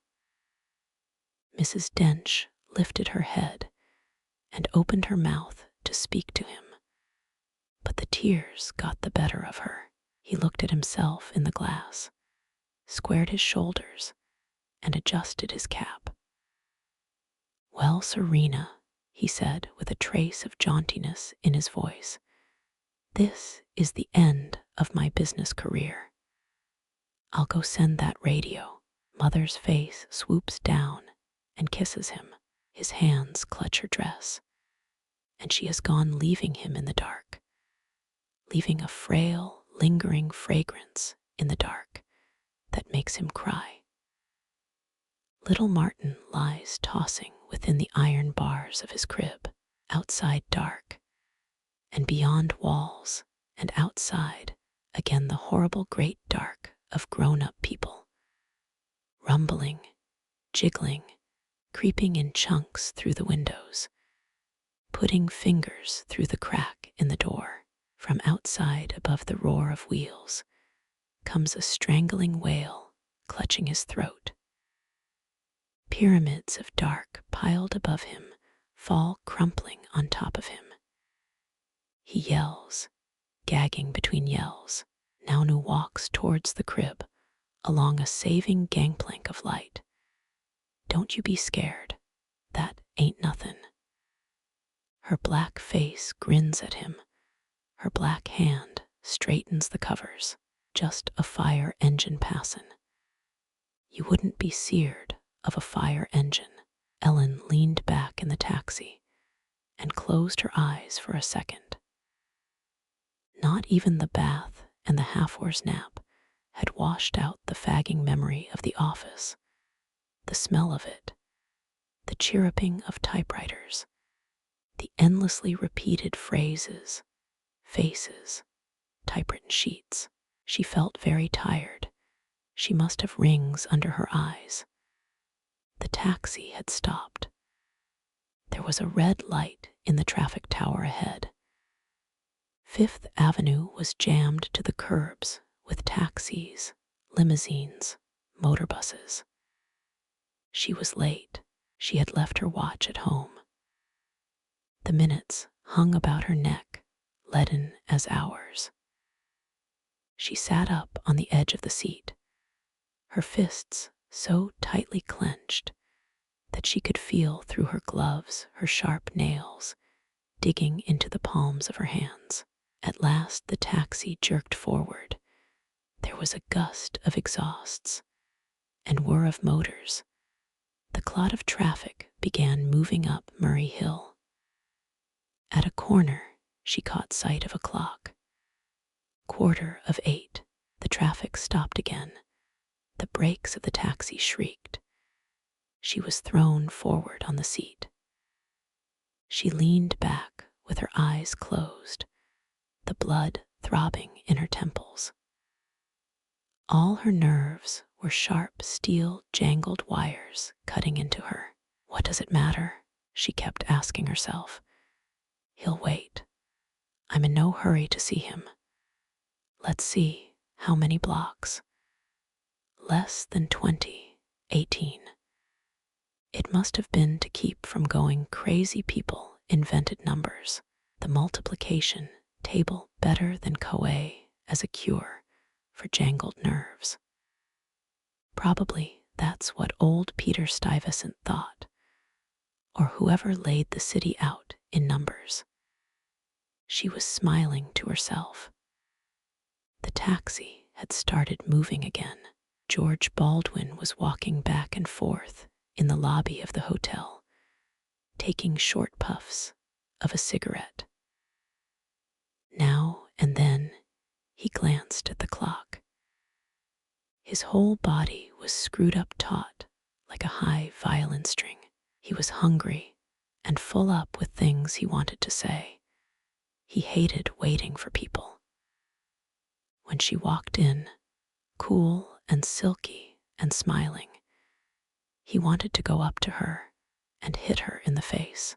George, do you realize that it's only because numbers are so cold and emotionless that we're not all crazy? She said, giving him a little pat on the arm. 4 to 5 minutes waiting is enough to drive anybody crazy. That's all I know. I must explain it. It's a system. I thought it all up coming up in the taxi. You go in and order anything you like. I'm going to the ladies' room a minute. And please have me a martini. I'm dead tonight, just dead. You poor little thing, of course I will. And don't be long, please. His knees were weak under him. He felt like melting ice as he went into the gilt, ponderously ornamented dining room. Good Lord, Baldwin, you're acting like a hobbledehoy of 17. After all these years, too. Never get anywhere that way. Well, Joseph, what are you going to give us to eat tonight? I'm hungry. But first, you can get Fred to make the best martini cocktail he ever made in his life. Très bien, monsieur, said the long-nosed Romanian waiter, and handed him the menu with a flourish. Ellen stayed a long time looking in the mirror, dabbing a little superfluous powder off her face, trying to make up her mind. She kept winding up a hypothetical self and setting it in various positions. Tiny gestures ensued, acted out on various model stages. Suddenly, she turned away from the mirror with a shrug of her 2 white shoulders and hurried to the dining room. Oh, George, I'm starved, simply starved. So am I, he said in a crackling voice. And Elaine, I've got news for you, he went on hurriedly, as if he were afraid she'd interrupt him. Cecily has consented to a divorce. We're going to rush it through quietly in Paris this summer. Now, what I want to know is, will you? She leaned over and patted his hand that grasped the edge of the table. "George, let's eat our dinner first. We've got to be sensible. God knows, we've messed things up enough in the past, both of us. Let's drink to the crime wave." The smooth, infinitesimal foam of the cocktail was soothing in her tongue and throat, glowed gradually, warmly through her. She looked at him, laughing with sparkling eyes. He drank his at a gulp. "By gad, Elaine," he said, flaming up helplessly, "you're the most wonderful thing in the world." Through dinner, she felt a gradual icy coldness stealing through her like Novocaine. She had made up her mind. It seemed as if she had set the photograph of herself in her own place, forever frozen into a single gesture. An invisible silk band of bitterness was tightening round her throat, strangling. Beyond the plates, the ivory pink lamp, the broken pieces of bread, his face above the blank shirt front jerked and nodded. The flush grew on his cheeks. His nose caught the light, now on one side, now on the other. His taut lips moved eloquently over his yellow teeth. Ellen felt herself sitting with her ankles crossed, rigid as a porcelain figure under her clothes. Everything about her seemed to be growing hard and enameled. The air, blue-streaked with cigarette smoke, was turning to glass. His wooden face of a marionette waggled senselessly in front of her. She shuddered and hunched up her shoulders. "What's the matter, Elaine?" he burst out. She lied. "Nothing, George. Somebody walked over my grave, I guess. Couldn't I get you a wrap or something?" She shook her head. "Well, what about it?" he said as they got up from the table. "What?" she asked, smiling. "After Paris, I guess I can stand it if you can, George," she said quietly. He was waiting for her, standing at the open door of a taxi. She saw him poised spry against the darkness, in a tan felt hat and a light tan overcoat, smiling like some celebrity in the rotogravure section of a Sunday paper. Mechanically, she squeezed the hand that helped her into the cab. "Elaine," he said shakily, "life's going to mean something to me now. God, if you knew how empty life had been for so many years. I've been like a tin mechanical toy, all hollow inside." "Let's not talk about mechanical toys," she said in a strangled voice. "No, let's talk about our happiness," he shouted. Inexorably, his lips closed onto hers. Beyond the shaking glass window of the taxi, like someone drowning, she saw out of a corner of an eye whirling faces, streetlights, zooming nickel-glinting wheels. The old man in the checked cap sits on the brownstone stoop with his face in his hands. With the glare of Broadway in their backs, there is a continual flickering of people past him towards the theaters down the street. The old man is sobbing through his fingers in a sour reek of gin. Once in a while, he raises his head and shouts hoarsely, "I can't. Don't you see I can't?" The voice is inhuman, like the splitting of a plank. Footsteps quicken. Middle-aged people look the other way.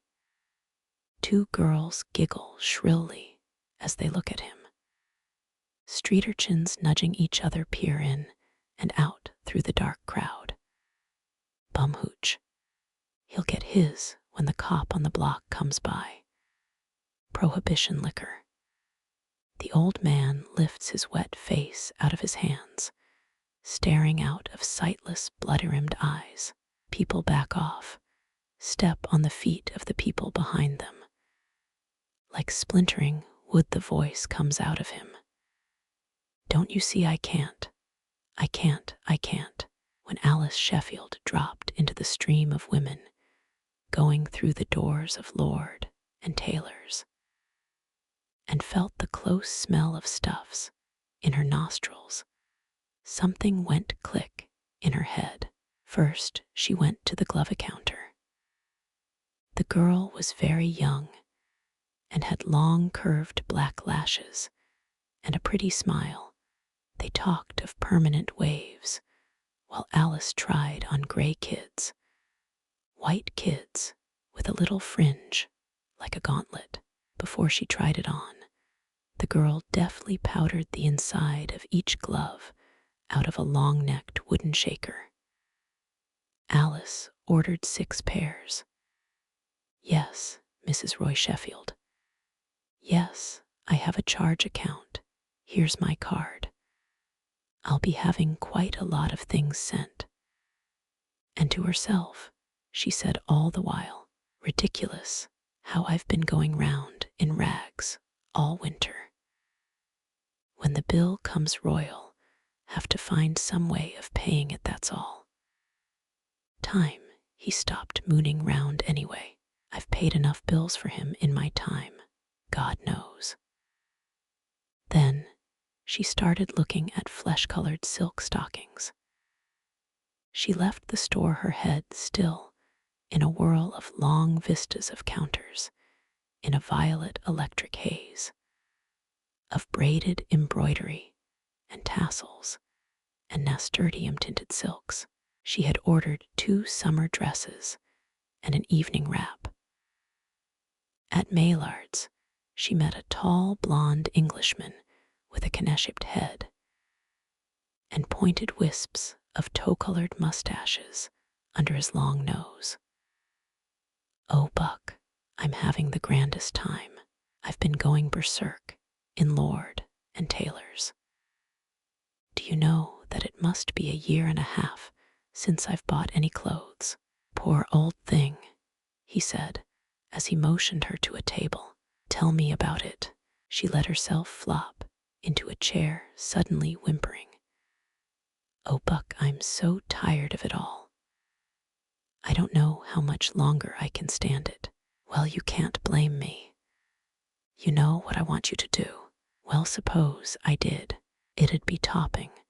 We'd hit it off like anything. But you must have a bit of beef tea or something. You need picking up. She giggled. You old dear, that's just what I do need. Well, how about making tracks for Calgary? I know a fellow there who'll give me a job, I think. Oh, let's go right away. I don't care about clothes or anything.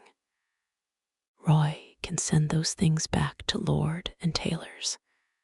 Got any money, Buck?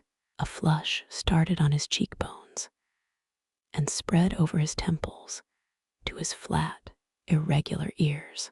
I confess, Al darling, that I haven't a penny. I can pay for lunch. Oh hell, I'll cash a check. The account's in both our names. They'll cash it for me at the Biltmore. They know me there. When we get to Canada, everything will be quite all right, I can assure you. In His Majesty's Dominion, the name of Buckminster has rather more weight than in the U.S. Oh, I know, darling. It's nothing but money in New York. When they were walking up Fifth Avenue, she hooked her arm in his suddenly. Oh, Buck, I have the most horrible thing to tell you. It made me deathly ill. You know what I told you about the awful smell we had in the apartment we thought was rats? This morning, I met the woman who lives on the ground floor. Oh, it makes me sick to think of it. Her face was green as that bus. It seems they've been having the plumbing examined by an inspector. They arrested the woman upstairs. Oh, it's too disgusting. I can't tell you about it. I'll never go back there. I'd die if I did. There wasn't a drop of water in the house all day yesterday. What was the matter? It's too horrible. Tell it to Popper. Buck, they want know you when you get back home to Orpin Manor. But what was it? There was a woman upstairs who did illegal operations, abortions. That was what stopped up the plumbing. Good God, somehow that's the last straw. And Roy sitting limp over his damn paper in the middle of that stench, with that horrible adenoid expression on his face. Poor little girl. But Buck, I couldn't cash a check for more than 200.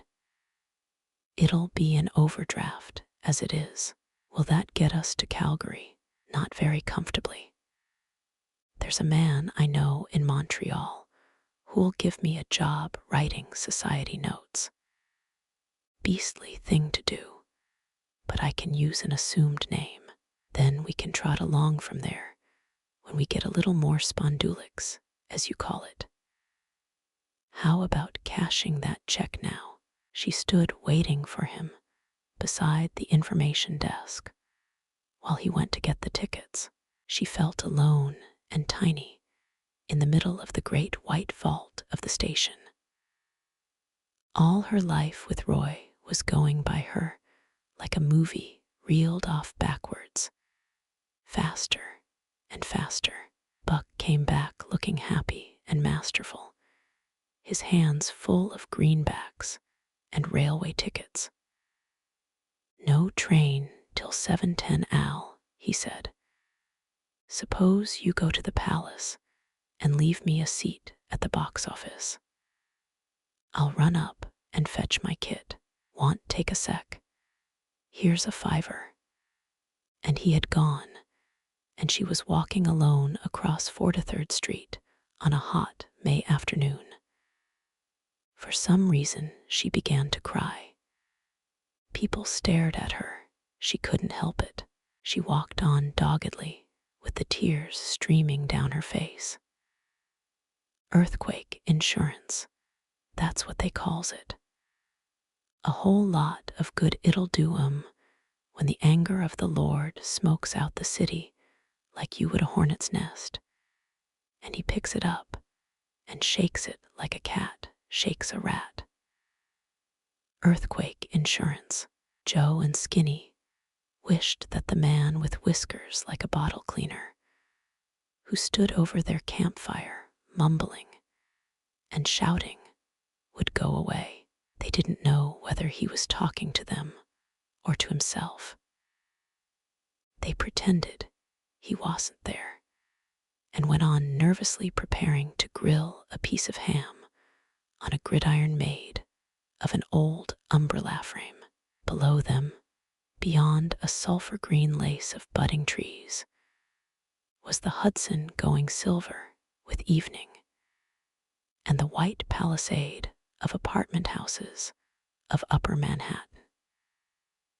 Don't say nothin', whispered Joe, making a swift cranking motion in the region of his ear. He's nuts. Skinny had gooseflesh down the back. He felt his lips getting cold. He wanted to run. That ham. Suddenly, the man addressed them in a purring, benevolent voice. Yes, sir, said Joe shakily after a pause. Don't you know that the Lord God forbade his chillun to eat the flesh of swine? His voice went to its sing-song mumbling and shouting. Gabriel, brother Gabriel, is it all right for these kids to eat ham? Sure, the angel Gabriel, he's a good freen o' mine, see. He said it's all right this once if you don't do it no more. Look out, brother, you'll burn it. Skinny had got to his feet. Sit down, brother. I won't hurt you. I understand kids. We like kids, me and the Lord God. Scared of me 'cause I'm a tramp, ain't you? Well, lemme tell you something. Don't you never be afraid of a tramp. Tramps won't hurt ye. They're good people. The Lord God was a tramp when he lived on Earth. My buddy, the angel Gabriel, says he's been a tramp many a time. Look, I got some fried chicken an old colored woman gave me. Oh, lordy me. Groaning, he sat down on a rock beside the two boys. We was goin' to play Injuns. But now, I guess we'll play tramps, said Joe, warming up a little. The tramp brought a newspaper package out of the formless pocket of his weather-greened coat and began unwrapping it carefully. A good smell began to come from the sizzling ham. Skinny sat down again, still keeping as far away as he could without missing anything. The tramp divided up his chicken, and they began to eat together. Gabriel, old scout, will you just look at that? The tramp started his sing-song shouting that made the boys feel scared again. It was beginning to get dark. The tramp was shouting with his mouth full, pointing with a drumstick towards the flickering checkerboard of lights going on up Riverside Drive. Just sit here a minute and look at her, Gabriel. Look at the old bitch, if you'll pardon the expression. Earthquake insurance. Gosh, they need it, don't they? Do you know how long God took to destroy the Tower of Babel, folks? 7 minutes. Do you know how long the Lord God took to destroy Babylon and Nineveh? 7 minutes. There's more wickedness in one block in New York City than there was in a square mile in Nineveh. And how long do you think the Lord God of Sabaoth will take to destroy New York City and Brooklyn and the Bronx? 7 seconds. 7 seconds. Say, kiddo, what's your name? He dropped into his low, purring voice and made a pass at Joe with his drumstick. Joseph Cameron Parker. We live in Union. And what's yours? Antonio Cameron. Do guys call me Skinny? Dis guy's my cousin. His folks day changed their name to Parker. See, changing your name want to no good. They got all the aliases down in the judgment book. And verily, I say unto you, the Lord's day is at hand. It was only yesterday that Gabriel says to me, well, Jonah, shall we let her rip? And I says to him, Gabriel, old scout, think of the women and children and the little babies that don't know no better. If you shake it down with an earthquake and fire and brimstone from heaven, they'll all be killed, same as the rich people and sinners. And he says to me, all right, Jonah, old horse, have it your own way. We want foreclose on 'em for a week or two. But it's terrible to think of, folks, the fire and brimstone and the earthquake and the tidal wave and the tall buildings crashing together. Joe suddenly slapped Skinny on the back. You're it, he said, and ran off. Skinny followed him, stumbling along the narrow path among the bushes. He caught up to him on the asphalt.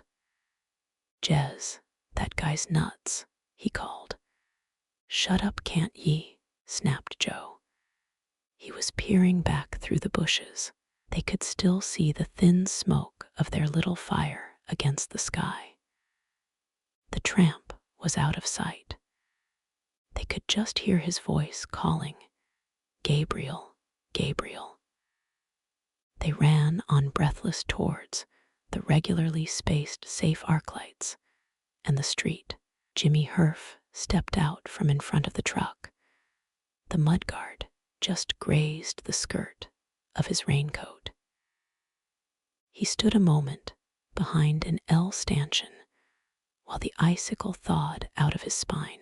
The door of a limousine suddenly opened in front of him, and he heard a familiar voice that he couldn't place. Jump in, Mr. Herf. Can I take you somewhere?" As he stepped in mechanically, he noticed that he was stepping into a Rolls-Royce. The stout, red-faced man in a derby hat was Congo. "Sit down, Mr. Herf. Very pleased to see you. Where were you going?" "I wasn't going anywhere in particular. Come up to the house. I want to show you something." "How are you today?" "Oh, fine. No, I mean I'm in a rotten mess. But it's all the same. Tomorrow maybe I go to jail 6 months, but maybe not." Congo laughed in his throat and straightened carefully his artificial leg. "So they've nailed you at last, Congo. Conspiracy. But no more Congo Jake, Mr. Herf. Call me Armand. I'm married now, Armand Duval, Park Avenue. How about the Marquis des Coulommiers? That's just for the trade. So things look pretty good, do they?" Congo nodded. "If I go to Atlanta, which I hope not, in 6 months, I come out of jail a millionaire.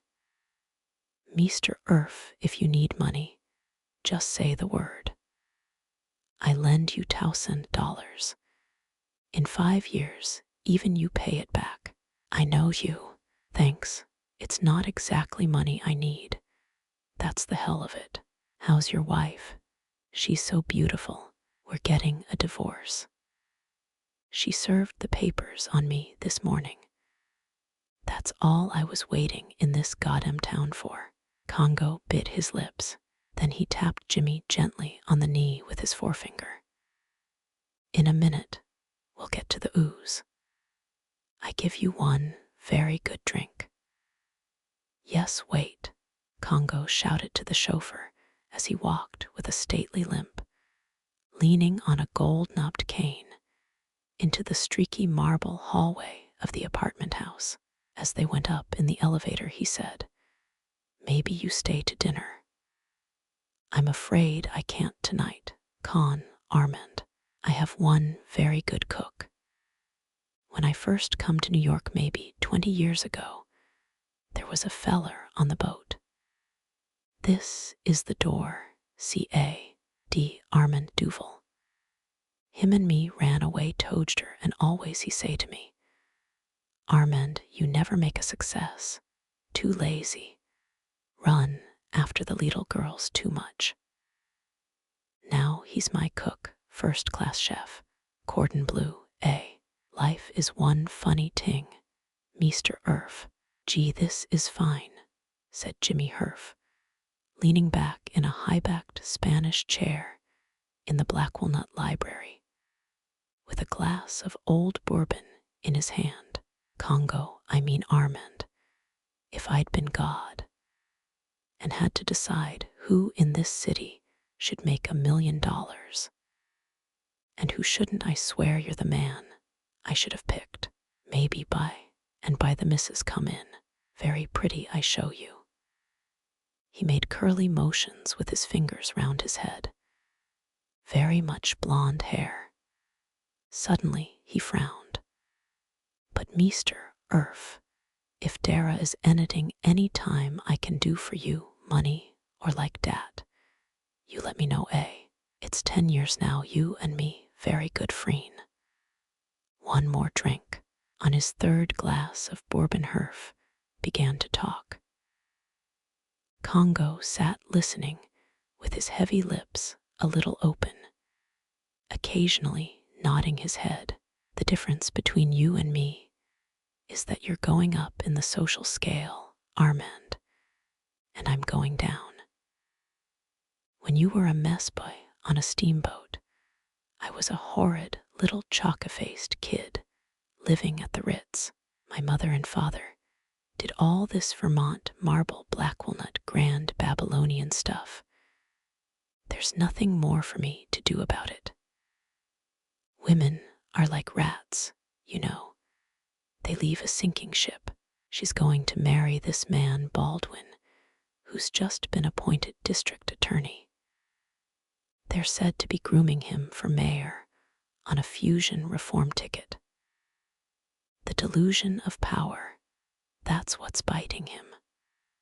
Women fall for it like hell. If I thought it'd be any good to me, I swear I've got the energy to sit up and make $1,000,000. But I get no organic sensation out of that stuff anymore. I've got to have something new, different. Your sons'll be like that, Congo. If I'd had a decent education and started soon enough, I might have been a great scientist. If I'd been a little more highly sexed, I might have been an artist or gone in for religion. But here, I am by Jesus Christ almost 30 years old and very anxious to live. If I were sufficiently romantic, I suppose, I'd have killed myself long ago just to make people talk about me. I haven't even got the conviction to make a successful drunkard. Looks like, said Congo, filling the little glasses again, with a slow smile. Mr. Herf, you tink too much. Of course I do, Congo. Of course I do. But what the hell am I going to do about it? Well, when you need a little money, remember Armand Duval. Want a chaser? Herf shook his head. I've got to chase myself. So long, Armand. In the colonnaded marble hall, he ran into Nevada Jones. She was wearing orchids. Hello, Nevada. What are you doing in this palace of sin? I live here. What do you think? I married a friend of yours the other day, Armand Duval. Want to come up and see him? Just been. He's a good scout. He sure is. What did you do with little Tony Hunter? She came close to him and spoke in a low voice. Just forget about me and him, will you? God, the boys knock you down. Tony's one of God's mistakes. I'm through with him. Found him chewing the edges of the rug, rolling on the floor of the dressing room one day, because he was afraid he was going to be unfaithful to me with an acrobat. I told him he'd better go and be it, and we busted up right there. But honest, I'm out for connubial bliss this time, right on the level, so for God's sake, don't let anybody spring anything about Tony or about Baldwin either on Armand. Though he knows he wasn't hitching up to any plaster virgin. Why don't you come up and eat with us? I can't. Good luck, Nevada. The whiskey warm in his stomach, tingling in his fingers, Jimmy Herf stepped out into 7 o'clock Park Avenue, whirring with taxicabs, streaked with smells of gasoline and restaurants and twilight. It was the first evening James Merivale had gone to the Metropolitan Club since he had been put up for it. He had been afraid that, like carrying a cane, it was a little old for him. He sat in a deep leather chair by a window, smoking a 35-cent cigar with the Wall Street Journal on his knee, and a copy of the Cosmopolitan leaning against his right thigh. And with his eyes on the night flawed with lights like a crystal, he abandoned himself to reverie, economic depression, $10 million. After the war slump, some smash, I'll tell the world. Blackhead and Dench fail for $10 million. Dench left the country some days ago. Blackhead incommunicado in his home at Great Neck, one of the oldest and most respected import and export firms in New York. $10 million. Oh, it's always fair weather when good fellows get together. That's the thing about banking. Even in a deficit, there's money to be handled, collateral. These commercial propositions always entail a margin of risk. We get 'em coming or else we get 'em going. A Merivale. That's what old Perkins said when Cunningham mixed him that Jack rose. With a stein on the table, and a good song wry-eye, inging clear. Good connection, that feller. Macy knew what she was doing after all. A man in a position like that's always likely to be blackmailed, a fool not to prosecute. Girl's crazy, he said, married to another man of the same name. Ought to be in a sanitarium, a case like that. God, I'd have dusted his hide for him. Circumstances exonerated him completely. Even Mother admitted that. Oh, Sinbad was in Tokyo and Rome. That's what Jerry used to sing. Poor old Jerry never had the feeling of being in good right in on the ground floor of the Metropolitan Club. Comes of poor stock. Take Jimmy now. Hasn't even that excuse. An out-and-out failure. A misfit from way back. Guess old man Herf was pretty wild, a yachtsman. Used to hear Mother say Aunt Lily had to put up with a whole lot. Still, he might have made something of himself with all his advantages. Dreamer, wanderlust, Greenwich Village stuff.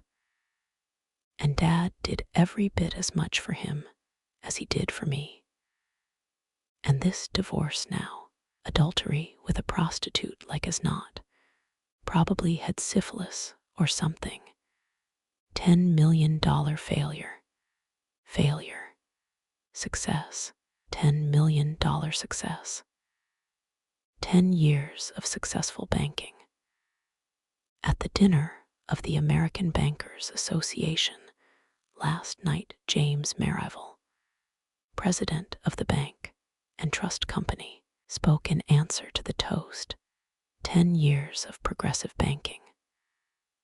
Reminds me, gentlemen, of the old darky who was very fond of chicken.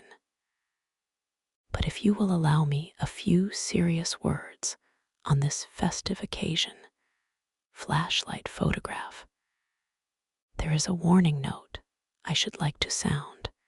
Feel it my duty as an American citizen, as president of a great institution of nationwide, international in the better sense, nay, universal contacts and loyalties, flashlight photograph.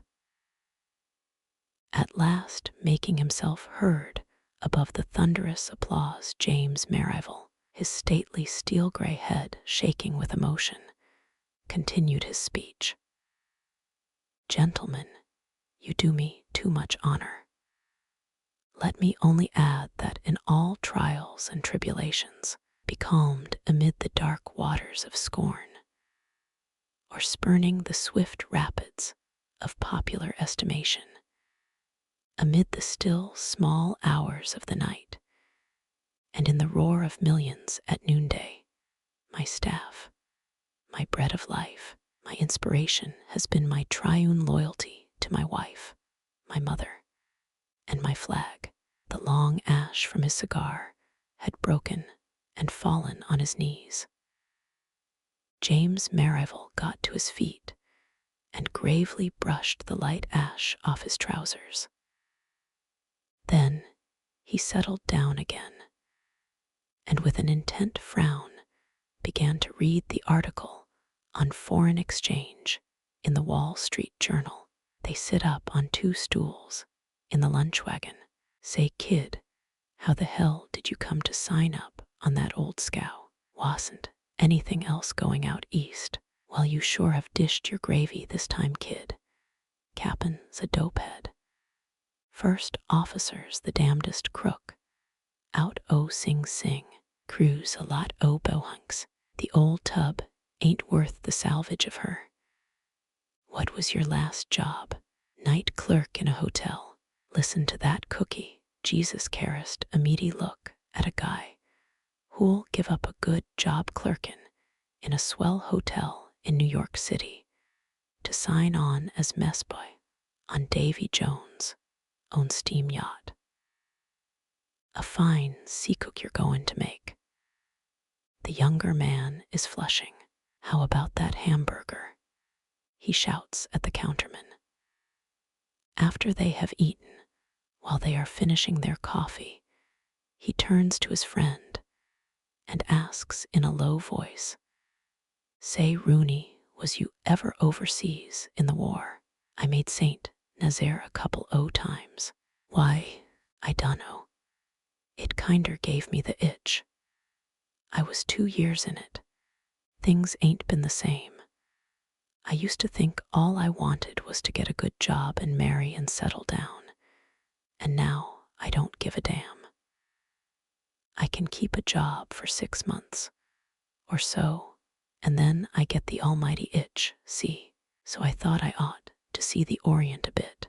"Never you mind," says Rooney, shaking his head.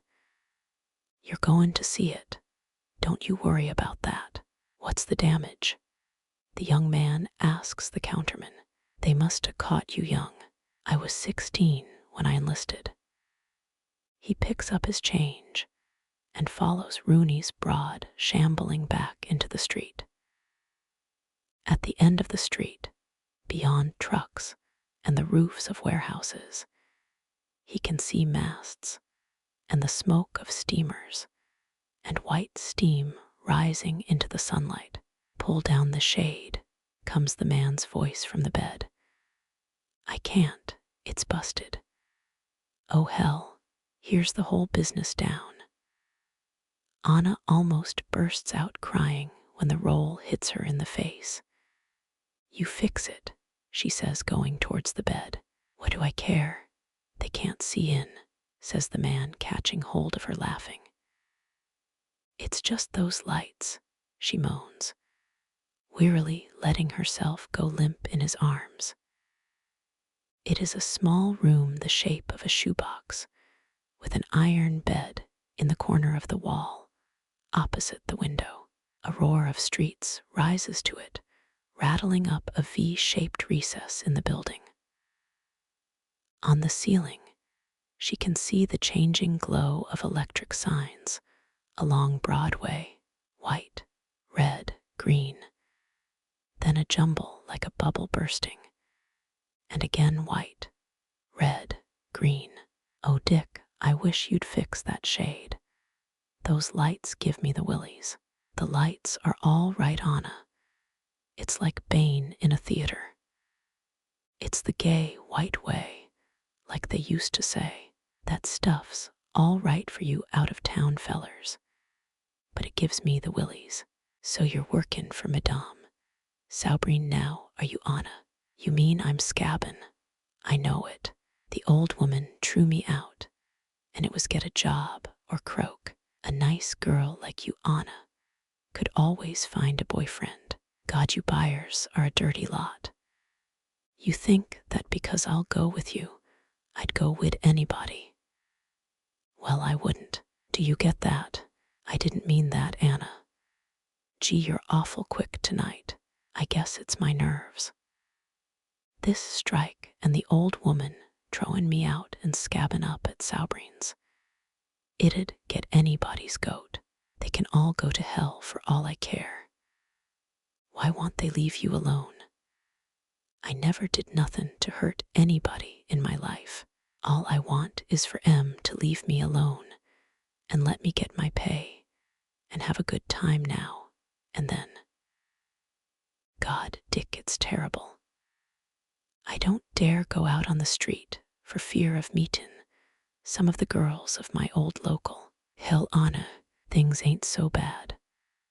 Honest, I'd take you west with me if it wasn't for my wife." Anna's voice goes on in an even whimper. "And now, 'cause I take a shine to you and want to give you a good time, you call me a goddamn whore. I didn't say no such thing. I didn't even think it. All I thought was that you was a dead game sport and not a cupie above the ears like most of 'em. Look, if it'll make ye feel better, I'll try and fix that shade." Lying on her side, she watches his heavy body move against the milky light of the window. At last, his teeth chattering, he comes back to her. I can't fix the goddamn thing. Carist, it's cold. Never mind, Dick. Come on to bed. It must be late. I got to be up there at 8. He pulls his watch from under the pillow. It's 2:30. Hello, kitten. On the ceiling, she can see reflected the changing glare of the electric signs. White, red, green. Then a jumble like a bubble bursting. Then again white, green, red, and he didn't even invite me to the wedding. Honestly, Florence, I could have forgiven him if he'd invited me to the wedding, she said to the colored maid when she brought in the coffee. It was a Sunday morning. She was sitting up in bed with the papers spread over her lap. She was looking at a photograph in a rotogravure section labeled Mr.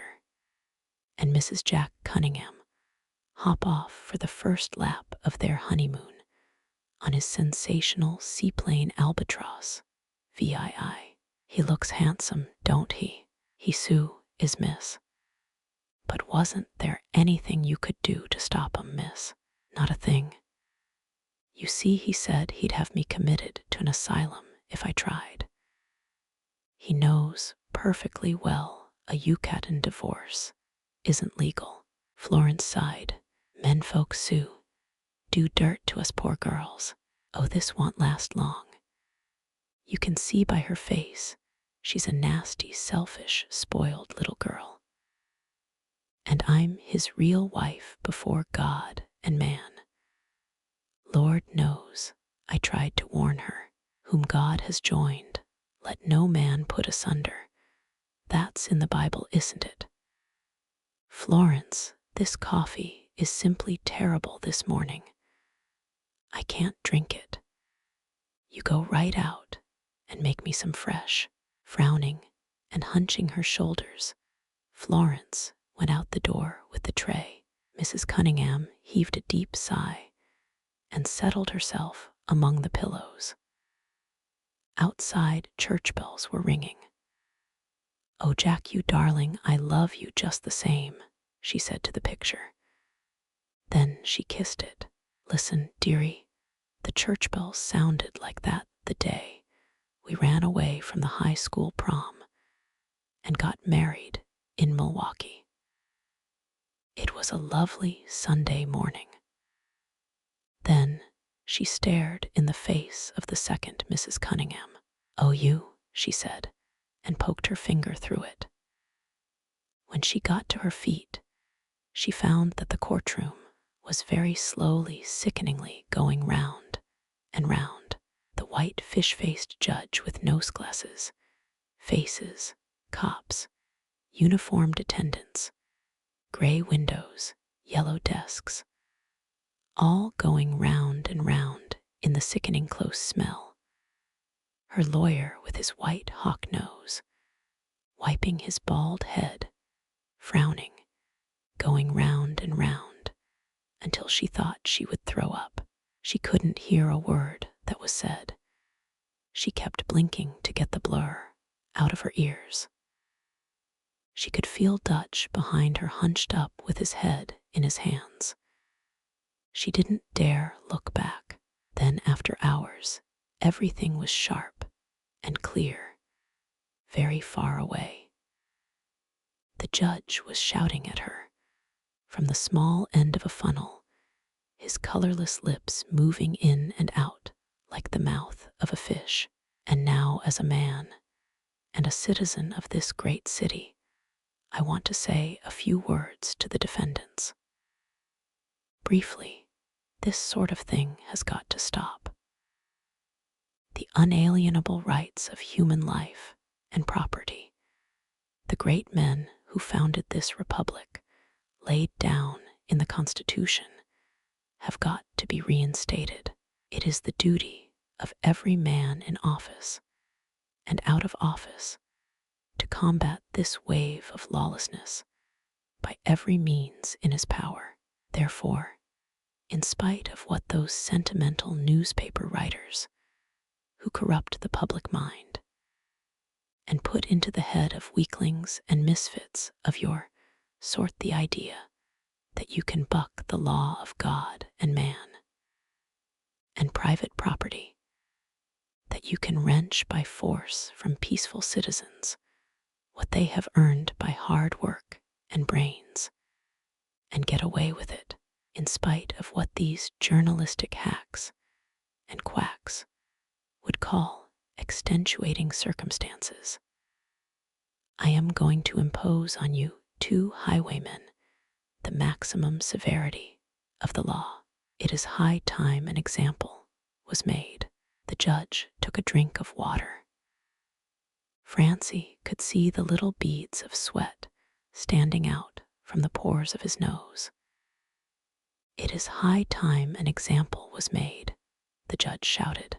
Not that I don't feel as a tender and loving father the misfortunes, the lack of education and ideals, the lack of a loving home and tender care of a mother that has led this young woman into a life of immorality and misery, led away by the temptations of cruel and voracious men, and the excitement and wickedness of what has been too well named the jazz age. Yet at the moment when these thoughts are about to temper with mercy the stern anger of the law, the importunate recollection rises of other young girls, perhaps hundreds of them at this moment in this great city, about to fall into the clutches of a brutal and unscrupulous tempter like this man Robertson. For him and his ilk, there is no punishment sufficiently severe. And I remember that mercy misplaced is often cruelty in the long run. All we can do is shed a tear for erring womanhood and breathe a prayer for the innocent babe that this unfortunate girl has brought into the world as the fruit of her shame. Francie felt a cold tingling that began at her fingertips and ran up her arms into the blurred, whirling nausea of her body. 20 years, she could hear the whisper round the court. They all seemed licking their lips, whispering softly, 20 years. I guess I'm going to faint, she said to herself, as if to a friend. Everything went crashing black, propped with 5 pillows in the middle of his wide colonial mahogany bed, with pineapples on the post's Phineas P. Blackhead, his face purple, as his silk dressing gown sat up and cursed. The big mahogany-finished bedroom, hung with Javanese print cloth instead of wallpaper, was empty except for a Hindu servant in a white jacket and turban who stood at the foot of the bed, with his hands at his sides, now and then bowing his head at a louder gust of cursing and saying, "Yes, Sahib, yes, Sahib. By the living almighty Jingo, you got him, Yellow Babu, bring me that whiskey, or I'll get up and break every bone in your body. Do you hear? Jesus God, can't I be obeyed in my own house? When I say whiskey, I mean rye, not orange juice. Damnation. Here, take it." He picked up a cut-glass pitcher off the night table and slung it at the Hindu. Then he sank back on the pillows, saliva bubbling on his lips, choking for breath. Silently, the Hindu mopped up the thick Baluchistan rug and slunk out of the room with a pile of broken glass in his hand. Blackhead was breathing more easily. His eyes sank into their deep sockets and were lost in the folds of sagged green lids. He seemed asleep when Gladys came in wearing a raincoat with a wet umbrella in her hand.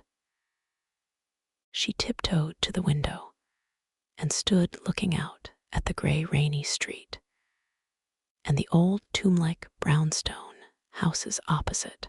For a splinter of a second, she was a little girl come in her nightgown to have Sunday morning breakfast with Daddy in his big bed. He woke up with a start, looked about him with bloodshot eyes, the heavy muscles of his jowl tightening under the ghastly purplish skin. "Well, Gladys, where's that rye whiskey I ordered?" "Oh, Daddy, you know what Dr. Tom said. He said it'd kill me if I took another drink." "Well, I'm not dead yet, am I? He's a damned ass. Oh, but you must take care of yourself and not get all excited."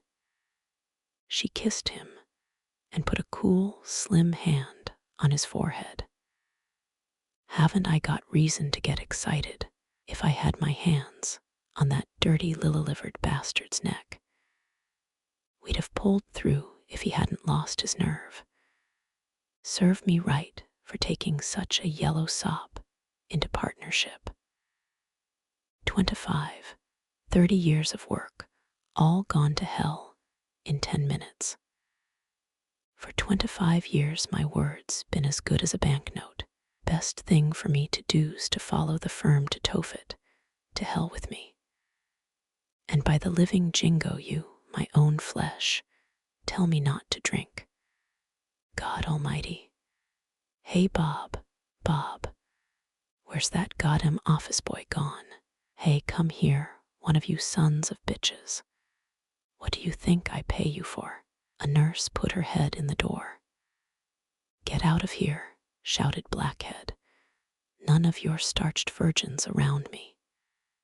He threw the pillow from under his head. The nurse disappeared. The pillow hit one of the posts and bounced back on the bed. Gladys began to cry. "Oh, Daddy, I can't stand it, and everybody always respected you so. Do try to control yourself, Daddy dear. And why should I, for Christ's sake? Show's over, why don't you laugh? Curtains down. It's all a joke, a smutty joke." He began to laugh deliriously. Then he was choking, fighting for breath, with clenched fists again. At length he said in a broken voice, "Don't you see that it's only the whiskey that was keeping me going? Go away and leave me, Gladys, and send that damned Hindu to me. I've always liked you better than anything in the world. You know that. Quick, tell him to bring me what I ordered." Gladys went out crying. Outside, her husband was pacing up and down the hall. "It's those damned reporters. I don't know what to tell 'em. They say the creditors want to prosecute." "Mrs. Gaston," interrupted the nurse, "I'm afraid you'll have to get male nurses. Really, I can't do anything with him." On the lower floor, a telephone was ringing. When the Hindu brought the bottle of whiskey, Blackhead filled a highball glass and took a deep gulp of it.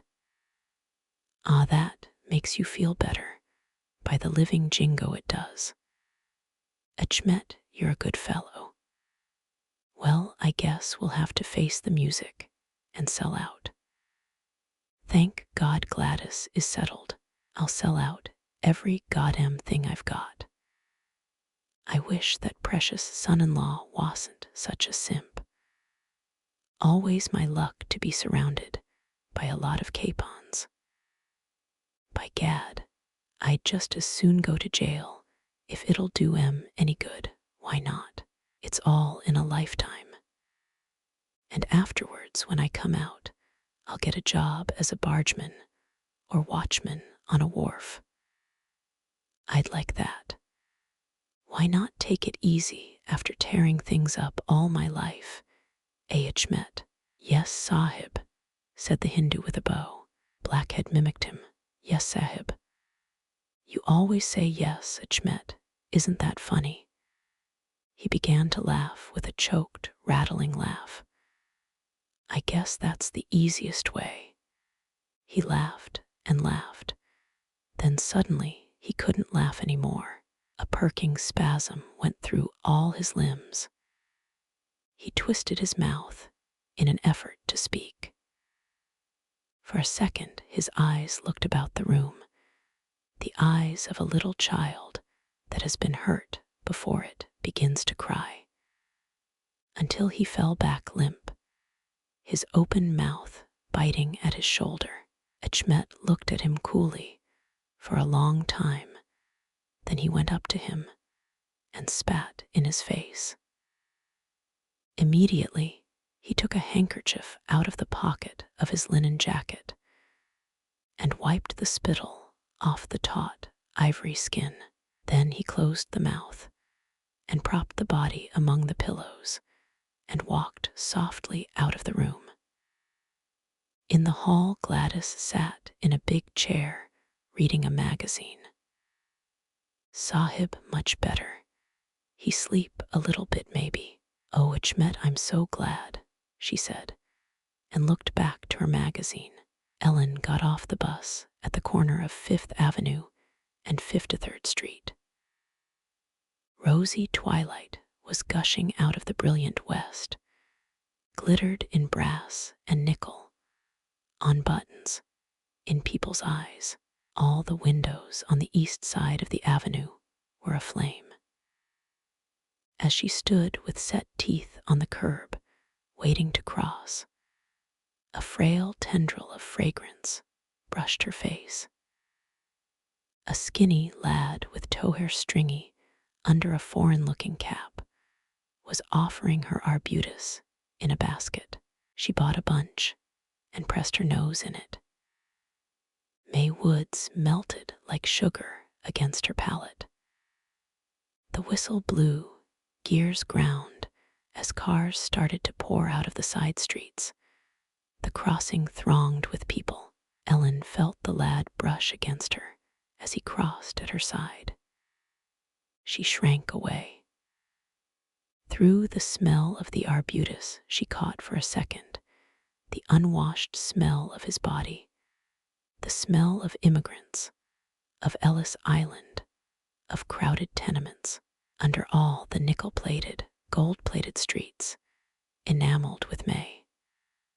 Uneasily, she could feel the huddling smell, spreading in dark, slow, crouching masses, like corruption, oozing from broken sewers. Like a mob, she walked briskly down the cross street. She went in a door beside a small, immaculately polished brass plate. Madame Saubrine. Robes. She forgot everything in the cat-like smile of Madame Saubrine herself. A stout, black-haired, perhaps Russian woman, who came out to her from behind a curtain with outstretched arms, while other customers, waiting on sofas in a sort of Empress Josephine parlor, looked on enviously. My dear Mrs. Herf, where have you been? We've had your dress for a week, she exclaimed in too perfect English. Ah, my dear, you wait, it's magnificent. And how is Mr. Hapiscourt? I've been very busy. You see, I'm giving up my job. Madame Saubrine nodded and blinked knowingly, and led the way through the tapestry curtains into the back of the shop. Ah, ça si voit. Il n'y faut pas tirer veiller. On peut voir déjà des touts petites arides. Mais ils disparaîtront. Forgive me, dear. The thick arm round her waist squeezed her. Ellen edged off a little. Vous la femme la plus belle de New York. Angelica Mrs. Herf's evening dress, she shouted in a shrill, grating voice like a guinea hen's. A hollow-cheeked, wash-it-out blonde girl came in with the dress on a hanger. Ellen slipped off her gray, tailored walking suit. Madame Saubrine circled round her, purring. Angelica, look at those shoulders, the color of the hair. Ah, c'est le rêve, edging a little too near like a cat that wants its back rubbed. The dress was pale green with a slash of scarlet and dark blue. This is the last time I have a dress like this. I'm sick of always wearing blue and green. Madame Saubrine, her mouth full of pins, was at her feet, fussing with the hem.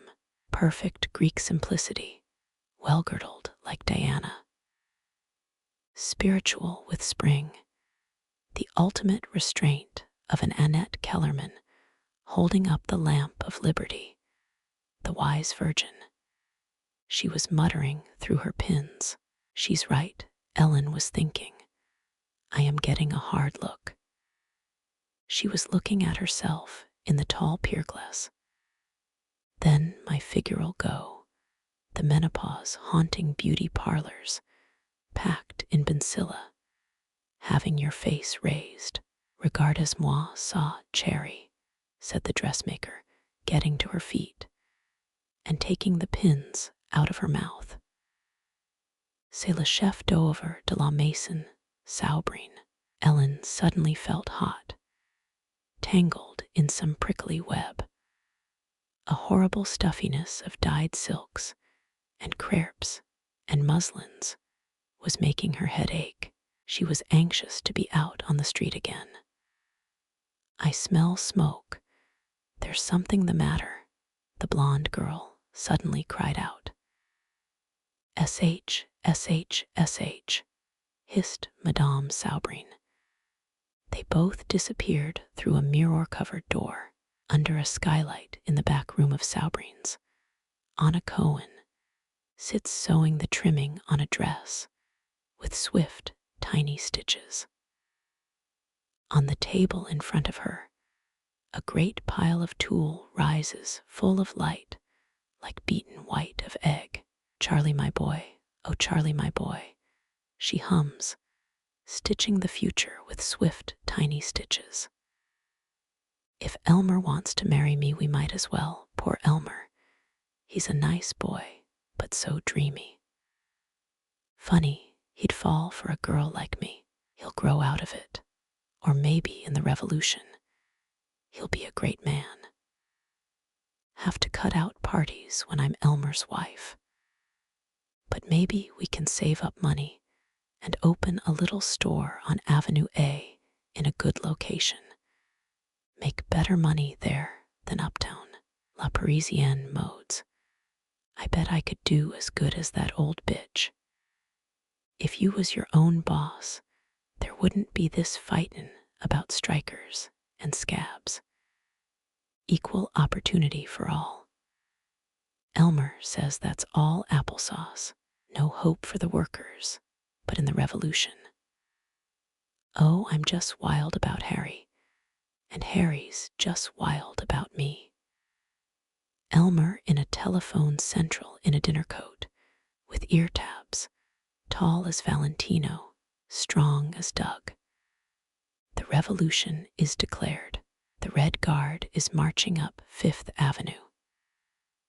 Anna in golden curls, with a little kitten under her arm leans, with him out of the tallest window. White tumbler pigeons flutter against the city below them. Fifth Avenue bleeding red flags, glittering with marching bands. Hoarse voices singing Die Rot Fawn in Yiddish. Far away, from the Woolworth, a banner shakes into the wind. Look, Elmer darling, Elmer Duskin for mayor, and they're dancing the Charleston in all the office buildings. Thump, thump, that Charleston dance. Thump, thump. Perhaps I do love him. Elmer, take me. Elmer, loving as Valentino, crushing me to him with Doug-strong arms. Hot as flame, Elmer. Through the dream she is stitching, white fingers beckon. The white tulle shines too bright. Red hands clutch suddenly out of the tulle. She can't fight off the red tulle all round her, biting into her, coiled about her head, the skylights blackened with swirling smoke, the rooms full of smoke and screaming. Anna is on her feet, whirling round, fighting with her hands the burning tulle all round her. Ellen stands looking at herself in the pier glass in the fitting room. The smell of singed fabrics gets stronger.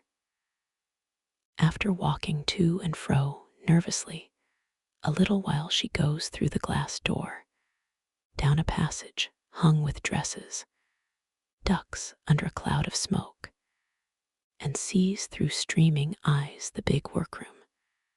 Screaming girls huddling behind Madame Saubrin, who is pointing a chemical extinguisher at charred piles of goods about a table. They are picking something moaning out of the charred goods. Out of the corner of her eye, she sees an arm in shreds, a seared black-red face, a horrible naked head. Oh, Mrs. Herf, please tell them in front it's nothing, absolutely nothing. I'll be there at once. Madame Saubrin shrieks breathlessly at her. Ellen runs with closed eyes through the smoke-filled corridor into the clean air of the fitting room. Then, when her eyes have stopped running, she goes through the curtains to the agitated women in the waiting room. Madame Saubrin asked me to tell everybody it was nothing, absolutely nothing, just a little blaze in a pile of rubbish. She put it out herself with an extinguisher. Nothing, absolutely nothing. The women say one to another, settling back onto the Empress Josephine sofas. Ellen goes out to the street. The firing engines are arriving. Policemen are beating back the crowds. She wants to go away, but she can't. She's waiting for something. At last, she hears it tinkling down the street. As the firing engines go clanging away, the ambulance drives up. Attendants carry in the folded stretcher. Ellen can hardly breathe. She stands beside the ambulance, behind a broad blue policeman. She tries to puzzle out why she is so moved. It is as if some part of her were going to be wrapped in bandages, carried away on a stretcher. Too soon it comes out, between the routine faces, the dark uniforms of the attendants. Was she terribly burned? Somehow she manages to ask under the policeman's arm. She won't die, but it's tough on a girl. Ellen elbows her way through the crowd and hurries towards Fifth Avenue. It's almost dark. Lights swim brightly in night clear blue like the deep sea. Why should I be so excited? She keeps asking herself. Just somebody's bad luck, the sort of thing that happens every day. The moaning turmoil and the clanging of the firing engines won't seem to fade away inside her. She stands irresolutely on a corner, while cars, faces, flicker clatteringly past her.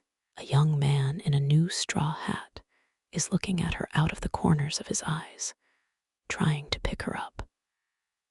She stares him blankly in the face. He has on a red, green, and blue striped necktie. She walks past him fast, crosses to the other side of the avenue, and turns uptown. 7:30. She's got to meet someone somewhere. She can't think where. There's a horrible, tired blankness inside her. Oh dear, what shall I do? She whimpers to herself. At the next corner, she hails a taxi. Go to the Algonquin, please. She remembers it all now.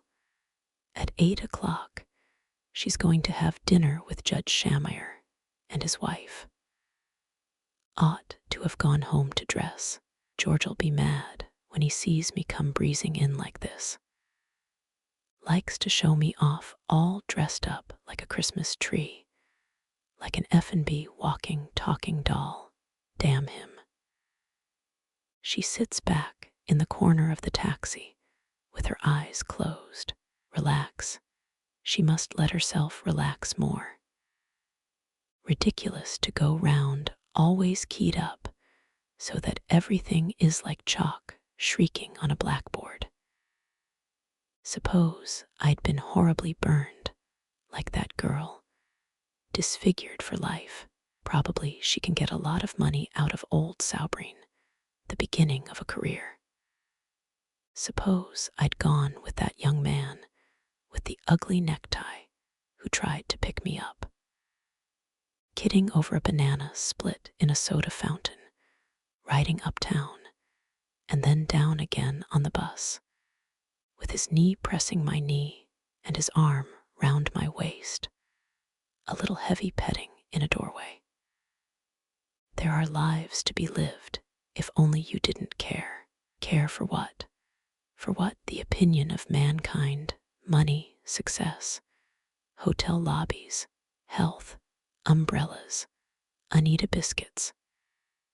It's like a busted mechanical toy, the way my mind goes brrrr all the time. I hope they haven't ordered dinner. I'll make them go somewhere else if they haven't. She opens her vanity case and begins to powder her nose. When the taxi stops and the tall doorman opens the door, she steps out with dancing pointed girlish steps, pays, and turns, her cheeks a little flushed, her eyes sparkling with the glinting sea blue night of deep streets, into the revolving doors. As she goes through the shining, soundless revolving doors that spin before her gloved hand touches the glass, there shoots through her a sudden pang of something forgotten. Gloves, purse, vanity case, handkerchief. I have them all. Didn't have an umbrella. What did I forget in the taxicab? But already she is advancing, smiling towards two gray men in black with white shirt fronts, getting to their feet, smiling, holding out their hands.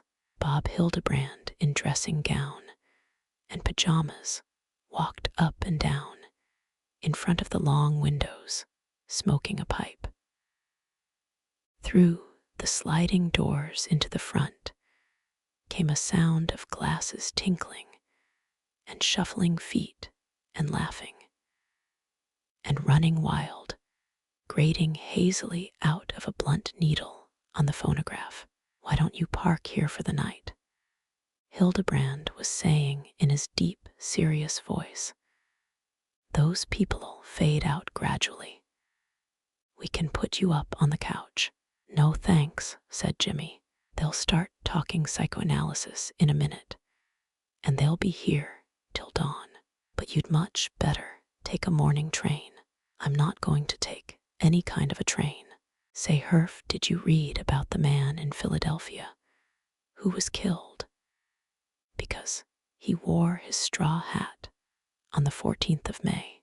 By God, if I was starting a new religion, he'd be made a saint. Didn't you read about it? It was funny as a crutch. This man had the temerity to defend his straw hat. Somebody had busted it, and he started to fight.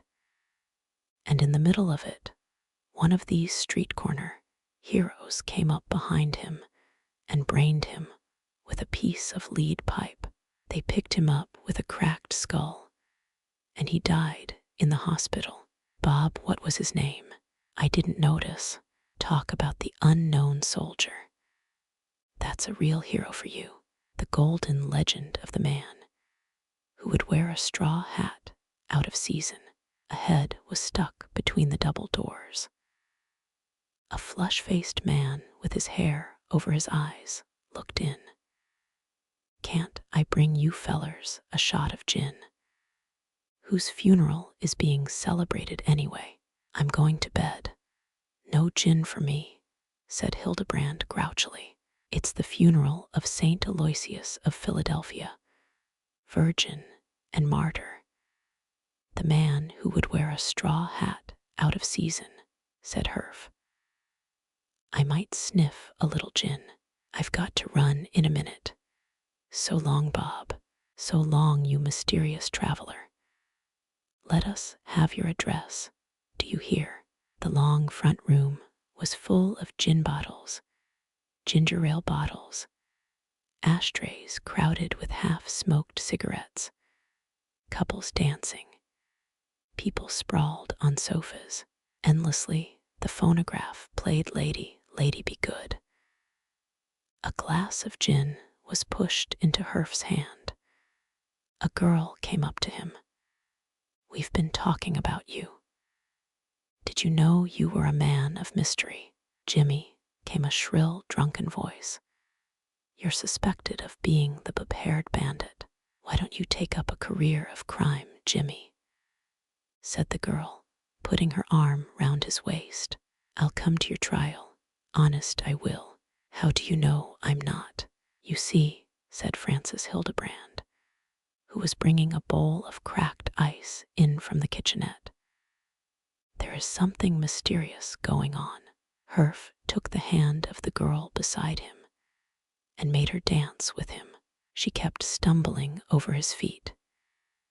He danced her round until he was opposite to the hall door. He opened the door and foxtrotted her out into the hall.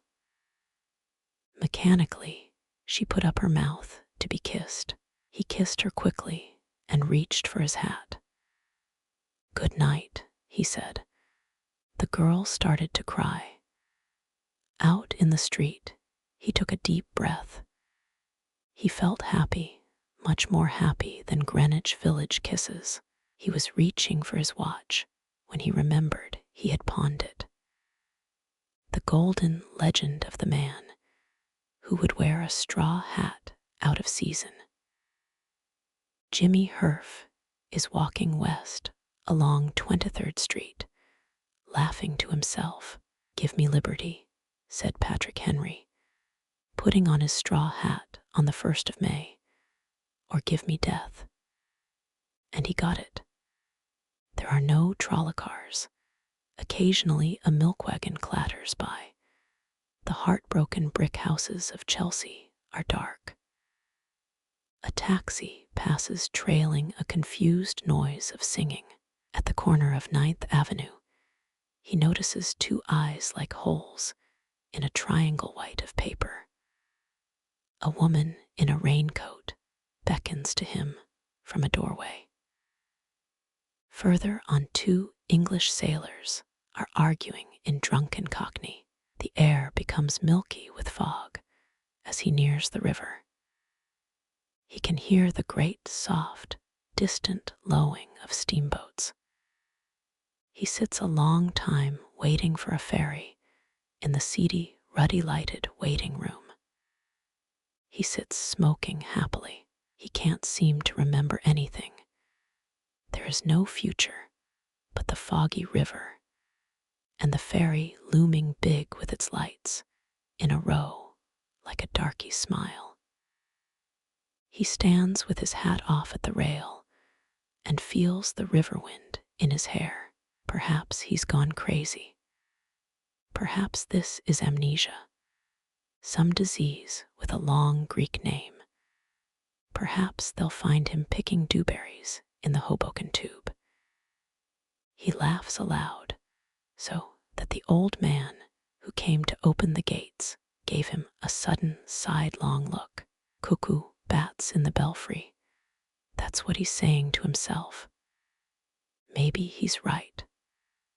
By gum, if I were a painter, maybe they'll let me paint in the nut house.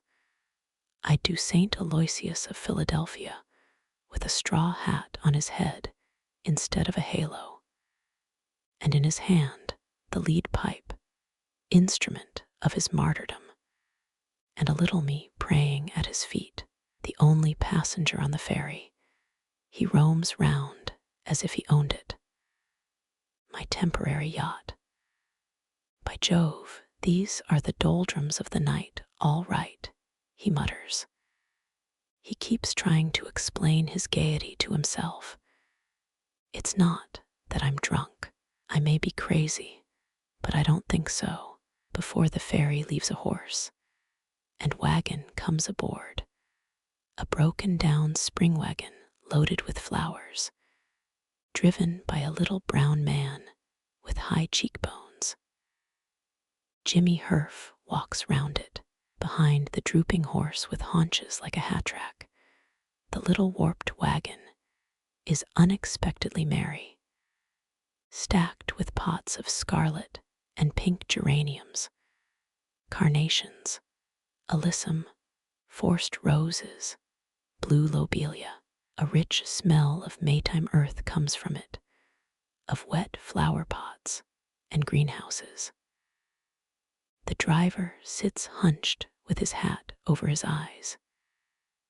Jimmy has an impulse to ask him where he is going with all those flowers, but he stifles it and walks to the front of the ferry. Out of the empty dark fog of the river, the ferris lip yawns all of a sudden, a black mouth with a throat of light.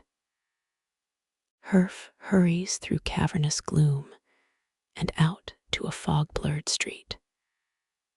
Then he is walking up an incline. There are tracks below him and the slow clatter of a freight, the hiss of an engine. At the top of a hill, he stops to look back. He can see nothing but fog spaced with a file of blurred arc lights. Then he walks on, taking pleasure in breathing, in the beat of his blood, in the tread of his feet on the pavement, between rows of otherworldly frame houses. Gradually, the fog thins. A morning pearliness is seeping in from somewhere.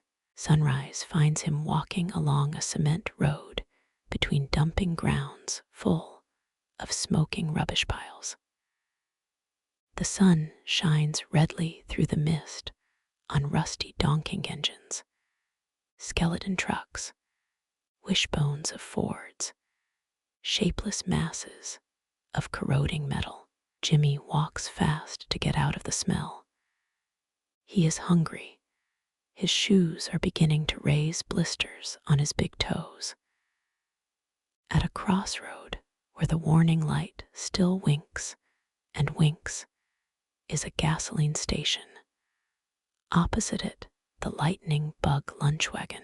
Carefully, he spends his last quarter on breakfast.